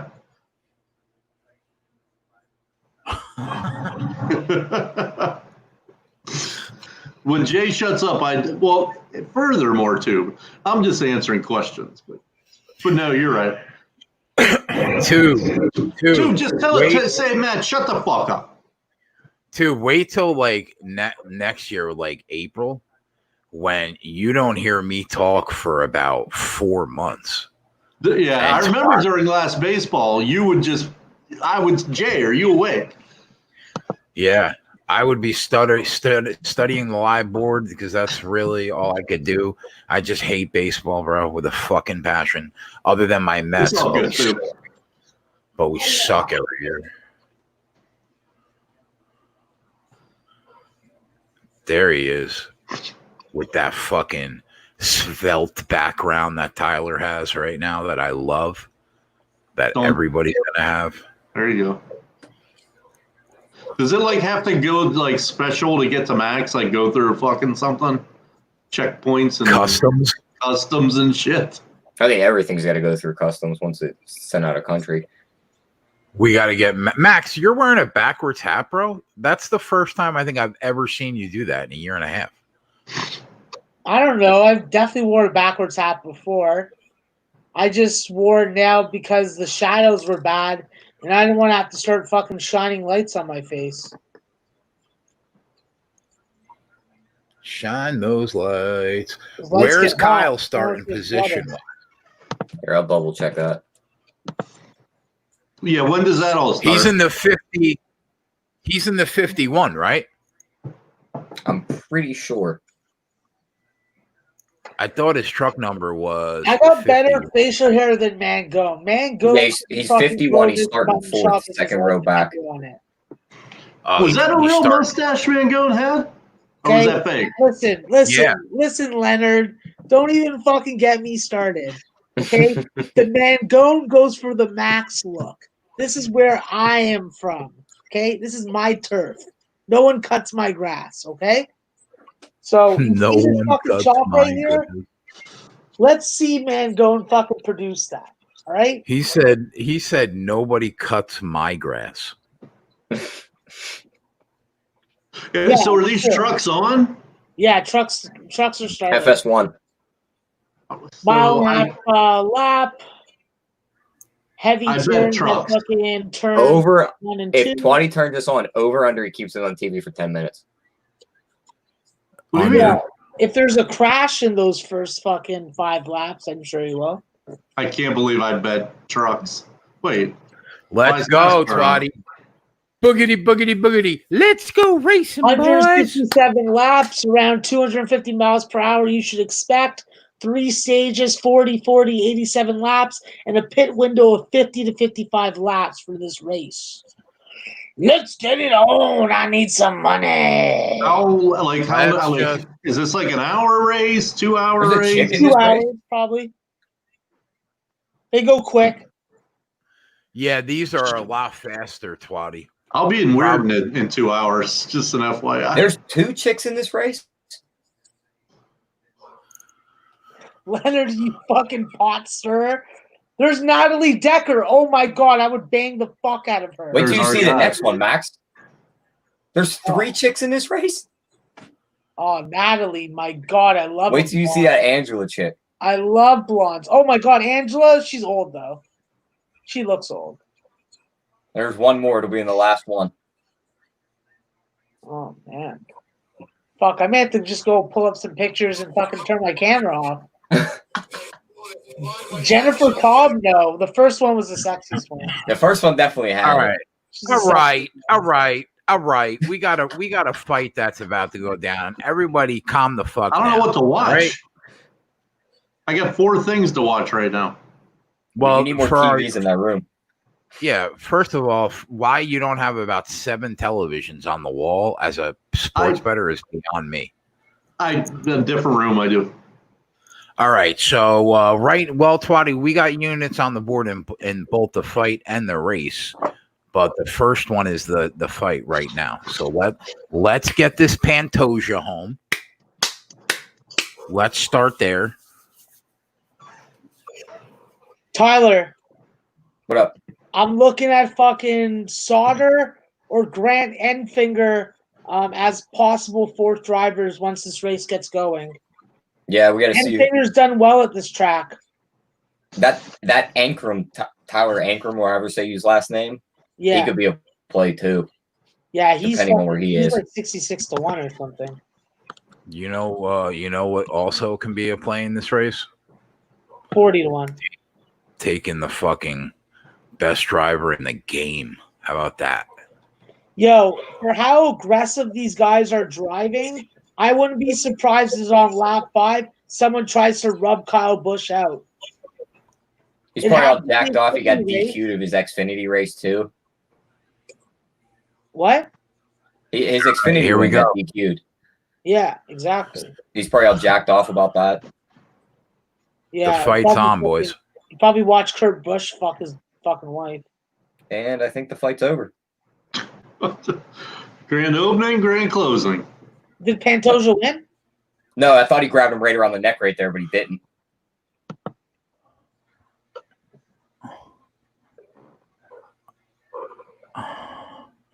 He went for an early fucking sub, like Spider monkey the 30 shit out of him. yeah, like Yankees 30 do seconds. nothing. Uh-oh. The Mets are losing again. He's gonna get himself slammed right on the back of his head. He's going for. He's trying to go for like a fucking arm bar. He doesn't have. He doesn't have it though. Oh, he might have it now. Oh no, he doesn't. A little premature switched his there. leg. Yeah, he switched his legs above his head for a second. When he made the move, I was like, "Oh, does he have it?"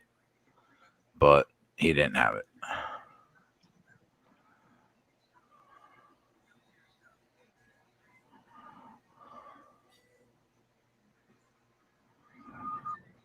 Mangone. No, it's How not was pay per your view though. scallop and fries? It's on ESPN Plus.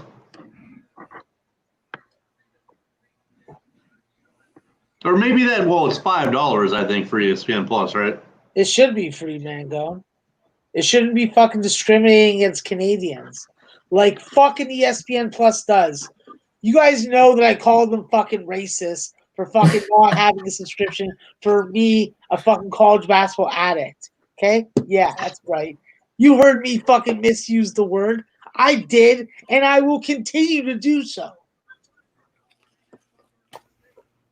Fucking ESPN. RKE, if you want to make some money, hit me up on my Twitter. Maybe I can work you a deal there, unless you want to hold them. If any of you want fucking women's used underwear, DM me and I'll send you fucking pairs for $75.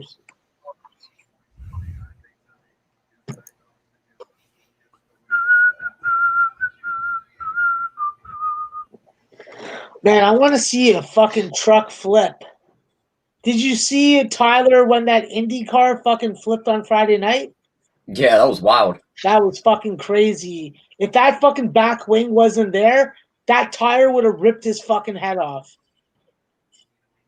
I'm surprised that that guy didn't die. Yeah, when those cars flip, it's like, oh shit. It's not like when a NASCAR car flips; they're not as protected in those. No. You have head exposure. You land the wrong way, you crack your fucking neck. You're done. I had to make a fucking chalky fucking bet in Formula One. I feel disgusting doing it, but I did. Isn't the favorite always like minus 200? Yeah, it's Lewis Hamilton. Lewis Hamilton's minus 275. Max, have you ever seen the girls he pulls? Wow. No. You haven't? Oh, he's known for pulling tens. Like if you get time, like Google his like X's. That's the kind of guy I can respect. With good looking exes. Yeah, it's always Lewis Hamilton. Yeah, Bottas, he's fucking plus 300. I was like looking at him a little hard, but watching the qualifier this morning, I was like, yeah, this is fucking Hamilton's all day.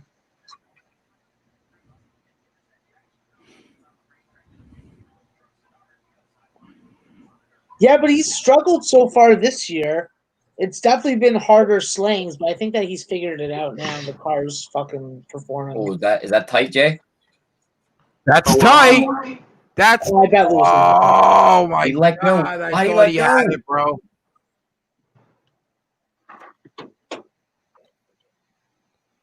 So how like do the trucks go how fast in comparison to the cars? Pretty close. Oh really? I'd say. Okay. Yeah.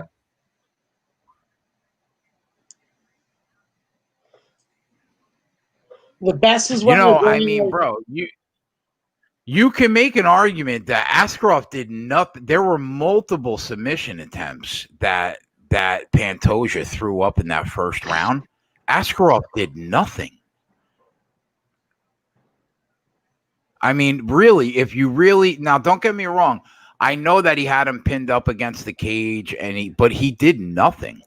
Multiple submission attempts by Pantoja in round one, and had his back. I don't know how to score that. I think I would probably score it a draw. Me personally.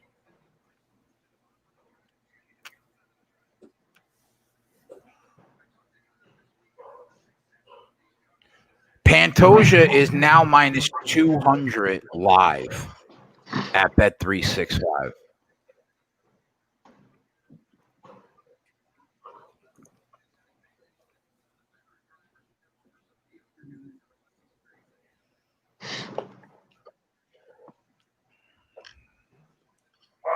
Cody says easy 10-9 Pantoja in my eyes. Yeah, you know what, Cody?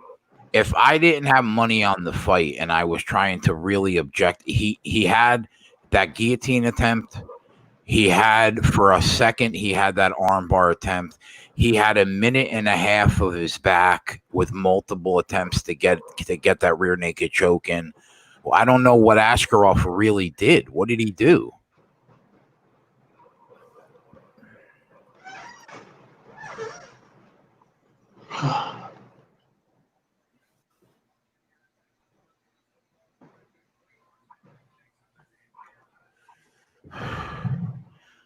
So, I mean, as we can see, Askarov does not want to stand and bang with him.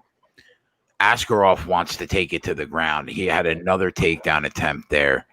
He just doesn't want to strike with him.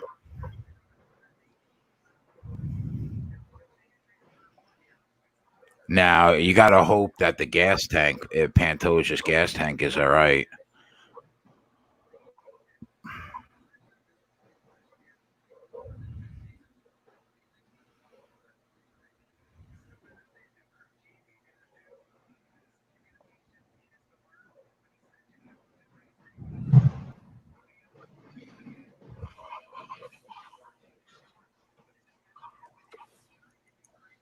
Bush is already looking to take that lead. He might have already took it. What? Bush is in the 51. All right.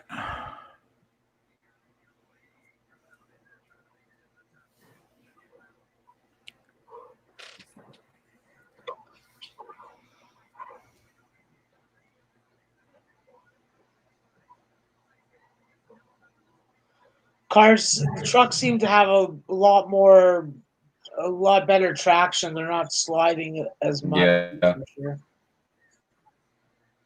That 21's car it just caught up the Bush real quick. Smith. Zach Smith. Yeah. Yep. I just question whether or not he could put together a full race. That's my issue with Smith. Yeah. He's good in like a fantasy lineup for fucking laps led or fucking being in the top 5 or whatever, but as far as finishing, I don't know. I mean, they both went right around Creed. Now Bush is in the lead.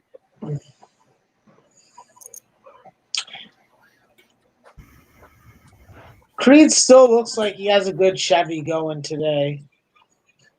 He's had a good fucking car the last couple weeks. So they're saying they just tweeted out he's having issues or something. Oh, probably go down pit road soon. Issues. I can see that now.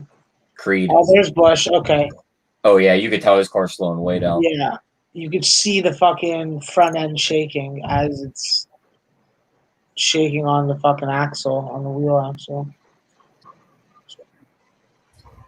Huh. All right. Where are my other guys? He got a right rear flat tire, they said. Oh. So he'll be back on. He'll just be fucking behind. There's no competition cautions in this race either, so he's probably done.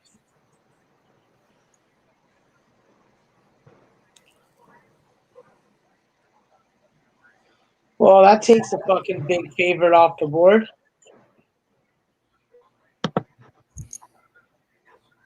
Minus 200 for Kyle Busch right now. So. Oh, that'll be minus 800 here in like 20 laps. Yeah, listen, I'll be happy with the $42, but like I don't want to be betting these type of numbers in fucking any kind of car racing. So the beauty of racing is that really fucking sexy like double-digit dog, you know? So nothing more fucking invigorating than hitting a fucking 33-1 or like a 16-1. So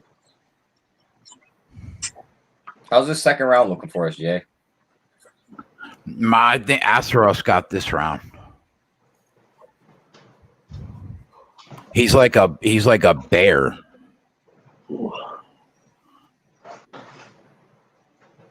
Is he trying to smell what cologne he's wearing?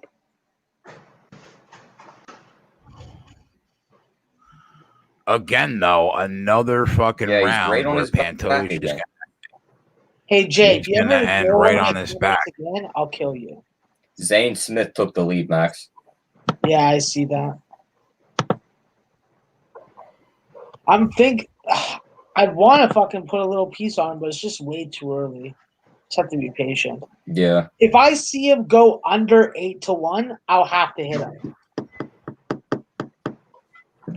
Because I think that if you have green flag racing, I think that clean air plays a bigger advantage. Natalie Decker, oh, I would just fucking do things to you. My God. You little sexy fucking piece of woman. Oink, oink, oink, baby.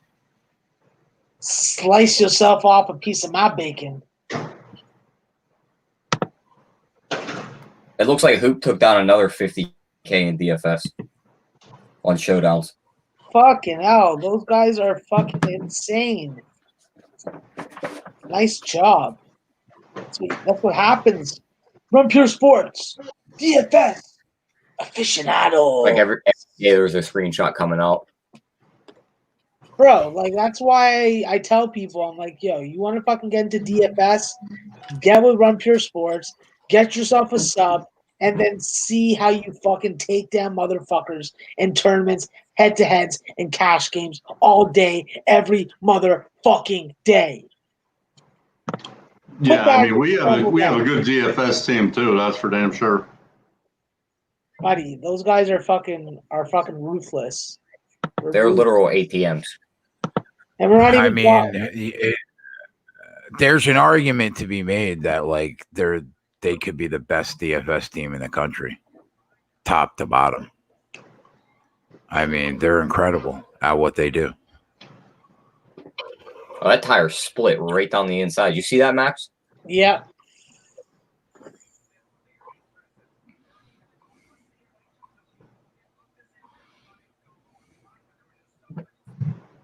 Here comes the fucking sun. Right outside my window. Get out the eye protection. Get out the eye protection. It's like closing in on his face. We need to expense account fucking some sunglasses for Twatty. Yes. Let's send JJ a bill for some aviators. Did he just trip or did he drop him?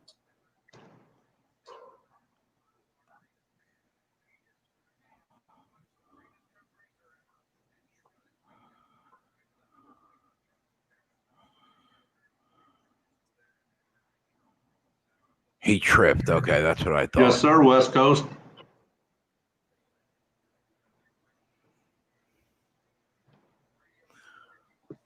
Yeah, Pantoja 100% lost round 2. I agree.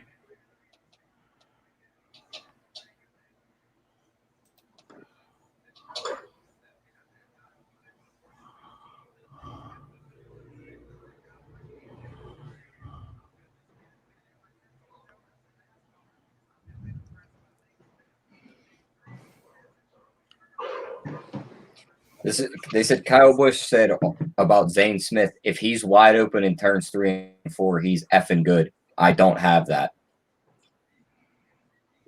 So, holy shit, Twatty. You got plus 850. I gotta hit him, Ty. Look at his face. Coming to you from the surface of the sun. Tyler, I just hit him at plus 850. All right, I'm going to jump on it too. I'm gonna put it on my Twitter also for.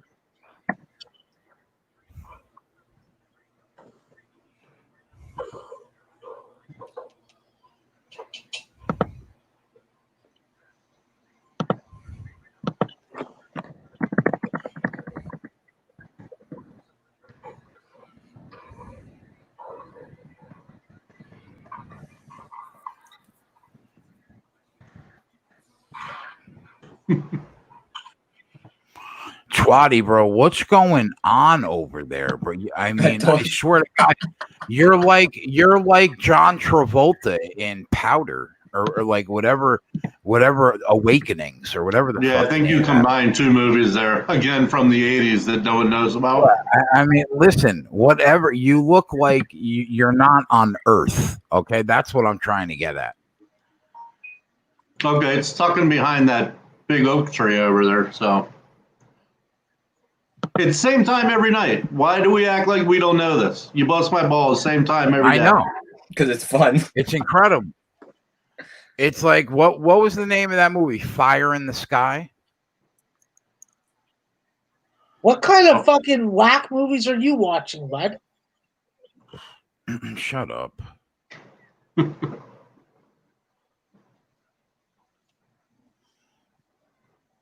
Oh yeah, the coming out. Shut up. The Top Gun 2 teaser looked incredible. Oh, fuck Top Gun 2, bro. Bro, come on. There's no better theme music. To the danger zone. There's no better theme music than that. Bum, bum, bum, bum, na, na, na, na, Buddy, na, when I it's like see the best. fucking Tom Cruise get up in that fucking fighter jet, fucking get back in the fucking pit, the cockpit after fucking Goose died, I'm like, yeah, that's my guy. Is Cruise in it? Right there. Is it Tom Cruise in it? Yeah, no, I don't know if he's in the new one, but I can watch that Yeah, of course. all day. Bro, come on. Maverick's Maverick's not going to be in Top Gun 2, bro? No, Dude, like he's 25 fucking years ago, 55 the years movie came old. out. He's collecting Social Security. Buddy, he's collecting fucking blood from the Scientology sons of bitches. Talk about a fucking cult. I wonder if Val Kilmer's going to be in it. I love him. But he got big as shit. I thought he was dead. I'll be your Huckleberry. How good was that movie? Anybody? What movie? I'll be your Huckleberry. I've never heard of that. What kind of movie is that? That's him in Tombstone. Oh, I don't know. I thought it No was one a saw movie about him Tombstone? and a dog, and I was like, yeah, no. Tombstone, one of the best movies of all time. I haven't watched a movie in probably like 6 months. Jay, you never saw Tombstone? Because you're lucky yeah. to have your job. I've seen Tombstone. It's a classic. I usually turn on a movie and I just fall asleep. We already know your prowess when it comes to movies.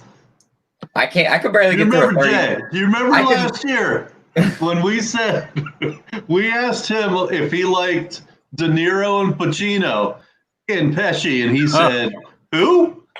I swear to God to the chat. I love you, Tyler, but He I don't- said he said, He "Who?" said who? He said who? I know the names, but I'm telling you right now, if I walked outside to like say grab the mail and he walked right down the street, I'd be like, I don't know who the fuck that is. He said who? Fucking hell, shit. That sucks. No, the best who on the show was when they told you Custer was going to win the other week. You're like, who? What? What happened? We were all arguing about Michael Jordan and LeBron, and somebody goes, Custer's going to win this race, and Jay goes, who? Well, who's Custer? He's the one Exactly. that fucked us last week. So we dropped the Ask Her Off. We dropped the Ask Her Off fight, so we're down a half unit on the just under a half unit on the card. This has happened like the last 2 times. They gave that to Askarov? Yeah, I mean we still finish in profit almost always, but we've been down at some point in the night the last 2 nights. Yeah. We Yeah. just lost to a deaf guy. Remember Matt Hamill? He was deaf also, wasn't he? Yeah. What sport was he? He was UFC too. He was a fighter. Oh yeah, that's it. Right. Yeah, that's it. Yeah. Yeah, His interviews were really funny. I had to stop myself from making fun of him. he was on the Ultimate Fighter reality show. Speaking of disabilities overcome, what about Jim Abbott once hit a home run with one arm? How about that? Is that true? How's Yes. that even possible? He was the one-arm pitcher for the Angels. And the Yankees. And the Yankees. Yeah. He pitched a no-hitter. But hitting a home run with one arm. In Go ahead. Major League Baseball? No. I think it was either at Michigan or in high school. I hope Track Wow. Traffic doesn't fuck Zach Smith right now. So Kyle Busch needs to make some kind of adjustments, huh? He's about a half second back. Yeah, the only saving grace for him is there's track traffic. And these guys will get the fuck out of the way. I mean, let's be honest. When Kyle Busch is 0.2 of a second behind you, your lead is not safe. It's non-existent. I don't know. I don't know right now. I think it's going to get bigger. Well, I know. Like, allow me to know. Okay. I like When Kyle Busch is when he's under a second behind somebody, he's really winning. Yeah, you got hindsight to play along with you. I may have to go on fucking Bush again at this point. Fuck. I'm gonna start fucking chasing. Where's our guy that we bet? Is he doing anything? Well, Kyle Pantoja Busch is lost. back in the lead. No, I'm not paying attention to UFC right now.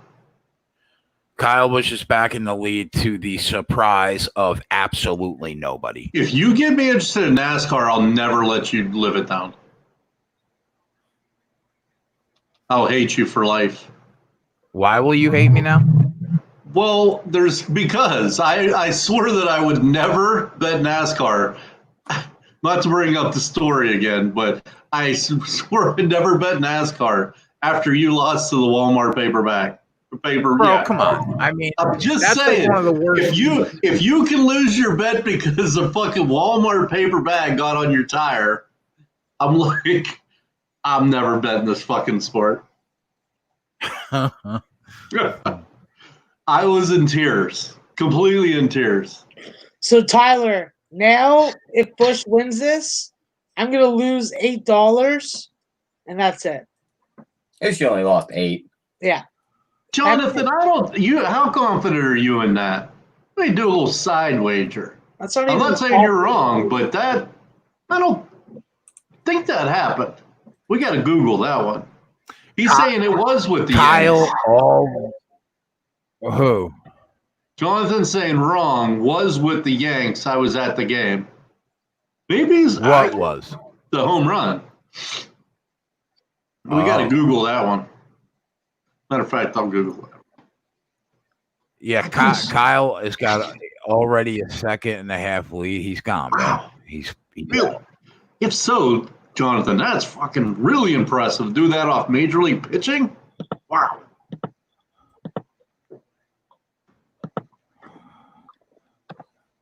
Man, can Rafael Fiziev actually catch the Casey? This I'm like you almost want to drop a $2,500 bomb on Bush for the 1,000. He's gonna have to hit the wall to lose this race, probably. I got him at 0 on Google. I could have sworn it was at Michigan.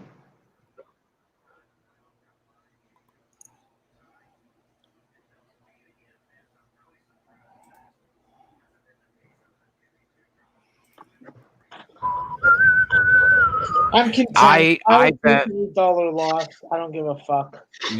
Yeah, boys. I took Lipsky by decision. So if you guys want to fucking tail it with me, let's do it.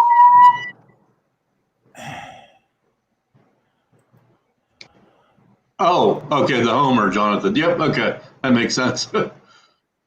Okay, gotcha. Caution. Fuck. My bad.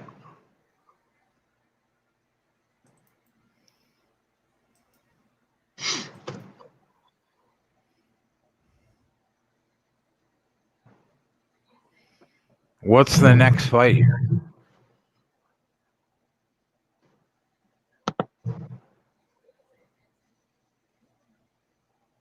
Yeah, I have Kyle at minus 250, boys. So if you got 225 or 226, that's a much better number.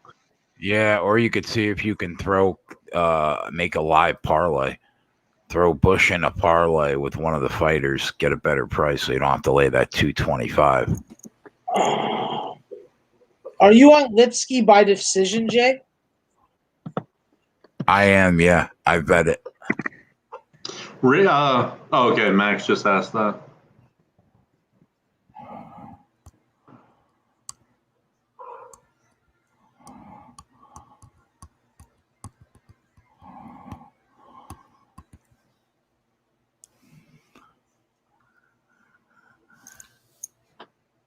Wonder if I should come back with Kyle or not. Did you guys come back with Kyle or not? Or have we been on Kyle? Yeah, we haven't been on Kyle, but Tyler and I want to go for a better score. I need to get that piece of Kyle, although I'm losing value. I laid the 700 to pick up 5 on Kyle. Yeah, I just laid 200 to win the 142 to cover my fucking other half unit fucking bets. But that was at the price. That was at the price of like plus minus 140. Now I don't know what he is. Minus 250 he was before, but it's off the board right now. Okay. Rich, what do you think your best sport is? Think it's baseball?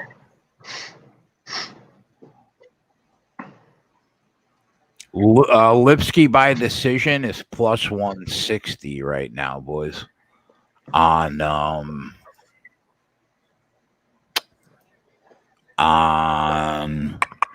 Bet365. Are we on a caution? This is my biggest problem with NASCAR. The stage ended. Okay. That was my biggest thing that I could never get through a fucking race because there were so many yellows. Is that what they call them? I don't know. Or is that soccer yellow card? I don't fucking know. Soccer's got yellow cards, red cards. Yeah, but doesn't they have a caution, I guess, is what they call it, right? I don't know. I don't pay attention to that sport. You're fucking Mr. NASCAR all of a sudden. Oh, you're talking NASCAR. I thought you were talking about soccer. I was saying, I don't know. What's it called when there's a wreck? They call it what? A caution? Yeah, caution. Okay. If it's bad, they'll red flag caution it. I'll be right back, boys. I'm going to hit the bathroom real quick. See you in an hour. What it is. All right, Max, go for it. Let me tell you guys something. When you go to the strip club, you fucking put your sunglasses on. Make sure you got your money clip full. Don't even bring your fucking debit or credit cards. And never, ever lose track of time in your fucking private dances. So you have to do the walk of shame to the ATM. Because I can guarantee you, there's guys like me that are seeing you do that, and we're laughing. We're laughing hard. We're like, that guy probably came in his pants also, that pussy. Don't be that guy, guys. Don't be that guy. Also, I think that college basketball is fucked because Mark Emmett is a fucking retard. And if you know where he lives, firebomb his house. Thank you. We need a PSA after that one, probably. We don't do disclaimers or PSAs. This is not a safe space. Anybody that tells you is lying. Jay Not does. a safe space. We don't condone bombing of NCAA chairmen's homes. Wait, what happened? Nothing. What's with the caution? 23?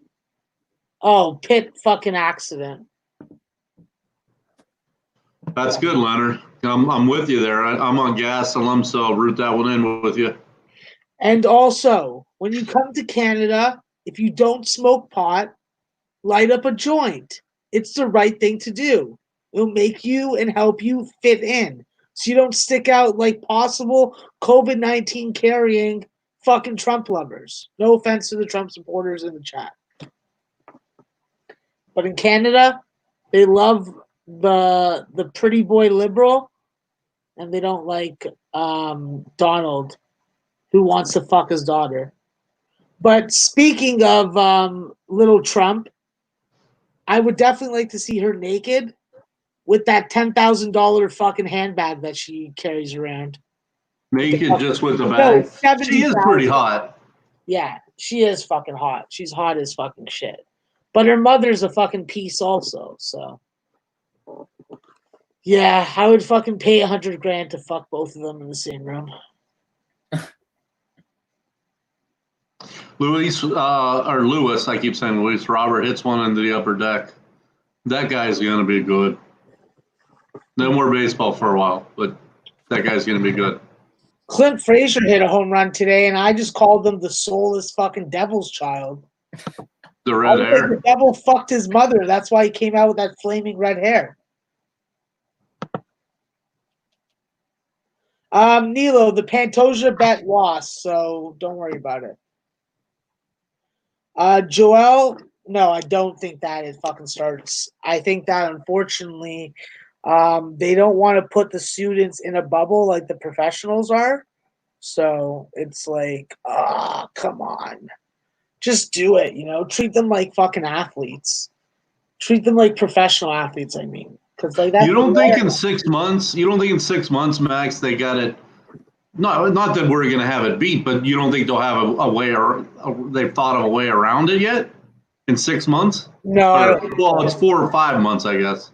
I personally don't think so, and that's just because because of the leadership at the top. Like there isn't like Yeah. there's consultants in so many different countries that have used techniques and methods to get this shit under control, and none of those resources and assets are being used. So and Ken, I do agree with you, Mr. Blackface Trudeau. I still haven't forgot that shit. I'm not a liberal voter. I didn't vote for liberals. So I voted for the Communist Party.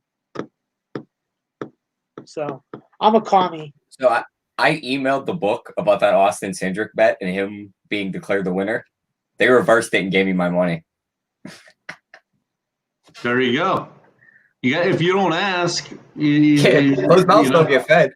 You're at no unless you ask, right?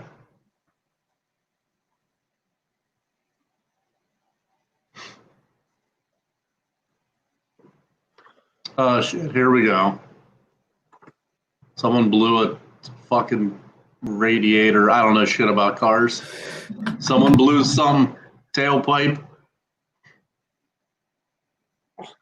Leonard's like he hates betting on the better looking female fighter. The uglier one always fucking fights mad. That's Leonard, true. They're like, this bitch looks better than me. Yeah. Yep. Who is that, number 44? I just wish that they had a fucking camera in Natalie Decker's fucking truck right now. I'd be staring at her all day long. I guess I gotta Google her, huh? Natalie Decker. She is a piece of. Wasn't she the one that broke her leg recently? Whatever. I'll fucking help her get around. God damn. My question is, if she broke her leg recently, how the hell? Jesus. There goes Bush again. That's a bad bitch. I'm not really into Rose the way other guys are. She needs to have longer hair. I'm not into that short hair thing. You talking about Rose, the UFC fighter? Yeah. She looks like the kid off of Toy Story, Sid. Look that one up, Twatty. Tell me that doesn't look like Rose. Type in Sid from Toy Story, like SID.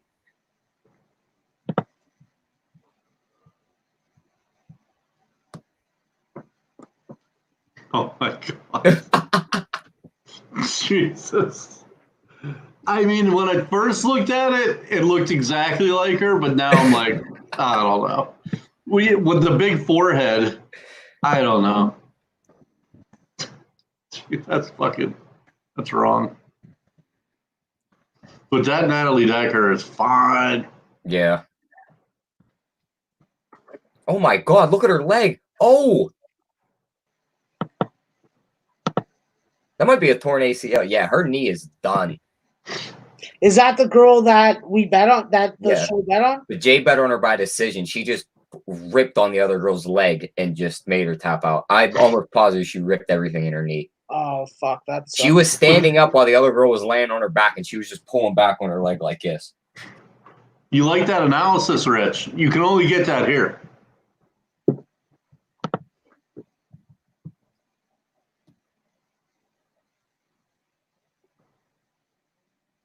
Yeah, that did not look like it felt good. Fuck. That's not good. I don't want to see that then. Ugh. Jay, did you see that submission? What happened? She ripped her knee off. Oh, did she? Who Lipsky won in the first round. Okay. All right. She's still screaming and crying, they're saying. Yeah, there's something ripped in that knee. Her ACL's broke toward. Yeah. I won't be watching that replay. Twatty, just imagine bending your leg straight up in the air and then me coming over and grabbing it and pulling it the other direction it's not supposed to go. Damn. Yeah, I mean, I knew she was the right call in terms of a side. I thought it would go longer, though. That girl's stand-up game is legit, as long as she's not going up against a more powerful wrestler, which she did the last two fights.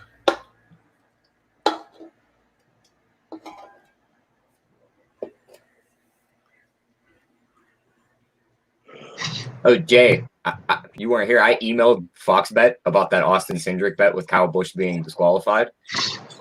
Right. Your reverse didn't pay me out. Oh, good for you. That a boy.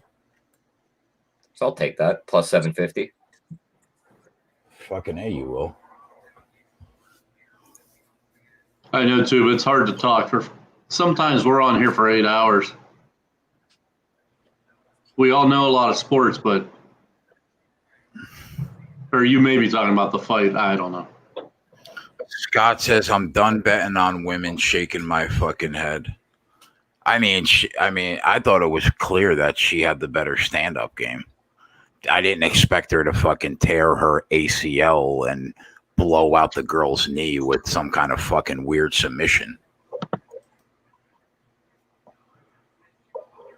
Quiet from the come on, too, bro. I mean, really? What he said? Oh, quiet from the result. We're up 50 units.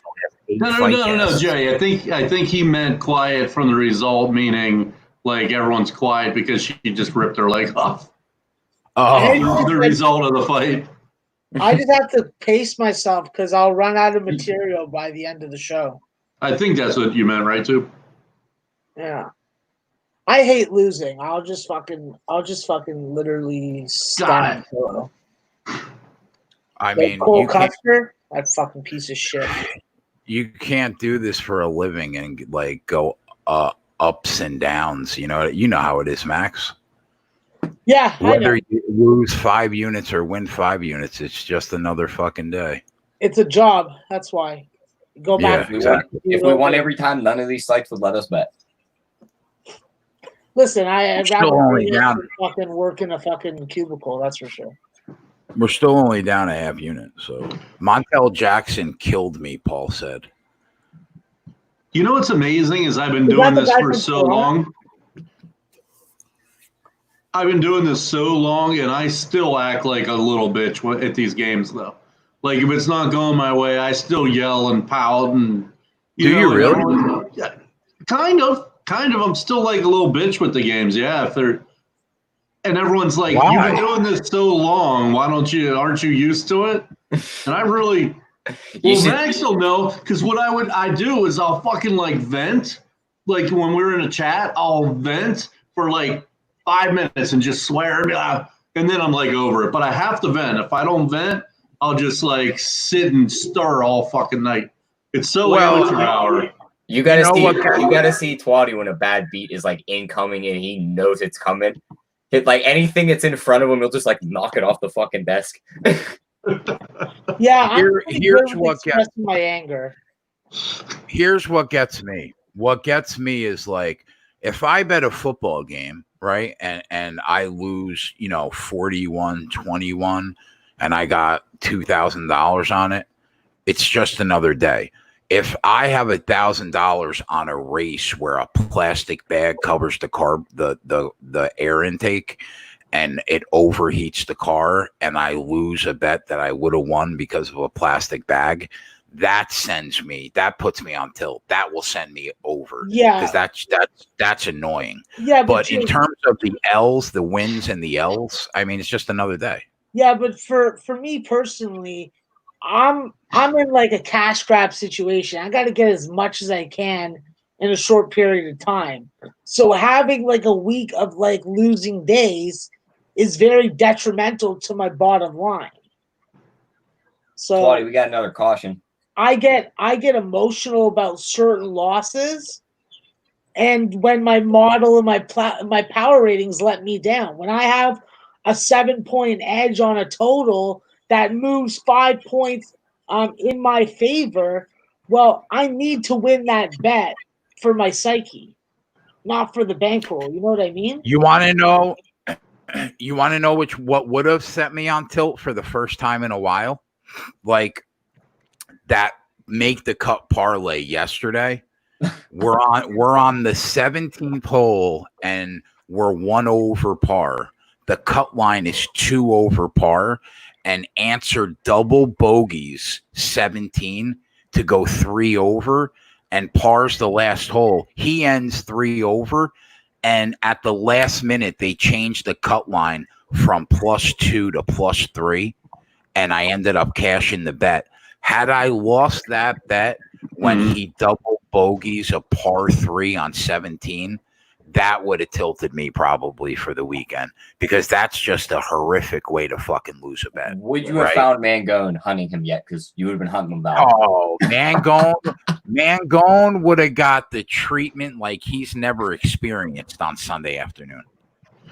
You know what, though? I don't go on tilt. Like, even when I'm all pissed off and yelling and throwing shit, I don't go on tilt on sports for some reason. You get me on that fucking blackjack table, I have zero control. Zero control on a blackjack table. He said I have zero. I've lost almost 3 bankrolls playing blackjack of my sports betting. Playing 3 blackjack. bankrolls? 3, oh my God. Yes. 3 bankrolls? Yes. So Yep, because I'll do the martingale. I'm down. I lose 50, bet 100. Lose 100, bet 2. Lose 2, bet 4. Bet 4, lose 4, bet 8. Lose 8, bet 16. Lose 16, bet 32. And then I'm at the fucking limit at the table. It's like, okay, just lost $7,000. Fuck. But blackjack can't do it. Can't do it. Got to stay out of that fucking casino. And I know you can't martingale and win, but when I'm fucking drunk in the middle of the night, pissed off, just keep doubling down.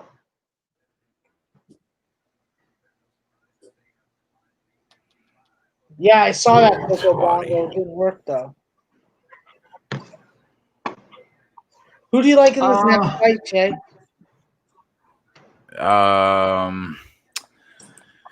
I think Duquesne probably wins the fight, but I was impressed with what I saw from Fiziev. I thought that he's got real power in his hands, and he's raw. But I think if he had technique, he could be really good. But my gut leans that Duquesne, his overall game combined with his wrestling, probably gives him the edge. Would it shock me though if like Fiziev catches something on the button and drops that guy? No, not with the power that I saw and how he throws. It would not shock me at all. That being said, I mean, I probably lean Duquesne, but boy, if I see this kid knock him out, it's not going to surprise me.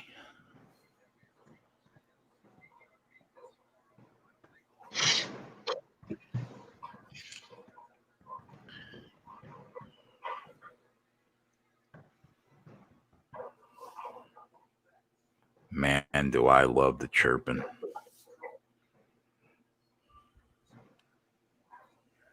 Jay, I hit you up last time I lost half my bankroll. You remember that? That was only, what, a month or 2 ago. I could not believe that message that I got from you on a night where the show made 6 units. You leave early and get demolished in a way that I didn't think that you were capable of in one night. Could not believe it. That was bad.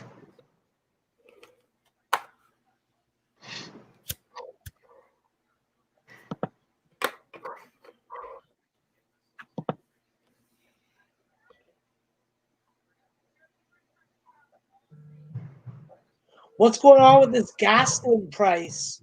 I see we could get plus. Fucking hitting him? I mean, I've already bet him at around minus 105, I think. Yeah.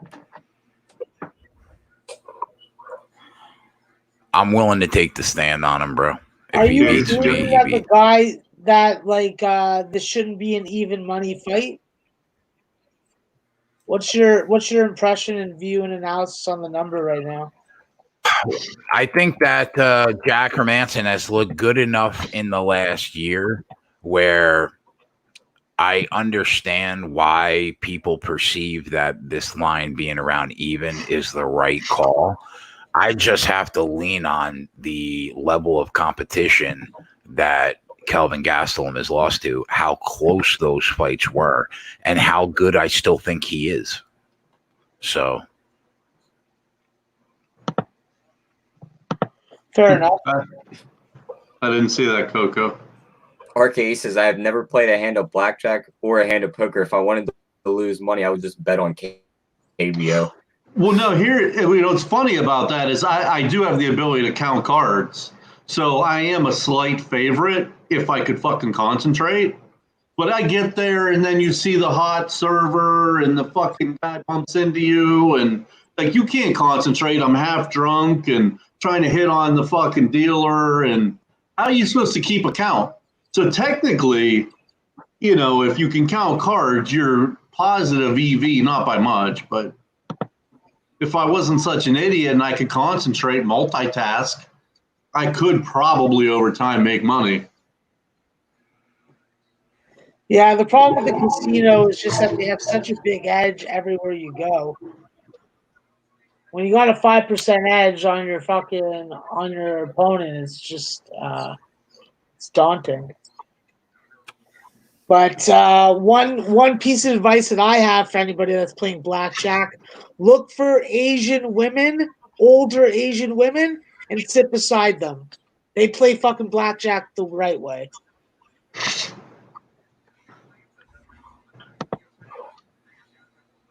What's up, Chris? People are so irrational when they're angry. You talking about what I think you're talking about? I'm just talking about in general. Just like, even in like your own personal life, like with like family and friends, just when you're mad, it just rationale just gets thrown out the window. Right out the window. Women do that for me. I don't make rational decisions. That happens a lot with like your girlfriends and shit like that. It's like imagine like buying a loaf of bread and you're like, wow, this bread's fucking really good, man. This is great bread. And then you befriend the baker. And then a year later you get into an argument with the baker and now it's the worst bread you've ever had. Sounds like a Seinfeld episode. It is. It's like the chocolate babka. By the way, chocolate babka's worth fucking running someone over and fucking. By the way, could we all agree that Seinfeld is the greatest sitcom of all time? Could we put it to bed? Only anti-Semites won't agree with that. Could we put it to bed that Seinfeld is just the absolute best sitcom you ever watched? If you read the grade 6 level, Seinfeld is for you. In fairness, Curb Your Enthusiasm is just Seinfeld with swearing. No, it's not. It's not nearly as good. I'm sorry. No, you don't think? What? No, Seinfeld. I agree ultimately with what you're saying. Seinfeld is number one, but I do like Curb. Curb is good too. Curb is really, really good. Well, really it's only because of Leon. It's only because of Leon. Sorry. Leon is the greatest. Is this next fight going the distance yet? What? I was asking Jay if the next fight's going the distance. Curb is good. I'm not saying it's not good. I'm saying when you put it up against Seinfeld, Seinfeld is just smarter, funnier without having to swear. So listen, don't get me wrong. When I watched that Palestinian chicken lady fucking Larry, I'm gonna fuck the Jew out of you, I was laughing my fucking ass off. I'm like, get me a Palestinian woman, tell her to climb on my dick and do that to me. Well, you know what's so great about Curb is half of it is totally improv off the cuff. Like Larry David gives them the general idea of what he wants to happen in a scene, and then he just lets them go. And so it's not like you're reading line for line scripts. You know what I mean?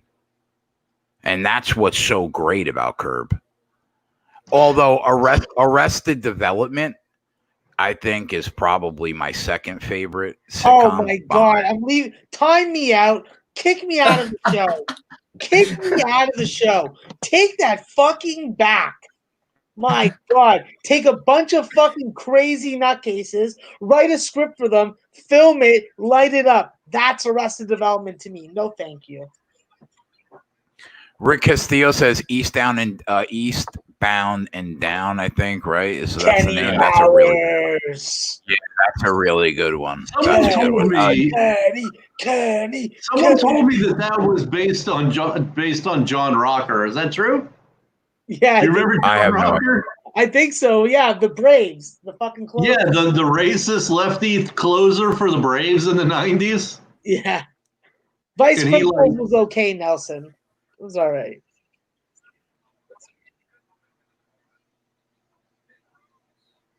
Always Sunny. I like that too. I'm not sure. John Rocker. I that name sounds so familiar. Yeah, he was Yeah, a he played for the- racist Atlanta yeah. Braves fucking closer, the lefty. And he was talking about when he got on the New York subway, all the people that were on there. Like, and this was when I don't know, it wasn't like as politically correct as it is now, but it was still politically correct. And he was just like, went way over the line. Oh, okay. How many laps after stage 2, T? 67. Where's our guy? Is he up there at all or no? I don't see him. Oh, he's in Actually, I don't 16th. know. Maybe 87. He's in second. Fucking Bush. Come on, you bitch. I did say, yeah, he Oh, was he's- racist. He's Oh, coming. okay, when it was okay to He's be gonna just racist. take the lead again. What'd you There's only say? There's 9 laps to go in the stage. Never was okay, but Take the fucking lead, you pussy. Don't let X in fucking front of you. he was I'm gonna be crazy. tempted to bet him. Fuck. How many seconds is he head right now? Who's that, Nilo? Who does? Rocker. That'd be crazy if he has his own show. What are the odds right now on man, what is the deal? My fucking ESPN Plus keeps freezing. Jesus Christ. I want a BLT. I love bacon, lettuce, and tomato. Take a big fucking BL- piece of lettuce, slice the tomato up, slice the bacon up, no bread necessary, boom, you're good. BLT, very, very underrated sandwich, but it has to be on toast. If it's not on toast, don't even talk to me. No, bro, just in a bed of lettuce. What are you trying to say, Jay? Don't be fucking trying to tell me nothing. All right? When it I'm comes to telling calibrated you, cuisine, I tell you. whatever I feel the need to tell you is what will happen. You know what? How about I bring my bong on the show? Settle down. How That about black I bag fucking- behind you looks like it's getting a little empty. Yeah, like, yo, how about I smoke up this fucking camera? Settle down. Me This too, is going to be Corey. a good fight, bro. This is going to be a really fun fight to watch. Oh, hey, a crash. That never happens. It went down. As long as it wasn't Kyle Busch, we are gold. No, Jordan Number- Anderson. He's a nobody. Yeah, Anderson. I had 5 guys BLT the other day. It's really good. On what? I'm very Twatty, opposed to Five Guys. They have a fucking tasteless burger. Twatty, was it on toast? Yes, Thank you. with mayo. Loved it. Of course it was. Twy, what's that hoagie place out by you? That's real good. By me. Yeah, Cabela's. The Bellas, that's what it's called. That's legendary. The anything bread. Don't get no better than that. I'm liking what I'm seeing from Brandon, Fiziev I right agree now. with you there. If you want a burger that has no taste and no flavor, you go to Five Guys. They just throw the fucking unspiced fucking patty on the fucking grill and then give it to you. Twy's gonna I have was a mental on- breakdown when they go into caution again after the stage. I was on 3 shows. Every show, I said this kid looked really good but raw. 5 Guys fries, Cajun fries. Yes, I'm with you on point there. Oh, they're so Um, bomb. Once you have Chick-fil-A fucking whatever, those wagon wheel fries. The waffle fries? Waffle fries. Hey, Lil 552, you can suck my dick and you can go into timeout now, you bitch. Wait, what, bro? Put your fucking What ass back in happened? timeout, pussy. Fucking Oh, fucking you know what? I got good news at least.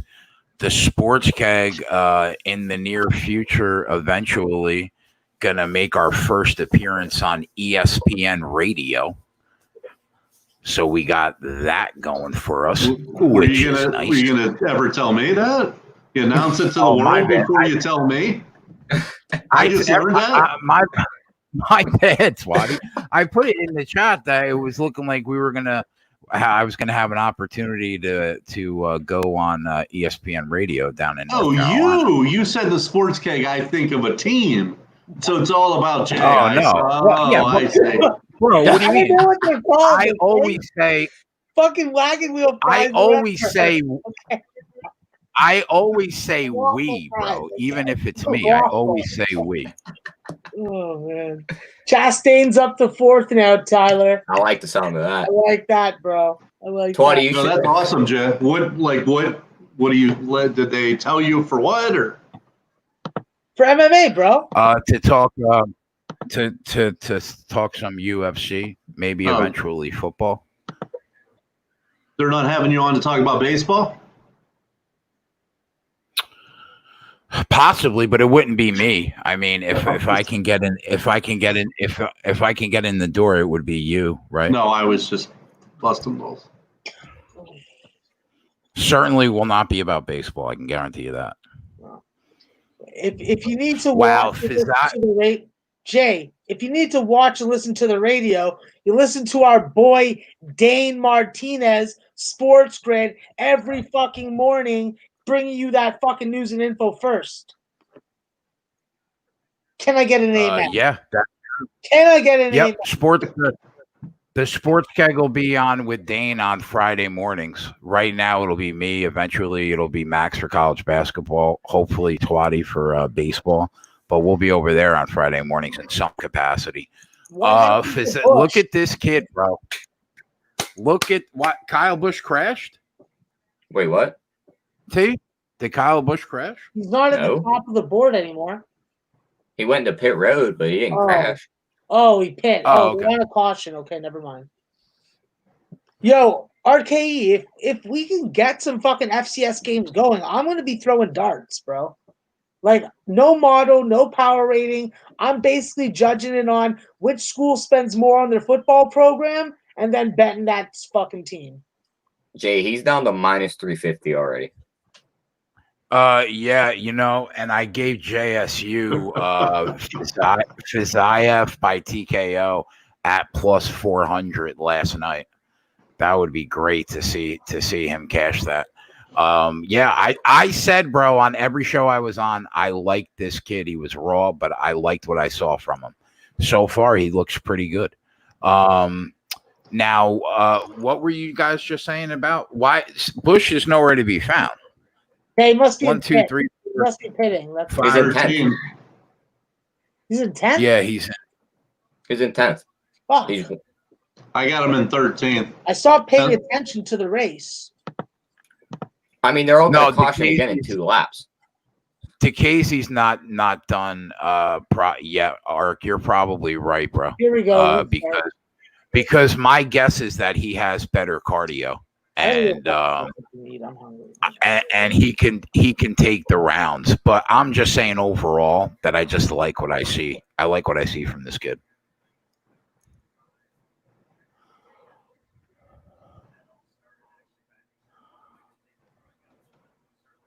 DeCasey definitely has better cardio, in my opinion.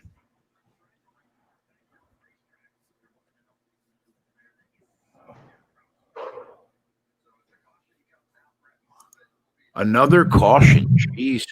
That's a stage ending. Oh, okay. That's why I said Twatty's going to have a mental breakdown when he's seen that yellow flag come back up.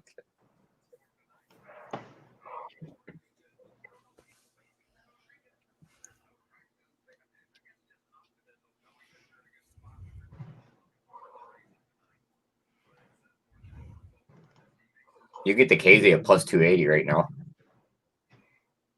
Guys think that this is a 10-8. That first round was a 10-8 round. I don't know about that. I don't know if I would. Wow, DeCasey just tried to take his head off, bro. He did some Matrix type shit with the kick? lean back. Yeah, did you see him like lean? How far he leaned back to avoid that kick? Yeah. Looked like the Matrix with the bullets. RKE, that's interesting. We'll be putting in a lot of content, that's for sure. I mean, I may be on. Whenever Jay goes on, I'll probably come on for the live betting. Somebody For sure. And then we're all going to be doing content during the day. Plus, we're going to have fucking hockey, basketball. I mean, you're going to see a lot of us. We'll end up putting out more content than our competitors. I know they're doing it now, but they won't be here in a couple of weeks. The live betting show will not be behind the paywall until September 1st. So we'll still be doing our thing. And then once football starts, Friday, Saturdays, and Sundays from September on, the live betting show will be behind the paywall. Monday Night Football and Thursday Night Football, though, will still be free. And then there'll be a ton of free pick videos. Twatty, I'll do a 1 or 2 days free, like baseball shit. And Max with the college basketball, same thing. And then JJ will always be throwing out like a free pick video. He's fucking money. Yeah. It's really good, bro. I love the team that we have. I'll throw some player prop out into the open. And then on the other side, the DFS side of it is just top notch all the way around. I'm going to be bringing back Between the Seams. I'm going to try to do that like 3 times a week, hopefully. Now, when you do that, Joe, right? Will you spell seams the right way or no? Fucking retarded. Okay.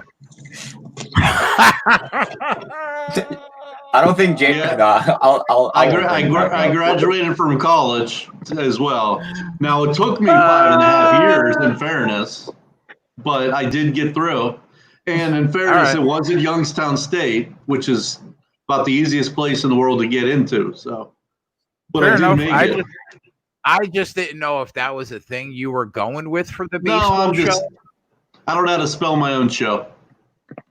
It happens. It will be Twatty, and Joey will be a guest. Sometimes Loshak will be a guest. Sometimes JJ will be a guest. Sometimes there are 2 other guys. One guy's verified that JJ knows from Roto. Good chance that he'll be a guest. But Twatty will be the constant. How'd you picture the second round going? Like, who would you give this to, Jay? I mean, right now the Fiziev is minus 1,000.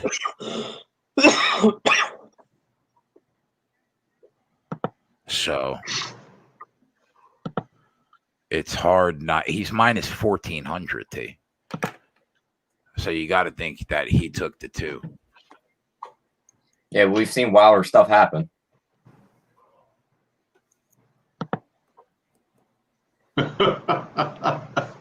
But you know what though, bro? I'm really impressed with this kid. I didn't even live in the state, Rich. I said that DeCasey was going to be on his back foot the whole fight. That's basically what's happened, right? All this kid does is move forward like a machine. And he throws, bro. See, he's wild and he doesn't have technique, but he throws fucking bolos.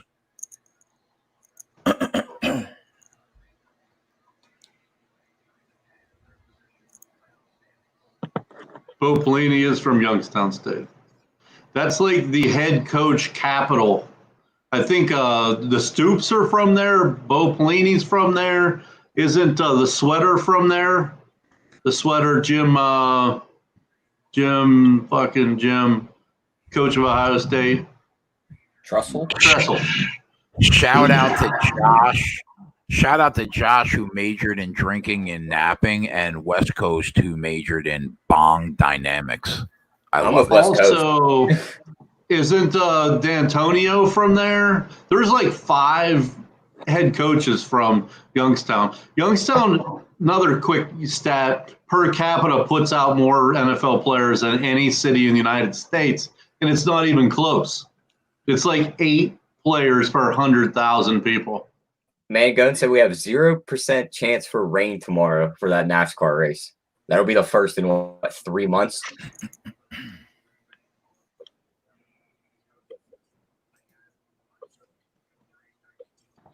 Max, that means dinner at a normal time. Yeah, dinner at a normal time. I don't mind that. Al Bundy's, yeah, he's from there.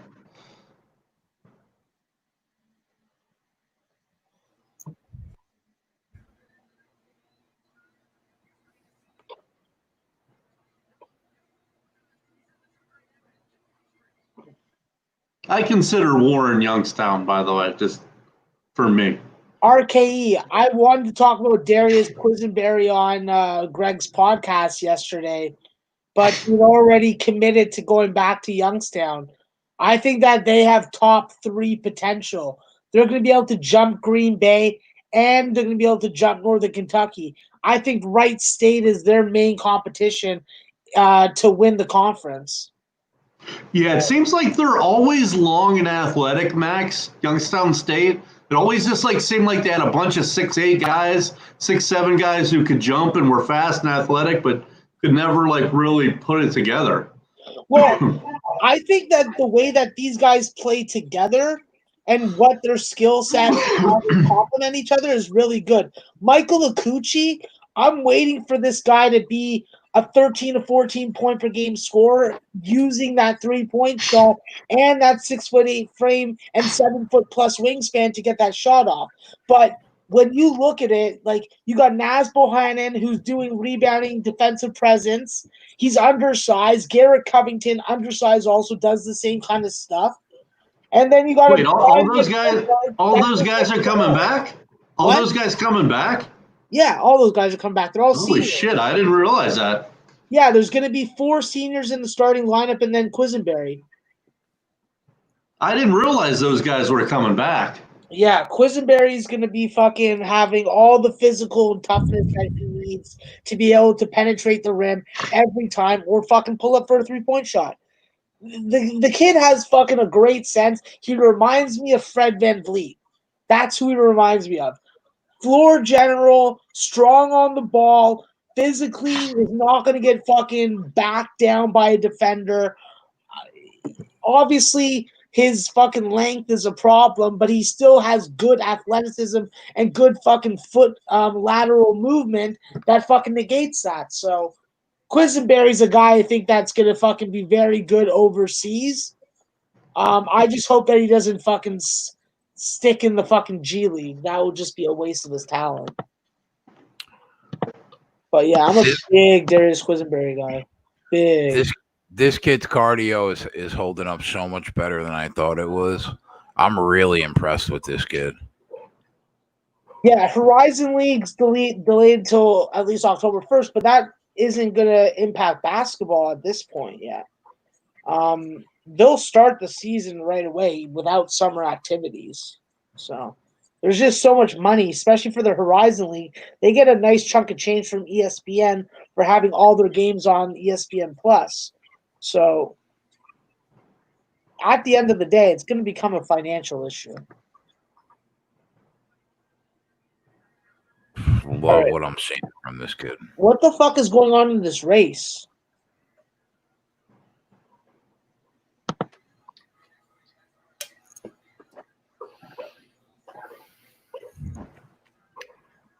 This kid is a buy-on prospect.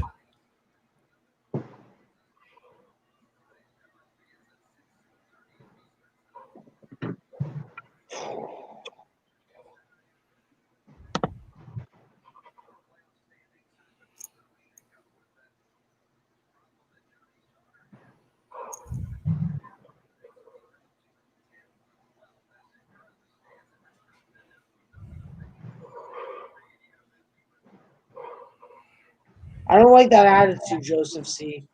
College basketball is going to happen. Don't pop my fucking bubble. Don't ruin my dreams. Don't fucking send me into a closet.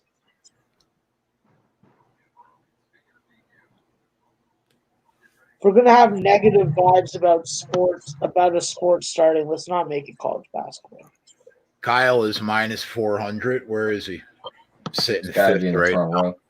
row. Yeah, he's fifth, I think. He's all right. He's where he has to be. He'll get the lead. There's still 80 laps left. Yeah, sitting fourth. Yeah, he's I good. don't He's fucking in like shape. it whatsoever. No, thank you. I don't like it.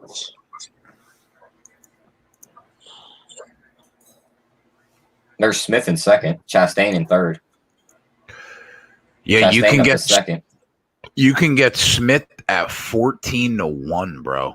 Yeah, don't And get me started on that. I got him at 8.5 to 1. I'm not happy. You can get Chastain at 16-1. I know. I'm looking at the board. I'm What about- staring at it. What about Eeks? ECKES. Fuck in that first? guy. 9-1. Yeah, that's the guy in first right now. Yeah, I don't like him. Look at that. We got 3 guys in the top 4, not the guy in the lead. And there's Enfinger, that son of a bitch. And Justin Haley, that cuck. That And lead Ben Rhodes. that lead literally means nothing. I know that, Jay, but I see Something's it. wrong with Chastain's car. He just fell back about 12 spots. Chad, Our- He RK, fell all the way back. oh, we have somebody on our team that does all our social media. That's why I'm not doing it. It's impossible to do it while we're on the show.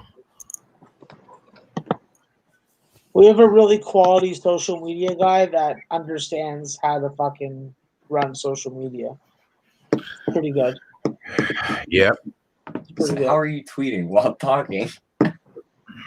They think you're a machine over there, Jay. No.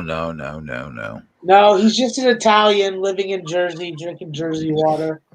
I couldn't I couldn't get us over 1 million Twitter impressions in a month with 3,800 followers. I'm not that skilled.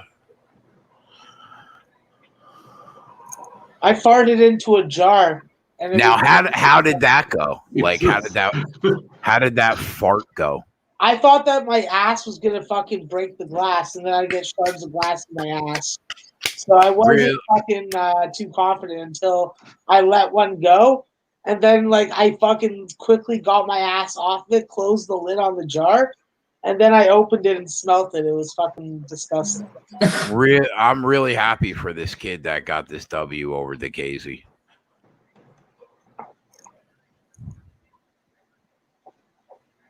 Oh man, I don't like this X guy. I don't like him. I don't want to put any more money on this fucking race. There's no need to. Why would you? You're sitting second and third right now, right? Because I'm a degenerate, bro. This isn't my fucking craft. This is me fucking being a degenerate. This kid's about to get passed by Kyle, and then he'll have a 1.5 lead on the field in Good. 15 laps. Jay, let's fucking put something into perspective. You're watching this live on cable. I'm watching this on IPTV. That is a lap at least behind. So every time you're like, Max, stop worrying. He just took the lead. I haven't seen that yet. Yeah, but you're seeing the fact that for the last 3 laps, he's been 1/10 of a second behind the leader. I understand that, but lots of things can happen in the course of a race with an automobile. The show's over, bro. He got, especially because the win that he just had was disqualified. It was taken from him. I mean, forget about it. Kyle's on a mission now. Well, good. I hope so. I don't want to fucking lose money. Did you bet Gastelum yourself? Yes, I did, buddy. And he's an official play for us. And just to reiterate, remember, guys, Jay's leans when he actually doesn't bet a fight are just as deadly, if not deadlier. Cap the capper, cap the capper, cap the capper. Like, I'm debating, is it worth just throwing a little money on a guy that's 12 and like 20-1, just because I have Kyle for a nice nut. And you know what? At the end of the day, right now, I'm thinking probably not worth it. I mean, he's gonna get this lead. Yeah. Are you guys on lap 97 or 98?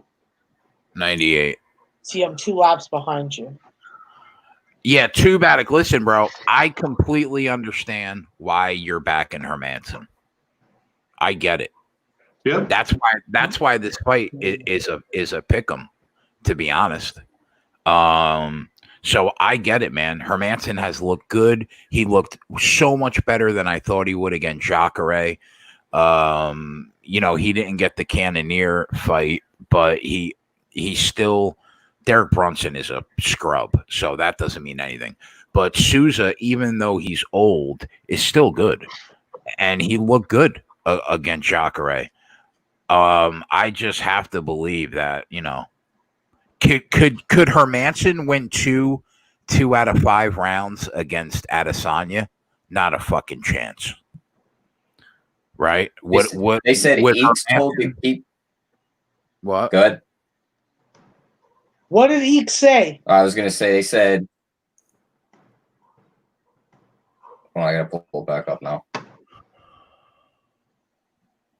Eeks told to keep doing what he's doing. That Kyle Busch is wearing his stuff out. Is interesting to hear Kyle Busch's cup spotter spotting for Eeks.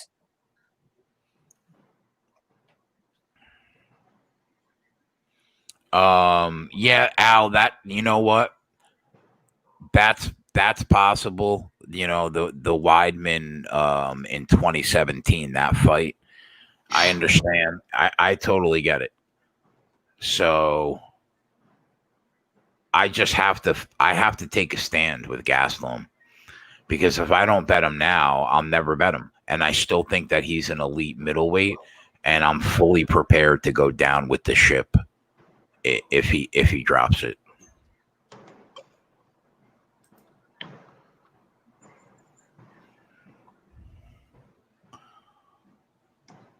But I can't blame you guys for being on Hermanson at all.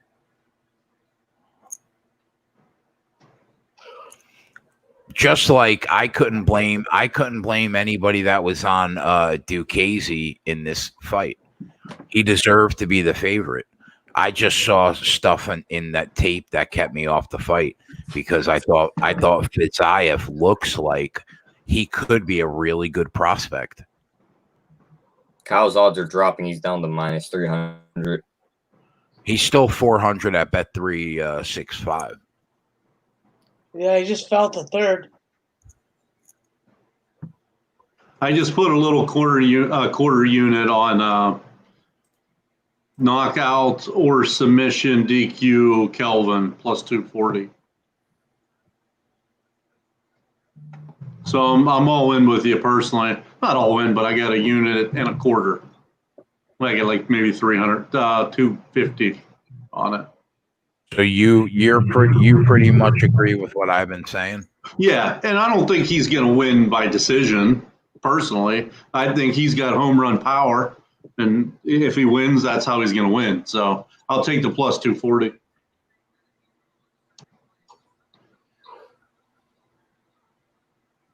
Plus, my original bet was just minus 105, I think, from the win. Oh, Kyle was just about to pass him, and he got a little loose. That's what happened. Now he's got to make his way back. Okay. Back up here. All right, too. Good luck, buddy. But I completely understand where he's coming from. Because of course, yeah. Hermanson's path to victory. Smith just did the same thing. Fuck. Yeah, Hermanson's path to victory is get up on those hips and take Gastelum down. So, I mean, I get it for sure. I just think that the jab is going to be a big part of the fight. And the fact that Hermanson struggles with southpaws, I think is going to be a big part. And here comes Kyle again. He's got the best car on the track, bro. Jay, who did our boy last Albie? Who did he like last night? He was on Whitaker. Benavidez, Gaslam. Those two fights. Yeah, he was on Gastelum, Benavidez. Next week, Bobby Whitaker, and then UFC 252. He was on Cormier.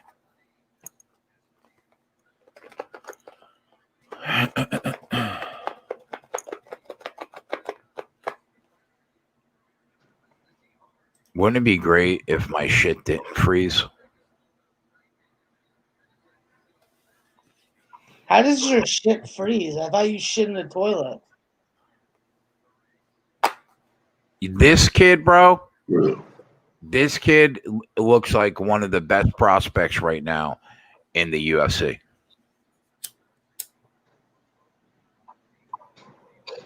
He's going to fight. He got that win so easy that Dana White's looking to put him on next week's card if he could squeeze him in to fight again. Chimaev is, yeah, I mean, he looks like a special kind of talent.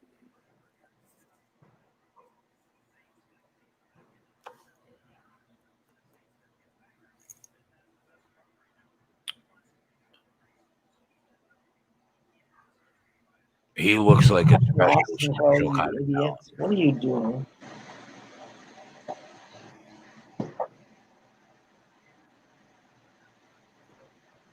Is our guy out of the race?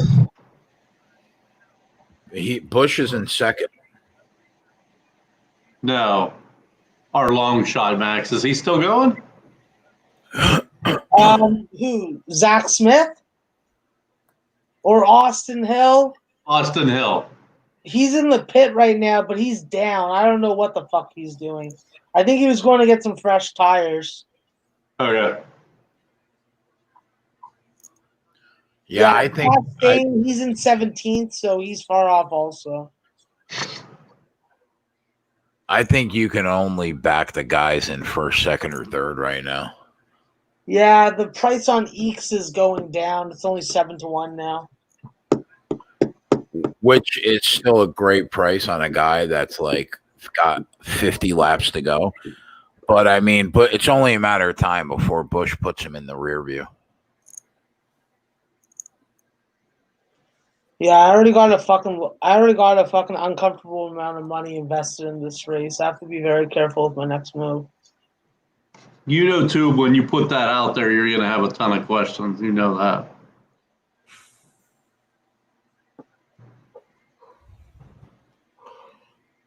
That's a great bankroll to have, bro.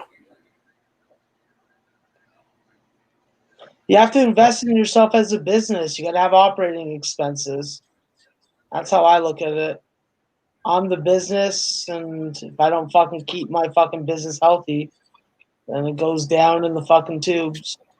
That's so true. I say it all the time. If you treat it like a business, it'll pay like a business. Yep. No doubt. The keg's an LLC.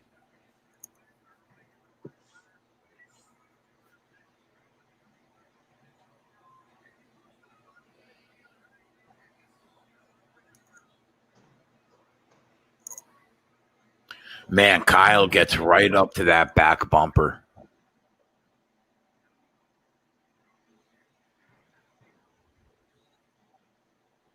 Don't worry about X. That price keeps on dropping down to 6-1.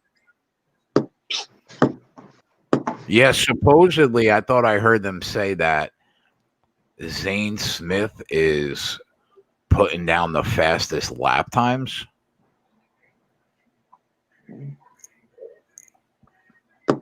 I'm just trying to fucking time when they're going to take this off the board. That's what I'm concerned about. Do they let it go to 30 laps left, 35 laps left, or they take it off after 50? That's my issue.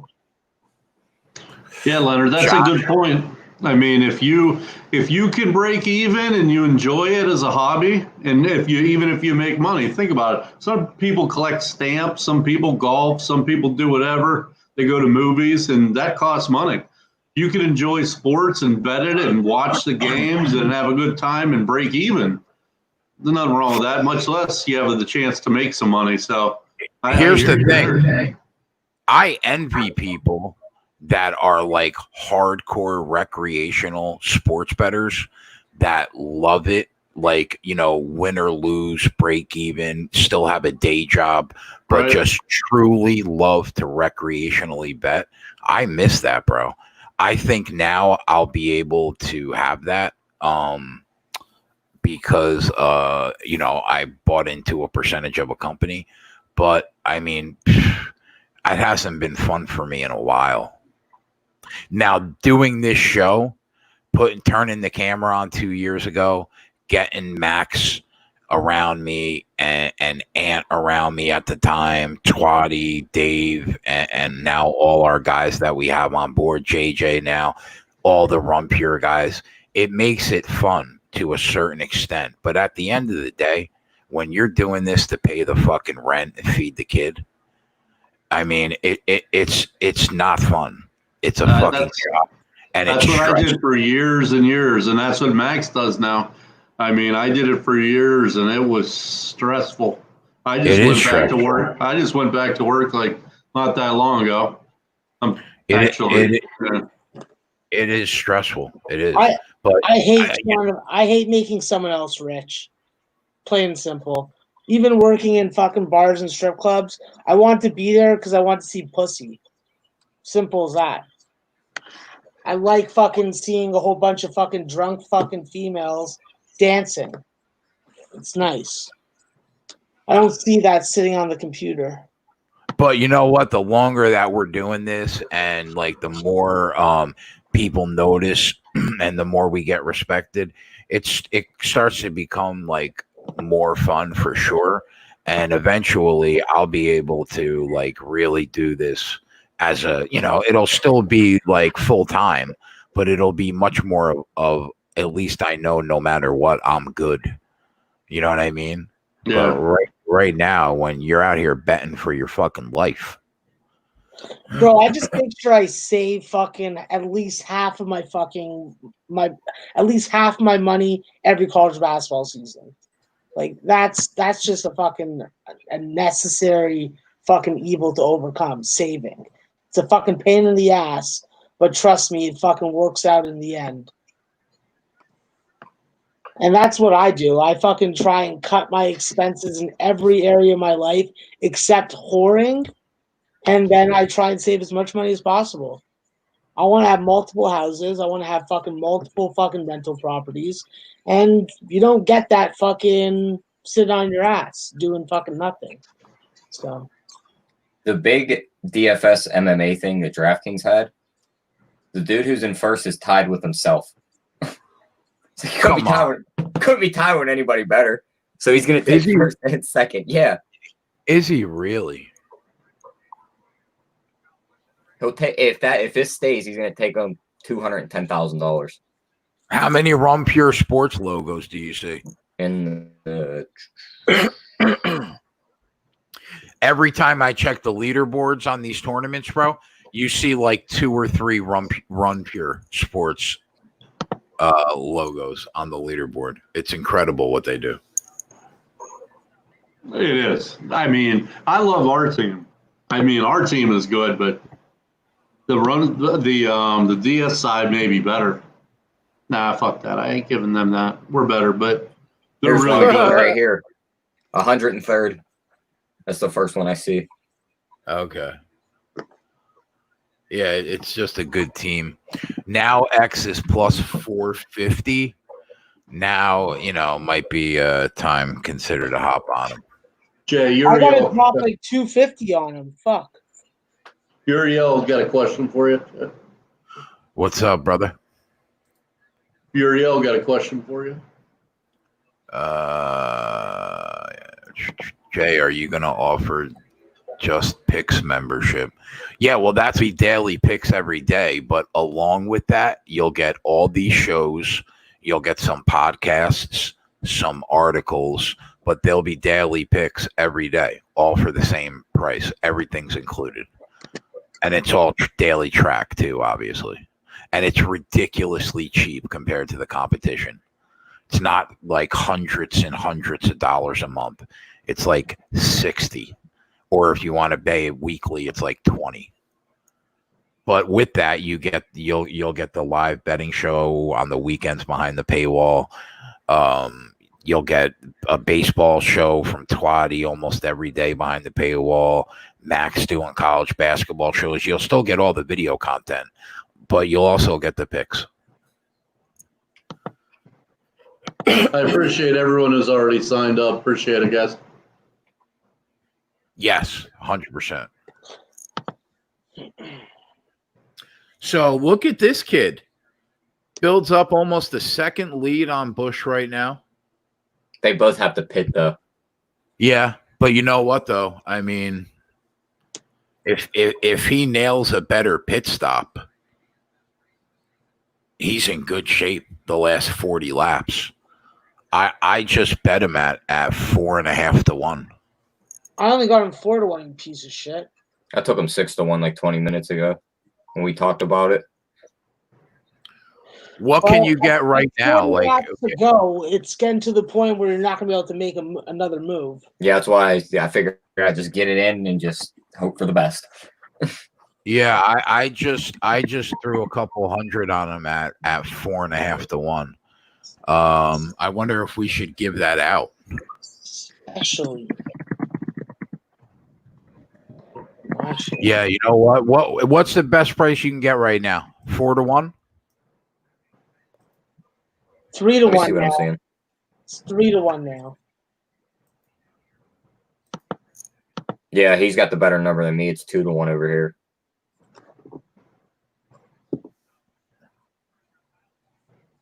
Rich, I think you would do, like he would say, I think you would do good head-to-head.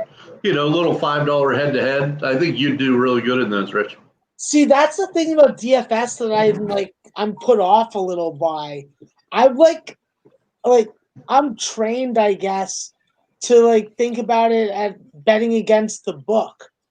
When you're betting against other players, they have some of the same kind of edges that you come up with. So I don't see as much of an advantage, but That's so true. It's so funny. People break down a football game thinking they're smart because this team stops the run and this team is good against the fucking odds makers don't know that. They know that better than you fucking know that. You think you got this little angle figured out in the NFL. The fucking odds makers know every angle that you think you figured out. But with DFS, you go head to head. Now you just got to be better than the guy in front of you. And I think there is some value. I think there is some value there.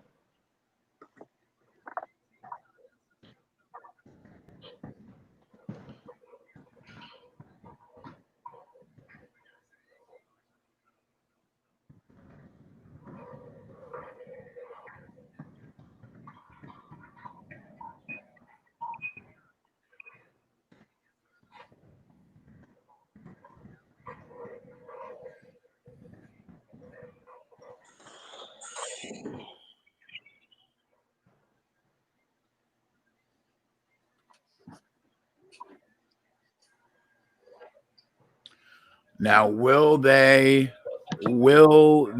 keep the lead coming off pit road?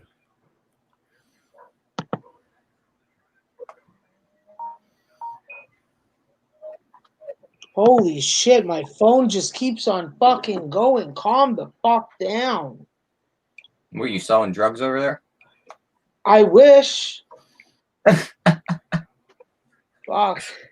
I'd be fucking getting fucking multiple blowjobs a day from fucking ladies wanting to fucking get linked up. Okay, how the fuck do I turn this off? There we go. Okay. I just cannot stand hearing fucking sounds that I just don't want to hear. All right, this pit stop is going to be fucking ridiculous. What is going to happen? Oh, no. Oh, man.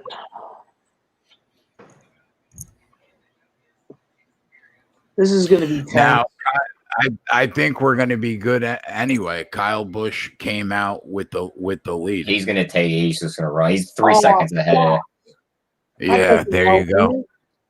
Let's get that fucking unit, Kyle. Close it out, big boy. Oh, I'm going to lose money now. Damn it, cocksucker. He's going to have close to that's 4-second lead now. That 2.5 seconds. Ugh. I'm gonna go down more money. Oh, I'm done betting on this fucking lower level shit. This is it for me. What the hell does Gastelum have on his head? Is that like a little ponytail or something? That's a lie. I'm definitely gonna bet it again next week. I don't know. How the fuck did he get a 2.5 second lead on this motherfucker? Gastelum tapped, bro? What? Already? What just happened? I don't even have it on yet. He's on top of what I'm seeing. Oh, get the fuck. What happened? That sucks. That means he's got that his this leg.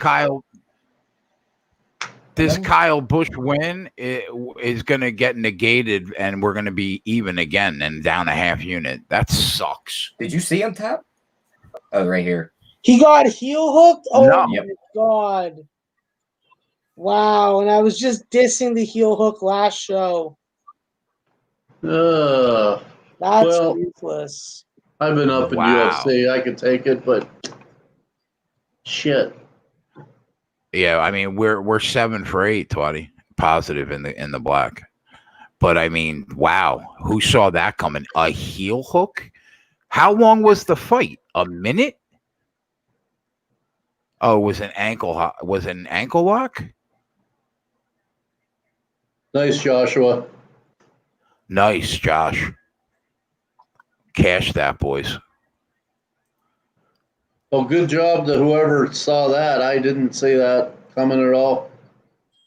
I mean, I knew it was a coin toss fight, but who saw that coming? Not me. Not me. Gotta admit. Now that Kyle Busch unit, if we cash it, it's going to be Need it. broken even. Yeah, it's going to be even. I fucked myself on this race. Damn it. It's gonna come down to Figueiredo to put us in the black for the night.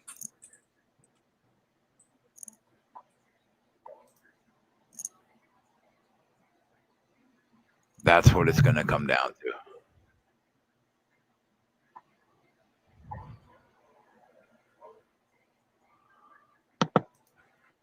If Figueiredo wins, we'll finish up a half unit. If he loses, we will finish down a unit and a half. And that's barring as long as Kyle Busch ends up closing the race. You know what, bro? As long as we end in the black, that's all I care about.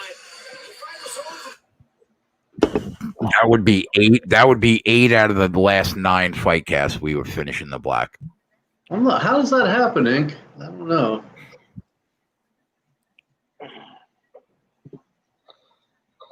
I hear you. If that's true. So what happens now? Oh, Hermanson takes him down. Gastelum reverses it, gets on top in a good position, and somehow Hermanson grabs a heel hook. Wow. Wow, wow, wow.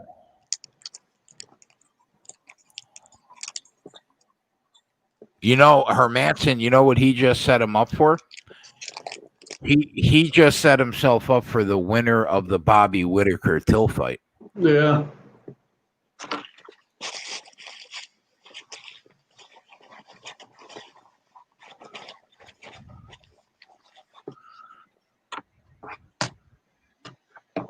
Well, we appreciate your takes, Twist. We'd hope that hopefully you'll come back and at least shoot the shit if you take some time off anyway. Yeah, come back and hang with us, Twist, at least. Twist, we've been having like really good weeks, bro. You can't be getting crushed, are you? Bush is in the lead, Twist. Ink said that same thing. I was like, I don't know. I bet if you're betting other sport, if you're betting other sports though, maybe I don't know. Oh yeah, I forget that people just don't only bet what Right, exactly. we Yeah. bet. Yeah, people also bet their own bets. He crushed in soccer. Well, that's good. Oh, you got crushed in soccer. Yeah, so Kyle Busch, 23 to go, 4-second lead. What the fuck else is new?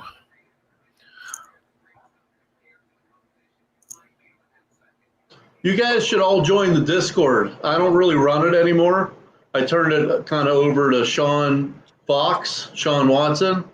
But you should go to my my Twitter. It's free. Jump in the Discord. We could use a lot of you guys over there. I don't really mess with it anymore, but there's a lot of knowledgeable people in there. I lost in badminton. Can you actually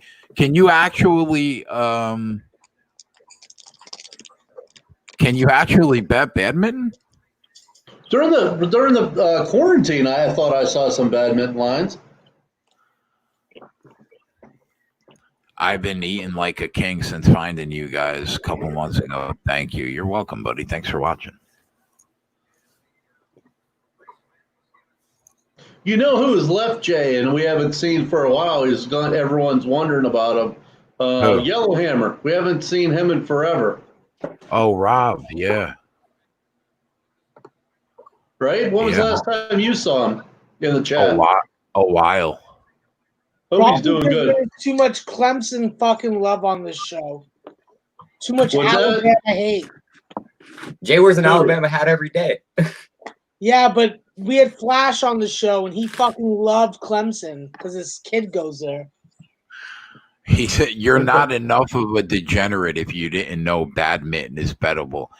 You see, I'm so focused on the UFC and NASCAR. The only other thing that I'll dabble in is golf until football is here. Like I don't bet this really. I made 2 soccer bets probably in the last year. Don't bet badminton. Don't bet esports. Don't bet. I don't even bet hockey if I'm being honest. I really don't even bet hockey. I hone in on those sports and that's it. I wouldn't bet on anything if I didn't have to come on the show. I would just fucking spend my money, wait till I fucking went till I had to go to McDonald's to eat every day, and then fucking hopefully college basketball will start by then. JJ's sitting in 10th right now on a FanDuel. That's what I like to see. What's the payout? Is it a big payout? Hopefully. All right, this is so boring now. Fuck you, Bush. Fuck you, Bush. X. Isn't this what we want, though, bro? No, because I'm gonna lose money if Bush wins at this point. I have too many other drivers. Oh, okay. Yeah, so I think our guy's in last place. Not good for me. Our guy had to go into the fucking the garage. He's done. He ain't even racing no more. Some blow on something. Yeah, Hill's a fucking cuck. I'm gonna send him hate mail on fucking social. Send him shit in a box. Bro, I'll send him fucking animal sperm. I'll pick up a nickel on the race. So I'm still up some money. Yeah, but I would like. So we get the. I would like brag. to see. JD wants to know what's the unit count. Oh, no, you want for today. Oh, for today, we're down. If Kyle Busch wins the race, we're down 0.45 units going into the 0.55 units. I'm sorry, we're down 0.55 units going into the Figueiredo fight. Caution. So we'll either scrape a little profit or we'll lose about 1.5 units, a little more, about 1.75 units. X's fucking interval time is better. Let's go, you little slut bag son of a bitch. You look like you can't even buy fucking beer at the store, you bitch. Yeah, Fig, JD, I'm on Figueiredo inside the distance. Caution. Minus 120, bud. I like cautions. Oh my God, Max, do you think there's a shot that X gets the job done, bro? I'll probably make more money personally. I'll make money if he wins the race. So yeah, I hope so. At this point, otherwise, I'm you know still what, gonna though? lose $8. We would lose. It would definitely ensure that we dropped about 2 units, like The in the show can second take it. half. The show The can. second, bro, you want to drop 2 units just to make a couple bucks? If it's money in my pocket, it feels a lot better than fucking being lighter in my pocket. Yeah, actually. I'm not going to say he's wrong there. Exactly. Well, you guys know how I am. I'll take the record is I'll yours, take the second L. child, not mine. We're not in a relationship where we're both dads to the fucking record. Yeah, I'll take that fucking. I would take the L just to make sure we end in the black tonight. See, that's where we're different. He said, "Who yins like in the cup race?" You got to be from Pittsburgh, JD. Who yins like? I like Fords. I like Fords tomorrow. That's for sure. You like Fords for the past like 6 races. Yeah, and what have they done? One. Except the one race that they didn't have to pit stop in. Yeah, Elliot got the job done for us. Lovely. I was glad that I wasn't betting on that because there's no way I would have bet on the Chevy. I picked up like 2 dimes almost on that race. Yeah? Are you gonna send me some? Exactly, motherfucker. Send me an allowance, Dad. I just love the little subtle. Send me an allowance, Dad. T, are you working tomorrow? I gotta buy whores. I don't go in till 7, so I should be able to get the whole race in.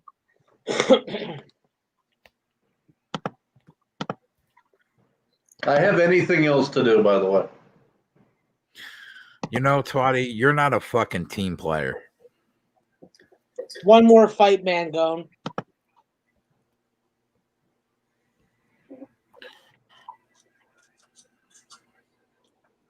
So the one race I bet my guy comes in last. Well, who the fuck? First of all, why didn't you listen to me? That's number one. I'm just kidding. I don't give a fuck. I would just wanted to get my first bet in. And it was a 750 guy anyway. Yeah, but you know what? He was the second choice. Was he? Yeah.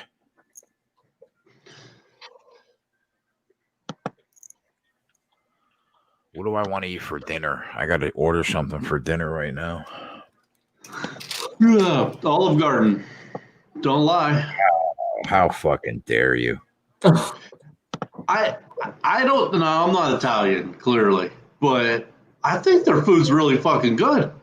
The Olive Garden, bro. Minio's, yes, JD. Minio's is nice.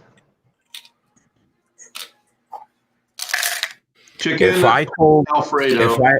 If I told my mom that I walked into the fucking Olive Garden and ate dinner, or even worse, I ordered the Olive Garden takeout, she would be disgusted with me, bro.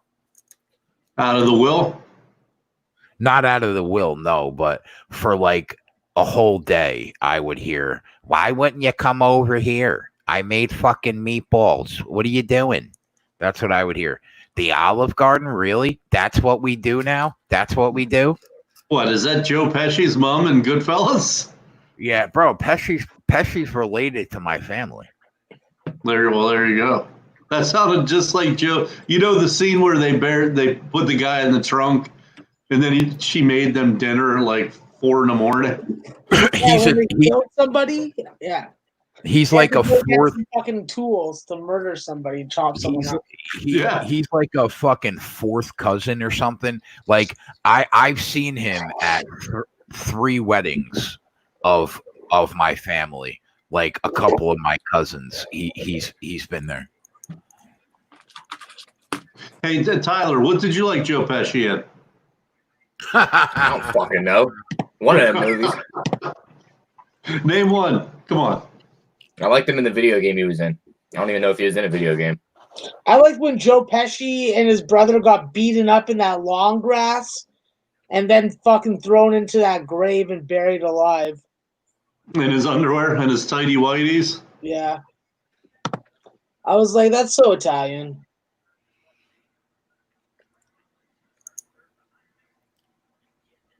All right, JD. Have a good night. Later, JD. Yo, Pesci is just great, bro. But yeah, it's hard to beat Pesci and De Niro. I always like them more than Pacino. Well, But, I like- tried to tell you, Jay, that Pesci was my biological father, but you didn't believe me. Like, don't get me wrong, Pacino's great, obviously, but I always loved. But Al Pacino's done a lot of stupid movies. Like a lot of movies that I've watched, and I'm like, literally, I just want to stab you in the Adam's apple. I always loved Pesci above everybody, and then probably De Niro second. Yeah, Well, but how Joe about this? Pesci killed himself when he fucking did Lethal Weapon movies. He was such How a about De failure. Niro? How about De Niro in this one, Max? If you haven't seen this, trust me, it's not a thinker. It doesn't have a good story, but it is fucking hilarious. De Niro and Bad Grandpa. Did you see it? Bro, look at X. With Zac Efron? Oh my God. It's one Is of the he- funniest movies I've ever seen. Is this kid is he gonna get the lead somehow? Go X. They're Go X. fighting. They are fighting for that. They lead. are fighting, bro. They are fighting here. Yeah, but Kyle, I think, is gonna go around this corner though and take the lead. He was up in that traction compound. He probably picked up speed. Yeah, but he's still on the bumper, bro. He's still on the bumper. Look at this. Look, I'm not gonna lie, bro. If X wins, I'll make even more money because I took him at 4.5 to 1. But the show will lose money. Just do not wreck each other and let Crafton win this race. Yeah, I think Owen Kyle. jumped in front there. Yeah, Kyle got the lead. That's it. He's gone. Damn, that was a nice move. I guess if that's a thing. That's what in happens NASCAR. when you're the best driver on the track by fucking a mile. In Isn't the that world. what happens when your car's faster than the other guy's car, or no? I mean, they're pretty close. Acquisition. I think if you gave Kyle that kid's car, he would probably still win the race. Mhm. Yeah, Kyle's gone. That's a wrap. All right, we'll take the unit. I'll take the loss. You know what's funny about these two guys ready to fight, Jay? Well, They're smaller than me, and they would literally rip me to shreds. oh, they would. They would. They would literally Rip me to shreds. They would pull my head off my shoulders. Bro, they would do you like you've I never would been. run. I would either run for my life or run to the closest firearm. Yeah, bro, they would fuck me up. I'm 6'2". They would fuck Yeah. all four of us up at once. Yeah, they would destroy me probably. And I I'm once If I had a 6'2". gun, they wouldn't be destroying nothing. That's what I Here said, we- Max. We got to run to the closest Here firearm. we go with Max and the fucking Napoleon complex. Here we go. If you can't win a fight with fists, you bring a weapon. It's If got you to be a can't win gun. with the weapon that you brought, you bring a more deadly weapon. It's fucking plain and simple, bro. Okay? I got my ears boxed in by a Florida state champion boxer. He was real small and he called me out, so we went outside. I'm thinking I'm just gonna pick this guy up and suplex him. But he was a Golden Gloves champion in Florida. It just boxed my ears off. Pretty embarrassing, actually. He was probably like a middleweight. I had him by at least 50 pounds. You know, even though I bet against Joe B, he's probably one of the best fighters in the UFC to never win a title. Man Guns got it. He said, you don't bring a knife to a gunfight. Always make sure to have more ammunition than your opponent. It would be nice. It would be really nice to see Joe B get the championship. Him and his wife Megan O'Leary celebrating that championship. Did you That see being what said- Figueiredo? Oh, that's his girl, Megan O'Leary. Yeah, that's they're what- married. That's why Figueiredo was adding her on Twitter with like kissy faces and Yeah. everything. Yeah. That being said, I bet against Joe B, but I bet against him. I bet against him. I'd love to see the guy win, but I bet against him. Figueiredo by points, huh? My concern is he threw half the volume in the first round and a half than Joe did in the first fight. That's what worries me. Jay, did Sam Alvey call you out last night for betting against him absolutely every time he's ever fought? No. That's good. He didn't.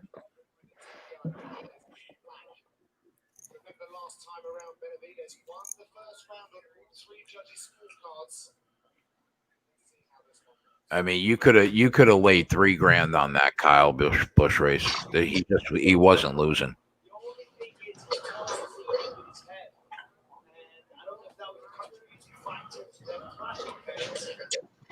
So I quote unquote technically won both races, with that first one being DQ'd and then paying me out. There you go. Oh, that backward spinning kick was beautiful. Joe's hurt. Joe's hurt early. Give me that. Just put me in the black for the Just night. fucking knock him out now. Just put me in the black for the night and let me at least escape it with a small profit. 8 and 9 in the black. That's what I want. Oh, inside the distance. Joe, you're in trouble, Joe. Woo! You're in trouble, Joey. Go to sleep. No, bro. It's so hard. His name is Joe Jitsu, bro. Oh, that's it. His name could be God. When there's an arm wrapped around your neck, you're still going to sleep. It's still but now it's still not under. It's still not under. Oh wow. This one's back. All right, let's go. That was his hiatus. Was it fucking 15 minutes? This is for a championship? Oh yeah, it's over now. That's under. Yep. Now it's over. Oh my God! I can't believe he got him out. I don't know who that is, RK. Benavidez, bro. What great defense. I can't think of who that is. This is a 10-8 round early. Yeah, I mean, he's going to be down 2 rounds. What's the live line going to be coming out of the first 500? Round?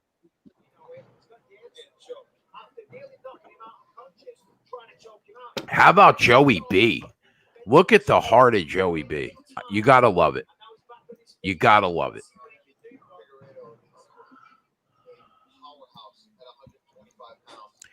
Yeah, Figueiredo, it is. He's minus 1,000. Holy shit. At what point do you take the dog? Not yet. Not after what I'm watching. Not yet. Yeah, I'll tell you that. How Busch is sweating so much because of how hot it is in Texas. It looks like he's covered in baby oil.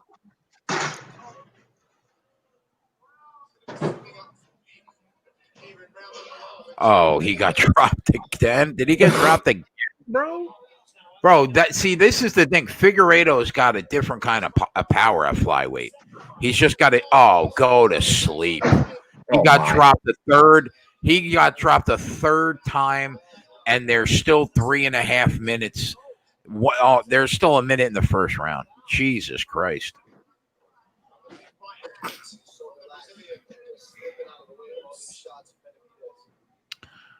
You hate to see this, though.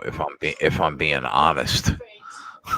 I mean, you really don't when we bet on this. We bet on the guy that's doing the ass whooping. Yeah, but you know what, though, bro? I respect Benavidez so much. He's been a warrior in the UFC for so long. I think he deserves a title, but I mean, he's just not. He's getting his ass kicked right now. He cannot. Knock him down again. He cannot stay on his feet. This time it's going to be round 1.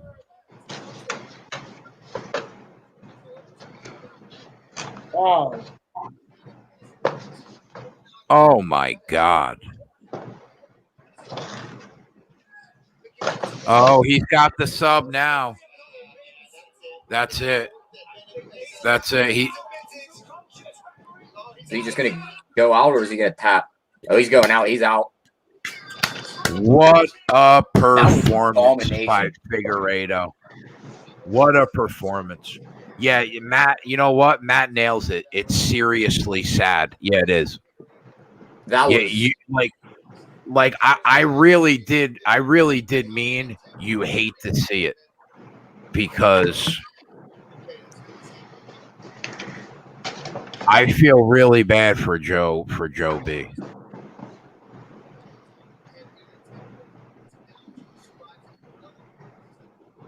I feel bad for him.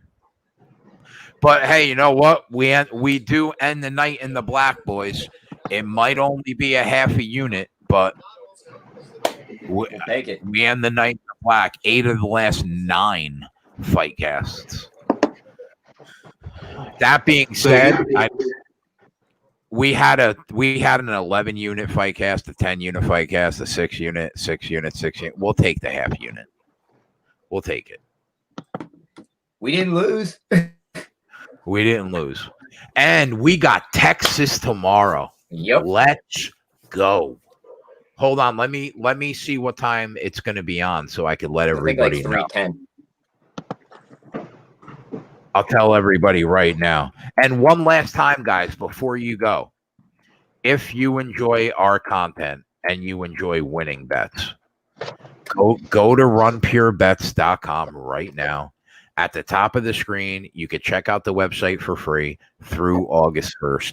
If you throw your name on the list, you put your email down before August 1st, then you'll be locked in for 15% profit, a discount, which means instead of paying $60 a month for the first 3 months, you'll pay $50 a month. Instead of paying $19.99 a week, you'll pay like $16.99 a week, something like that. But it'll be basically like $10 or $11 off. So each month for the first 3 months. And you don't have to pay now, but August 1st would be the first payment. So if you guys dig us, and you know we make money. If we do anything, we make money. The Cup Series race is 3 o'clock tomorrow. O'Reilly Auto Parts 500. That means that we'll be right back here tomorrow at 2 o'clock in the afternoon, breaking down some NASCAR, getting the job done. And we'll be sweating Sunday. Golf, I'm sure we'll have like a golf bet or two. I'm going to look actually at golf tonight, and I might throw a play out there because I won a matchup today, Cantley over Thomas. I should have tweeted it out to you guys and made it an official play. I didn't. So I'm going to look at the matchups. Maybe I'll throw an official there, and then you guys could come to the show tomorrow, sweat that matchup with us. Sweat the NASCAR with us. Mangone hopefully will join us tomorrow. JJ will be with us. Tyler, Max. I don't know what's happening right now with spread. I won't be here. Hopefully he joins us. You will. Just build himself. I said I won't. You will not see Twatty Latte tomorrow. Whether that's good or bad for you, I'm not sure. But you won't see him. So that's it, boys. Fun night. We'll be back tomorrow, 2 o'clock in the afternoon. If you don't know, now you know. We're out back after this.